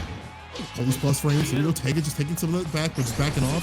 Trying to find a way in. We'll take that throw. That's fine. King John still has the lead. Holding these plus frames again. This time Tega looking a little bit better. Gets the auto combo into the EXDP. Finishing things off a little bit, and the stocks are heavy, baby. Gotta finish things off because you know what's gonna happen, King John. You know what's gonna happen, Don. Damn. See, I can't even keep my words correctly. I can't keep up with King John and his ridiculous pacing as he takes it over Tega, and neither can take it in general. I'm sorry. I can see why you got pressure, Tega. I see why, man. Absolutely. Like you said, we were talking all about Tega knowing, the matchup, and not trying to take anything away from King John, but he was like, yo, I play this character too. I definitely play this character. I know what I'm doing.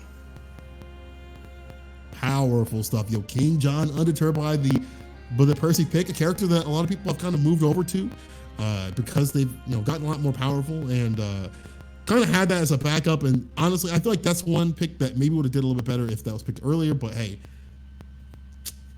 can't do anything about it now, man. You gotta hold that. Gotta hold that one. King John moving on. Yeah, sometimes it be like that, but not taking anything away from King John, Tega, both of them had a great run through the bracket. Is finishing third. May not exactly be where you want to finish as a competitor, but you took some bodies to get there for sure. So shout outs to Tega for marching their way through, and King John's gonna earn himself a dance with SQ in grand finals. But before we get to that, we're gonna hop back over to the West Coast. Have a Nice Day versus Wayne Pax. Pax, man. Yo, Pax warming up with this Lil Wayne. We was talking about fire in the heat. Yo, Pax has got it. But the thing is, we've talked about this also before. Staying solid, staying consistent is so hard and so key to keep every one of your meters. Your health, your skybound arm meter, everything at the ready. Absolutely. But you got to battle down the hatches because the storm is coming. Right? Charlotta's going to be checking all of it. Did you close the windows? Did you lock the door? Did you make sure you get some reinforcement, get some wood across the door? Anything shaky on there? How's the back door? Because I'm looking for any angle possible so I can get in. Damn, the vent. They didn't close the vents. Dan. I'm telling you. That's how it happens in every horror movie. You didn't close the vents, you're getting smoked. Didn't check the vents, and let me tell you something. Once Charlotta gets in, she don't leave until the job is done. She's the cleaner. They tell you, she's the cleaner. She comes through. You need a job done. You need it done clean. No bodies left behind. It's all about Charlotta. But you'll have a nice day. The pressure that this character has, and Pax says, I don't want to deal with it in that way. But let's be honest. There's a few more things on the reversal side that you can do with Lil Wayne in terms of the parry and stuff like that, and being able to have a super that has a comeback factor. But Matera can keep the pressure on a little bit more herself. It's more about listen, if I command a neutral, I command you out of this tournament. It's a curious trade-off, right? Because you have Lil Wayne, who the parry can be OS, but Charlotta's, especially with Demon Flip Oki, Lil Wayne can actually throw that parry out there and try to stay clean unless she, does a throw or something like that. Matera, not one that has many reversals, or any without meter. So it's curious that Pax went with this option, knowing that Have a Nice Day loves to jump in, is not afraid to put the pressure down early, and Matera has low health. It's looking dire right here. Just as you said, all that pressure, man. You gotta hold that spot dodge. Not even getting these fireball. Everything is getting blocked, but now out of the corner. But you took all that health, all that damage. Have a nice day. Just needs one clean hit. Looking for it, but the jump in from Pax. Oh. So we pick up here the heavy. Laying down with the fireball, the pressure with the reset. No! EXDP for the down. Have a nice day. I ain't holding nothing. I didn't sign no contracts. I didn't put no names on dotted lines. I'm out. Free agent. Looking good right here. Another EXDP lands. Oh my God, have a nice, it's just going in. To the corner we go already. Immediately have a nice day with another jump in, staggers, checking the guard, stuck in down back is Pax. Here comes the hands. Man, it's just happening right now. Tried to jump the have a nice day, gets the DP again, and once here we are again, stuck in the corner. It's the jump in though, here. This could be a big turnaround for Pax. Sets up the butterfly, trying to push him in there. I like the stagger step, that's so key.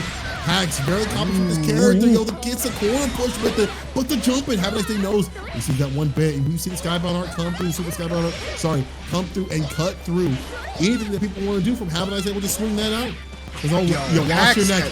I'm coming for it. Dude, keeping it nice and clean is Have a Nice Day. And you know what? How many times in that end sequence did Have a Nice Day just hold up for it? Like, there were no arrows, no nothing coming in to try to snipe him out of the air. And that is speaking of which, there we go, immediately, because you know Have a Nice Day gonna be jumping. The Nikes are strapped up and ready to go. Doesn't even care. Has to find a way out. You see a lot of meter spent from Pax. Using Ace Fireball to get at least some push, right? At least get some space. Now we're outside. Now you put Have a Nice Day back in the corner, locking him down with the fireball pressure, but we've seen Have a Nice Day just swing it back. You only get 3 hits if you have a nice day. Pax, you gotta do a lot more work. Have a nice day. Start with the ATP side switches. Don't have to worry about those butterflies. They're all gone now. Try to spot the option. Go. Gets a pickup off the wall. Skybound almost screamed it to win it. That's the jump in. No, everything's blocked here. Pax trying to find a way. This is looking better, Dan. Definitely looking a little bit better for Pax at the moment. But again, I'm gonna just press the button, says Have a Nice Day, immediately out. And now Pax, life is flashing, can't block another skill, gets duffed in the dome, trying to jump away instead. And you know what? It's been bravery after bravery for Have a Nice Day because he hasn't been punished. Here comes the jump in from Pax. Didn't start it early in the round, but just hasn't been able to close out another one. You're gonna hold it no matter what, says Have a Nice Day. The sad thing is that you have to also do the chip too. So if you're blocking this all out, you're eating a lot of damage. If you're not blocking, you're eating a ton of damage. And now you got the corner push too. Have a nice day understanding to put Pax in the corner, put the back against the wall. There's the assault in from Pax. Gonna try to assault for it again. They trade sides with the jumps. Have a nice day holding it out, chilling. Look at jumping over the arrows, just waiting. Here comes Pax trying to pressure with the butterfly. Stuck that limb out, get hit with the wheel. You cannot cross the street unless you look at both sides. And now Pax trying to escape. Looking for that chip, no dip, bro. Yo, gets the EX low. Doesn't even matter though. Have a nice day. Is looking to send Pax out. The thing is, listen, Pax, I say go for Lil Wayne pick. You might need to just do it, right? It might be. It might be time. It might be that time. Look at my watch. I think he's looking at it too. As we go back to the character select screen here. I can't really blame him. You know, the Matera pick on paper might have been something that looked attractive, but it was rough. It was rough for sure. He got hemmed up in the corner a lot, and you know, that's kind of what I was expecting. I was surprised to see the Matera because the Wayne also has a really, you know, a better anti-air than Matera in a lot of ways. So I was just surprised that he went with the Matera pick. Maybe, you know what, hey, I'm on this side of the mic and they're on the other one for a reason. So it could have been something they saw. However, we're going to get the character switch, like you said, to the Wayne. It's definitely time for the chef to come in and see if he can, you know, make a smorgasbord out of the mess that's left on the table. Sometimes the most beautiful meals, you know, start out ugly with all the ingredients, man. You got to put them into work. You got to be able to cook with them. But let's see if you can do that because Have a Nice Day is the, right now is looking like the head chef. You got to answer to him. You got to answer. You got to say, yo, yes, chef, every single time that you do something. Pax trying to put that uprising up, going through. But, yo, this is difficult, though. We said this before. The constant pressure. And if you're Lil Wayne, you got the parry. And you have a few more reversal options, right? But not a lot. and you can keep the pressure on maybe a little bit more, you know, when it comes to corner play, a little bit easier at least. You set up your bots and your boys and you go, but have a nice day deterring all of that. It's just everything switched here. EX lands upon the dome. There's the overhead. Nice counter hit as well. Going to be able to reach into the register, take a little bit of that money out for himself. Nice blocks there from Have a Nice Day. Didn't decide to EXDP out. There's the demon flip for the side switch. Watch your toes. Constant pressure here. Have a nice day. Just going in. You see everything adding up now. Yeah, able to call out the Skybound Art field, Super Skybound Art, sorry, feeling that he needs to do it. He's got to do something. Big Mama out here swinging. First hit lands. Walks it all out the lava. Oh, yeah, this you know it. Even out, Dan. This could even it out. Ooh. Oh, No the way. cancel immediately, but the teleportation, he still gets plus frames because the whiff recovered in time. You saw the punish on the side of the screens. What a decision from Have a Nice Day. Like, yo, I'm not trying to hit you with the Super Skybound Art. I just need to get in. Dangerous stuff there. That was good. That was a great idea. You can tell Have a Nice Day definitely labbed that out. Not only labbing out how to deal with it, maybe took a few more hits than they wanted to, but listen, stayed alive and was able to say, listen, when this is over, I know what to do. Next round, Have a Nice Day looking to put Pax out of this with a constant pressure over and over again. We've seen this before. Pax trying to figure a way out, even with the Terra didn't work out. And now Lane is looking long. The dash up throws all adding up, but finally the parry lands and back to mid-screen. Calling out some friends, using all of his lifelines just to try to survive. There's the air hit, finally stuffing Have a Nice Day's jumping attempt. Pax trying to get a little bit more pressure down. Have a Nice Day, a little bit more stagger. Overhead blocks is going to be Pax's turn, but you know Have a Nice Day is just pressing forward all the time. EX hands conversion, ball for the pressure, calling out Big Mama. Knew it was coming. Knew it was coming. Got finish the plate though. Have a Nice Day getting hit in the back of the head there, but the Skybound, maybe just to get away from all that. That was actually not the worst idea, but it's still active, baby. It's still going on. You thought the song was over? Still 20 more seconds. You gotta keep singing. Gotta keep singing because it's not through just yet, says Pax. We're going to battle 3. Pax staring down, you know, match point for Have a Nice Day and immediately on the defensive. It's a low EX. Dash up with it. Yo, the parry though gets blown up by the XDP. Good stuff for Have a Nice Day. The awareness, Have a Nice Day. Taking turns. Those aren't even yours. Overhead connects. Pax is rattled. Getting smoked in the corner with the perfect Have a Nice Day. Taking over Pax. Yo, man. Pax looking at the planet saying it was always your turn. It's all their turn. Always was, man. Always was. It always was. Always was, man. Yo, what a call from you, Dad. And what a great set from Have a Nice Day. Just doing the work that needs to be done with this character. Understanding, listen, if I keep the pressure on, at some point, things that are plus or things that aren't plus will become plus. And it doesn't matter what the frame data is if I'm keeping the pressure on. So Have a Nice Day. Whew. You know what? It's one of those things where, you know, you see Have a Nice Day's name in the bracket and you already know what it's going to be, you know, and the freedom at which Have a Nice Day plays at, the fearlessness to take to the skies time and time again, is something that should be noted because, you know, every time I've laid eyes on Have a Nice Day playing, it's always been that just ability to stay mobile and go to the air with Charlotta in ways that is just like, wow, this is quite something to behold. So shout outs to them for taking it in grand finals for the West Coast, and we're going to slide right back on over to the East Coast. It's going to be Lancelot versus Fairy SQ versus King John. King John. This is you know, maybe a Lancelot player that many people probably don't maybe see as often or you know, maybe notice as much, but yo, today might be the day. Put the eyes on King John. My man said, look at my royalty out here. But yo, SQ been on the tear, we said before. Definitely doing the damn thing throughout the tournaments. Winning 2 back-to-back. Are you kidding me? And now this could be the 3rd. Definitely looking for the 3-peat in one weekend. What a statement that would be. But first, you got to go through King John. Double heavies there from SQ, trying to battle her way out of the corner. The drill with a little bit of punishment. GG lands down. King John definitely going to have to be blocking. Overhead block. Nice hit there. Caught SQ landing. Just wasn't blocking. Got clean hit. Things are looking really good for King John. Gets the throw to the corner. By machine. Not a counter hit, though. But still, King John in the lead, though. Gets a confirmed full screen, baby. You knew it was coming. The long, lanky limbs. When the H's try to get the DP ender. I love how he kind of just backs up a little bit. The Sparks moves back in. King John, though. Now this just yet. We're activating. Chain combo incoming. Use the Skybound R just to try to catch something. Nice anti-air there, man. He hit that like a curveball clean out of the park. You heard the pop, man. You heard the pop a mile away. You knew what it was. You knew it was gone. It's gone. Yeah. All the way out, yo. SQ answer back with a vengeance. Already put him in the corner. DP gets sprayed with the EXCP. I love that punch, but the fade away. The walk with me. Lands. SQ getting the pressure. The pickup. And this is looking dire right here. The DP ender. Yes, sir. You knew it was coming. SQ with the optimization. Fully optimized. No energy wasted for SQ immediately into battle 3. Like, oh, you want to try to anti-air me? All right, I got something for you. Don't worry about it. It's coming through. Yo, light. Yeah, around the GG.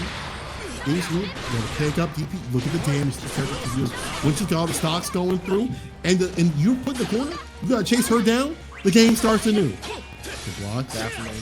Go ahead, use the EX thrust to get in. Fireball setup. SQ gonna drill kick right on past that. DMs were still open though. The shimmy, no, we're going to take it to the skies with the K9 edition. And now King John called him Lil John because it's looking real small for him, but he's gonna be able to try to stand up. Let's go.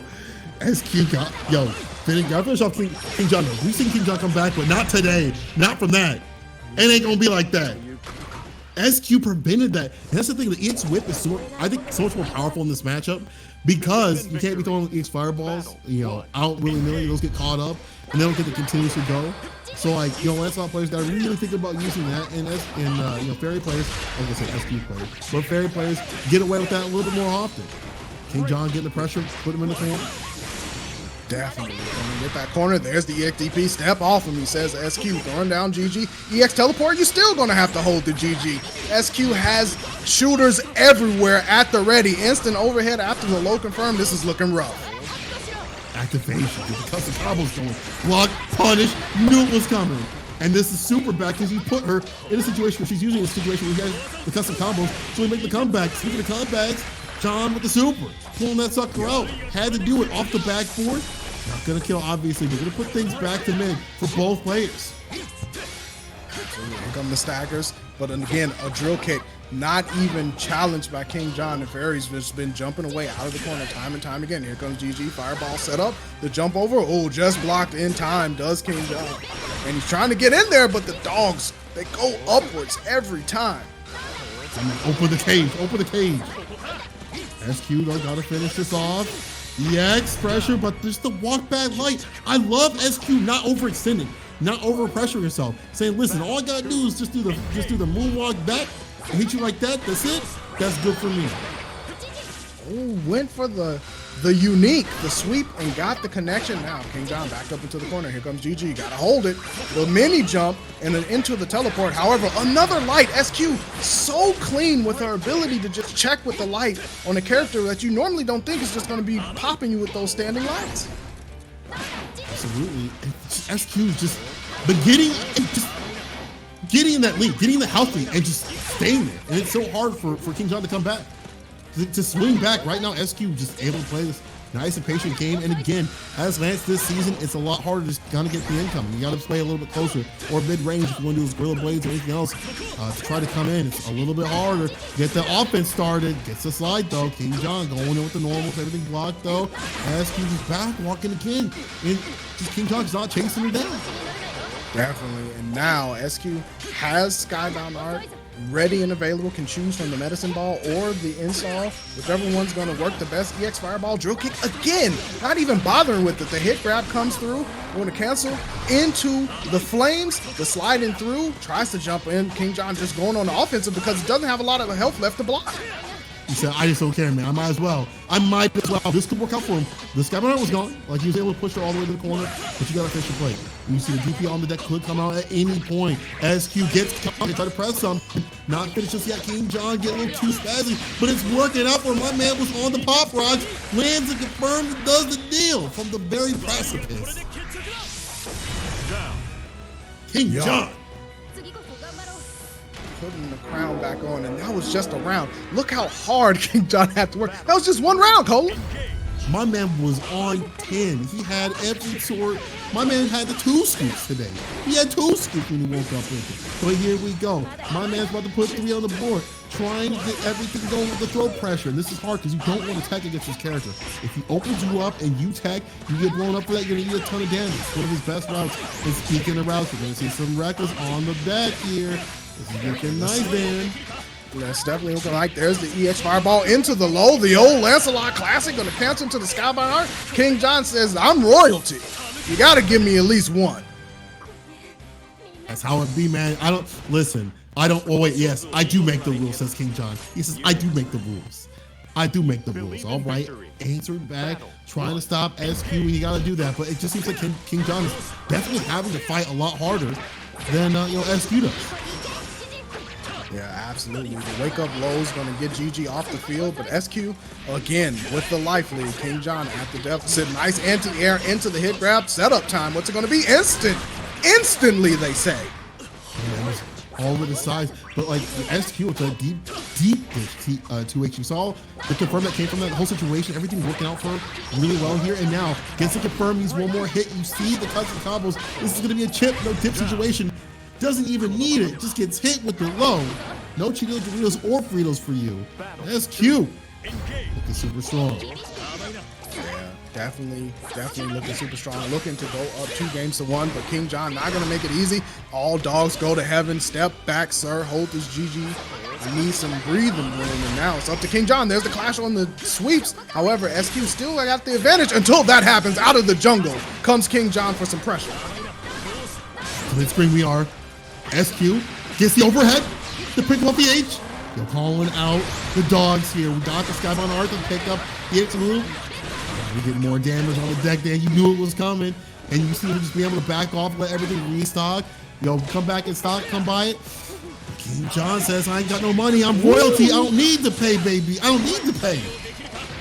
Definitely. Nice air throw, stopping the swing. King John's activated. He's going to try to go in to finish. Gets the low. Yo, hold on. King John like, I am not going out like this. I'm going to make it real tough for you. And again, battle 3. This is going to be so pivotal. Whoever goes up 2-1 here, the way the momentum's playing out between these two players.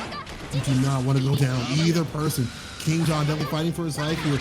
SQ feeling a little more of the pressure, right? Like someone finally swinging back at it. Another instant overhead, looking like the coffee, because every time King John wakes up, he gets popped straight out of bed. Nice DP though from SQ. Come back to the corner, and now this is a terrible situation. Low on health, and they got a custom combo. King John can't get opened up here.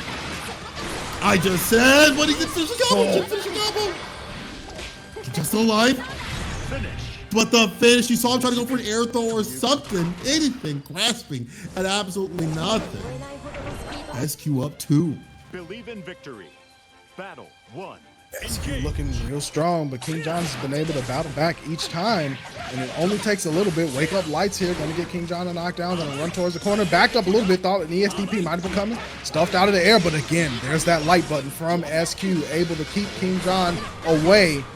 Heavy staggers here, just poking away at the corner, giving King John enough room to do something just like that. Nice move for them, didn't get clipped by the EX thrust, but the slide connects. EXCP though, swing on out, calls the GG. Oh, nice. Nice roll through, trying to get closer and closer. You want to be there for King John to start the pressure, to start the game plan, especially when the DP's going. But now, everything locked and low, coming back for SQ, and she's just running her gate,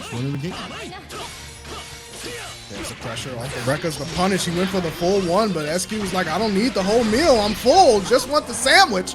Here comes a little bit of heat. Put a spice on it, says SQ, the DP ender right there. Needs the little touch to finish it, just a dash of pepper. That explosion of flavor, that explosion towards further in this bracket. Nice clips in the incoming. You gotta be careful. You gotta watch your toes. You step right in it, King John. You step right in it. SQ looking super solid here. The sweep throws it out again. Yo, King John getting baited now. What'd I say? Another bait. but gets the hit that time. GG off the field, but another light button press and counter hit for SQ. Instant overhead catches him out of the air, and King John's facing down the match point. And SQ with the life lead. EX thrust, nothing doing. Blocked on the slide. Just to walk up into the hula hoop, get a little bit of chip damage down. You know, have a little taste, a hint of line, but not much. It's the dash. SQ though, and hugely, you see the power game. You know what's about to happen. You give her an opportunity, she's gonna be activated real soon here to maybe not close things out, but definitely swing things back in her favor. And now the pack again. This is looking dire. You did it. The EXDP of death. You put yourself in the worst situation possible because now SQ's gonna land the finish. SQ taking it over King John.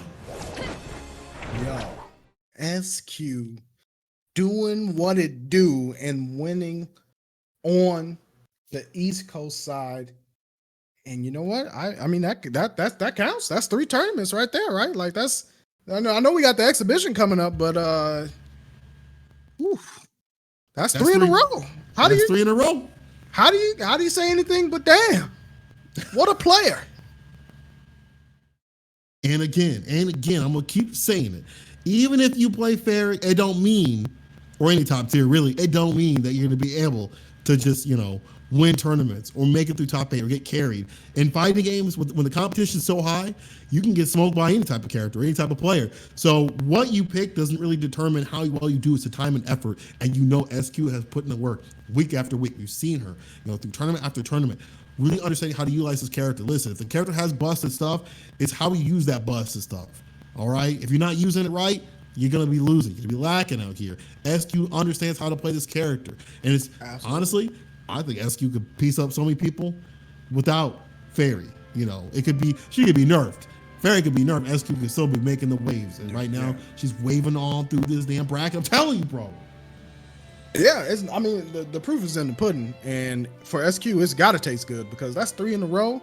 Not to take anything away from King John, it wasn't free. You know, he was making it competitive. It was definitely, you know, effort put out there because King John was able to make a couple of comebacks as well. And you know, typically when SQ gets the life lead, it's a wrap. Call Reynolds up and put in some foil because it's over. But King John was definitely putting out everything he could, and you know, just sometimes you just come up a little short.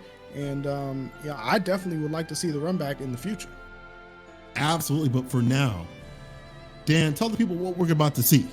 All right, we are going to see the Ronin Rumble Classic. After top floors have closed out, we get to see the champions clash against one another. It's going to be Fairy versus Charlotta, SQ versus Have a Nice Day. Yo, check me out. If you haven't hit up the Matcherino page, go ahead and slide on in there and drop that code down for the players, the winners of either side, because they put their time in to give us the entertainment that we see on the screen, and we would like to give something a little bit back. So if you haven't put the code in, go ahead and do that and enjoy this exhibition. This is just a straight up 1st to 3. Whoever gets it is the champion of champions for the week, but you gotta play the match first. Here we go. Have a nice day. We're at the finals, people. East versus West. Let's get it. Have a nice day with the start. Getting that chip. No did backing off. Have a nice day. You know, you can see already a little bit more pensive than usual. Saying, listen, I want to go in because your SQ will definitely capitalize on any mistakes. Oh, the jump over though, again, and that's only going to bolster Have a Nice Day's confidence into taking to the skies. Demon flip, dunked on the dome. SQ caught down backing, but the drill gets him out. EX hula hoop off the wall, connection from coast to coast. Here comes Gigi. Activate, yeah, custom combo, overhead, the pickup. This is looking dire right here, the hard knockdown right here. Keeping on the pressure is SQ knowing y'all gotta use that custom combo to a great effect, and then backing off. That's great for her. Can let everything just land and come back. But yo, Have a Nice Day, smelling blood, trying to go in, trying to get things back in order. So the Super Skybound are on deck. You don't want to get hit if you're SQ. Definitely don't want to get hit if you're SQ. The drill out again. Have a Nice Day, aggressive forward, gets caught in the air. SQ like, no, not on me. You can't take to the skies, but that's fine. I'll try to go on the ground. SQ standing dodge though, keeping that turn in chip situation. Cola, the anti-airs on point. SQ like, I ain't the one. Definitely, she said, I ain't the one. You can't play with me today like that. That 2H, you know when someone hits that 2H like that, they are accomplished, okay? SQ definitely out here. Have a nice day going in, trying to say, listen, let me show you my Charlotta though. Let me talk to you about my Charlotta though. Never mind, SQ says, let me remind you about this fairy though, bro. Top one out here. It's a TP ender, staggering with the H's, and just mixing up the options, cycling the options in the corner. So hard to come out, trying to find a way out of it, right? Yeah, that's the thing, you right? Thought you could come through? You thought you could come through, but we are closed. You cannot enter. Here comes the medicine ball flames coming straight at you, and Have a Nice Day wanted nothing of it. He's going to go back into the corner, but now you got to hold the aggression. What's it going to be? SQ goes for the chip instead. Demon flip. Nice blocks from SQ. Have a Nice Day got work to do if they want to even up this life lead. Ooh, what a block. Oh, that was dangerous right there. Okay, EX, the roll. Try to catch him outside, but we've already jumped to the skies, baby. We blocking those without punish. SQ takes the first one. Yo, what a block from SQ on the activation from Super. And Have a Nice Day. When's the last time, Cola, you've seen Have a Nice Day not taking turns? Not having to block instead? It's been a while. The ball going to get blocked. It's been a minute, but SQ knows what to do. And Have a Nice Day, more and more work has to be done because things like EX ball that normally when it's blocked, Have a Nice Day gets to do something else. Against Fairy, you don't have that option. She got the reach. Absolutely. Here we go. Have a Nice Day, turning the pressure on. Kick throw. Well, tick hit, really. EX, it's a knockdown. Back to mid-screen. It's difficult. Because either person can really make the comeback. The explosive damage to Charlotta, or is it going to be as quick the setups? Okay, so now we're doing a little bit more jump lights and some more preemptive buttons from Have a Nice Day, but yo, the DP though, man. We're back to the end of the screen, and now we're sending out the Skybound Art. Dan, unblockable situation. Yo, SQ, I'm telling you, Have a Nice Day trying to take to the skies, and SQ like, there's no fly zone. I'm not the one. Today we grounded them today, just like SQ grounded this child out here. The timeout. You get a whole week, no phone, no PlayStation, no nothing. It's the air throw. He says, get out the skies. I don't know how many times I have to show you. SQ doing all that she can do to deter Have a Nice Day, keeping Have a Nice Day on the ground, and it's working out so well. Okay, again. Good stuff right here. I love just the awareness that SQ has every aspect, the land, the seas, the skies, everything on the lockdown, man, everything. Just able to see, you see what I'm talking about, the 2H from the skies popping around. It all adds up in damage. You can't go anywhere. You cannot enter. I'm calling it Ba Sing Se. You can't get in. I think it's really frustrating. You do not want to go down like this. This might be an unblockable situation. No, everyone just lands into it. Non-blockable situation. SQ with 2 quick games, just deterring Have a Nice Day each and every time. Believe in victory. Battle 1. This is looking rough, Dan. Y'all, if you're in the chat, you want to see some more Granblue action, you better be hoping, praying that Have a Nice Day can keep on the pressure from this round start. These are good confirms. EX, get the knockdown, things are looking a little bit nice, right? But at any point, SQ's been known to come back. No smooth through for you. Gets a throw, EXVP gets baited, punished. When it finishes off the Skybound Art, no, we don't even need that. Just the roll. Yo, EX flavor. Hold on. Have a Nice Day, like, yo, 5th gear ain't working, don't worry, I got a 6. I'm still going in, and I like to see it. SQ starting out strong, but you know what? Have a Nice Day made a statement there saying, I'm not going to turn down the offense just because I'm getting stuffed. I'm just going to add more layers. Layer upon layer, man. We like onions out here. EXDP, though, gonna cut right through.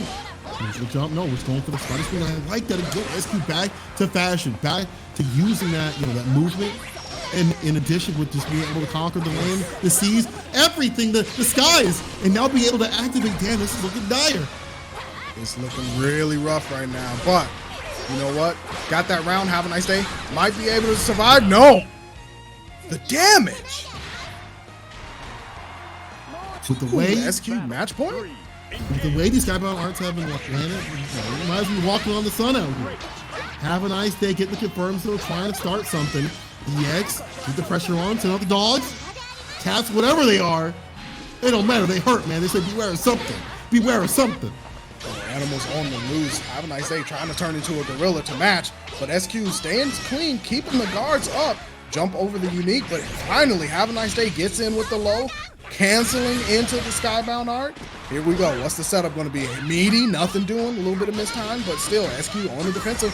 You know you got to watch for that light button because SQ knows when to throw it out. EX hands, there's the tech, and the EX DP. Okay, we're back to mid-screen, but SQ bleeding heavy, but we know with the Skybound art, Super Skybound art, anything on the deck can make the comeback happen. SQ, still, like lacking a little bit more than usual. The rush down from Have a Nice Day starting to work out, but 47 seconds on the clock, letting things wind down. Have a Nice Day can play a little bit more patient. Understands that you see them backing off, just chilling, but don't get opened up. Please don't get opened up. You gotta stay solid. You have the health lead. The jump at the fadeaway. Ooh, everything is what a cross. Oh, Have a Nice Day stays alive. Saying we not putting goose eggs up here. Give me my one. I'm on the board. Here we go. Victory. Battle 1. Engage. Goose eggs and the omelets into a business of W's right here. Let's see some more Have a Nice Day. We need to see some more games. We want to see more Granblue action, baby. We out here in the finals fighting for your life, but SQ start making adjustments, just more hits, just adding everything up. Just look at the receipt, man. I'm seeing hits upon hits upon hits. SQ definitely making the adjustments to the tax reform. July 15th just passed up. She's like, I got more deductibles. I need that payment to go up. I got things to buy. They look like they don't pay their taxes. Super, definitely gonna go for mine. Yo, I got one of my own too. Are you kidding me? The lands to the last hit. Stop it. Dan, the last hit. Stop it. Battle 2. Engage. What is happening right now? SQ is on match point. That's what's going on. EXDP, no. GG. Oh, it's about to be GG's for SQ, for her. Oh, but yo, the bait on the DP this time. Have a Nice Day, kind of sending the pressure with the wake up buttons. SQ going in. That's what you get, so you knew it was coming. I'm saying out of this corner. I don't want to be here. I don't like the look of it. I don't look safe around here. I'm in the wrong neighborhood for sure. Have a Nice Day trying to escape that neighborhood. But SQ saying you came here, next bus don't come for an hour. You gotta wait. You gotta stay at that bus stop, bro. And you gotta be locked down this corner. Have a Nice Day gets it confirmed off the low. EX, bust the dome. With the stagger pressure, didn't work out this time. SQ able to answer back. The overhead to Dan. What do you see at the top? What's gonna happen now, Dan?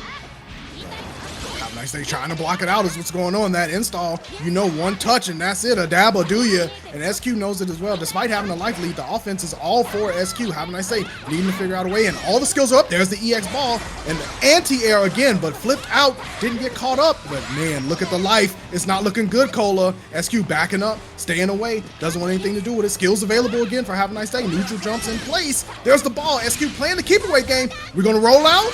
No, only Decepticons here. Autobots not allowed. Oh, the finish! Able to get the hit atop the head. SQ is your winner of this week's Ronin Rumble East versus West with the sort of trade. Listen, the dogs were out. They said, beware of dogs. Do not read the sign. It says it right there, man. I got two up on the gates. And y'all just walked in and got pieced up. But I'll tell you what, that was good play all the way around from Have a Nice Day. But SQ able just to kind of command every part of the screen with this character. And I'll tell you, top tier dot, that takes work. That takes mad work. 3 tournaments in a row. 3 tournaments in a row and an exhibition. I mean, yo, come on. What you want to say about the lady, SQ? I mean, look, Have a Nice Day doing things out here. Definitely not taking anything away from Have a Nice Day. You went through the bracket, got your coast, but man, SQ doing things out here. It's going to be hard to stop her when she's on the roll like that. So thanks to everyone who tuned in. Thanks to everyone who participated for making Ronin Rumble special. And thanks to Jeff for holding it down tonight for Ronin Rumble, doing it with the skeleton crew, but still coming through and making it nice and clean. I would like to thank my co-commentator, my commentary brother from another mother, Saint Cola, for rocking it with me once again on the 1s and 2s. Bro, anytime I'm with you, that's where I'm at my absolute maximum. I'm going to tell you that right now. And again, I also want to give some thanks out to everybody watching, everybody who came through, everybody who played, and obviously the Ronin Rumble crew, especially Jeff today. Yo, you did a lot of work. Just pat yourself on the back, go get yourself a drink. Also, before we go, I just want to say, big blessings. I got my shirt. I'm wearing it right now. I was hoping there was some cam work because I was gonna be like, yo, I'm wearing the Ronin Rumble shirt. But I just want to say, love to Jeff. All that he does, his entire crew, for keeping this game alive. I see a lot of people kind of doomsaying this game is dead, this and that, but you see the lobbies getting full now. If you tell people to come through, they'll come play. And if you're at home and you still love this game, keep playing it, keep working through it. I know times are tough online, but baby, we stick it together, we'll make it through it, all right? Absolutely. And just a quick shout outs to SQ. She is actually running community events. I know there was one for PC announced just recently. Go ahead and check out her Twitter page for the information, because the peoples are playing the game, man. Don't call it dead. There's people that signing up. There's community events going on. There's tournaments still going on. Game is still alive and well. So if you want to get some matches in, there are matches to be had. And definitely check out that community night, because it's going to be nice. It's the PC version event. They had the PS4 one earlier on in the week, or maybe a little bit later than that. But, people are definitely rocking it. So thanks to everyone once again for tuning in. I've been Dynamite. And I've been St. Cola. Peace and love, everybody. Good night.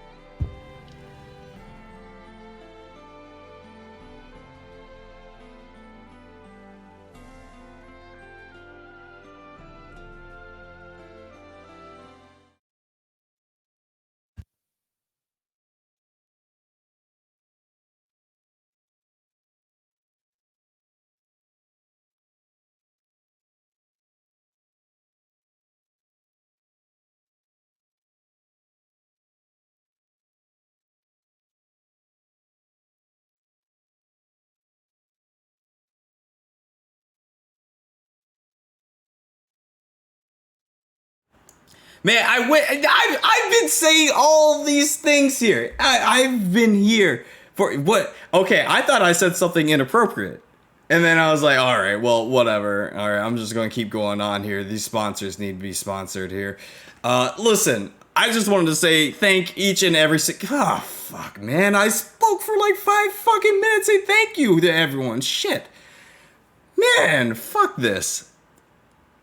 Buy Footsie's t-shirts or something. Man, whatever. All right, we're going to go back over here.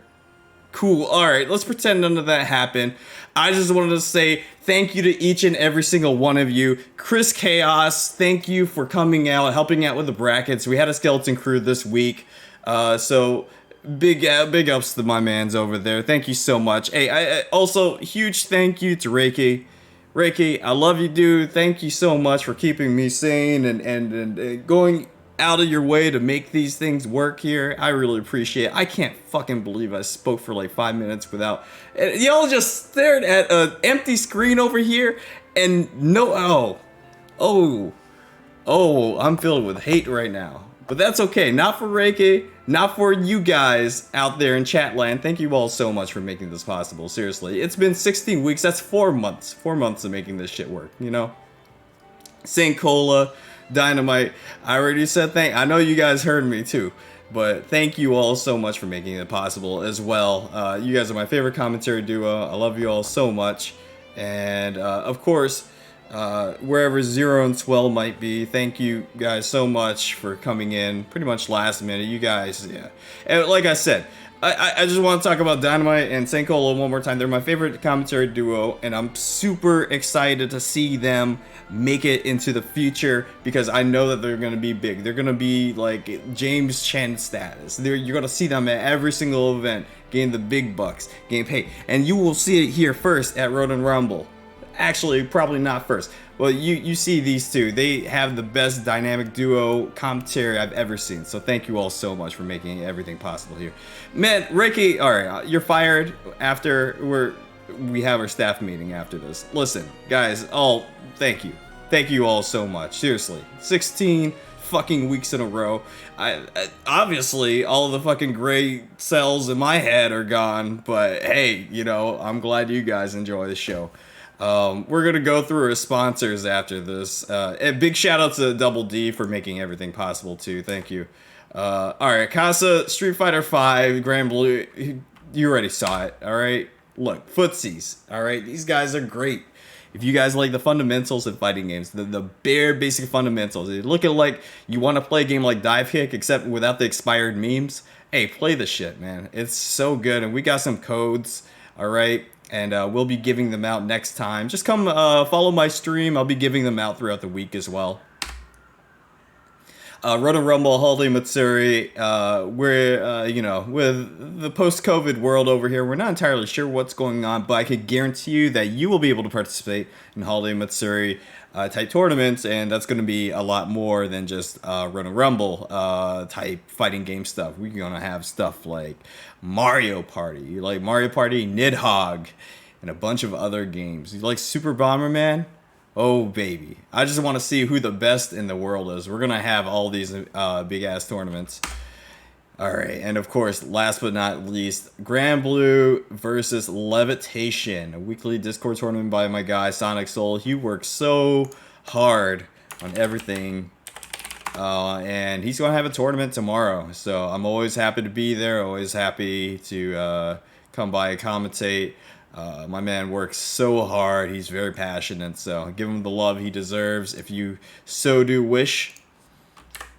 All right. And the actual last but not least, Sundays, Ronin Rumble. Guys, next Sunday, we're going to be trying a PC tournament. Then the next week, we're going back to PS4. We'll just try it out, see if it works out or not. If it, you know, ends up being a big failure, we'll just blame it on, I don't know, Dark Side Phil or something. And yeah, that's pretty much it. This has been Ronin Rumble week number 16. Thank you all so much for making it possible again. We're going to go ahead and raid Tega. Give him your love. Give him my love. Give him all the love in the world. PC Tournament. You are absolutely right. It's PC Tournament. I am so done talking. I am so tired, guys. I love you all so much. Thank you for making this possible. Goodbye.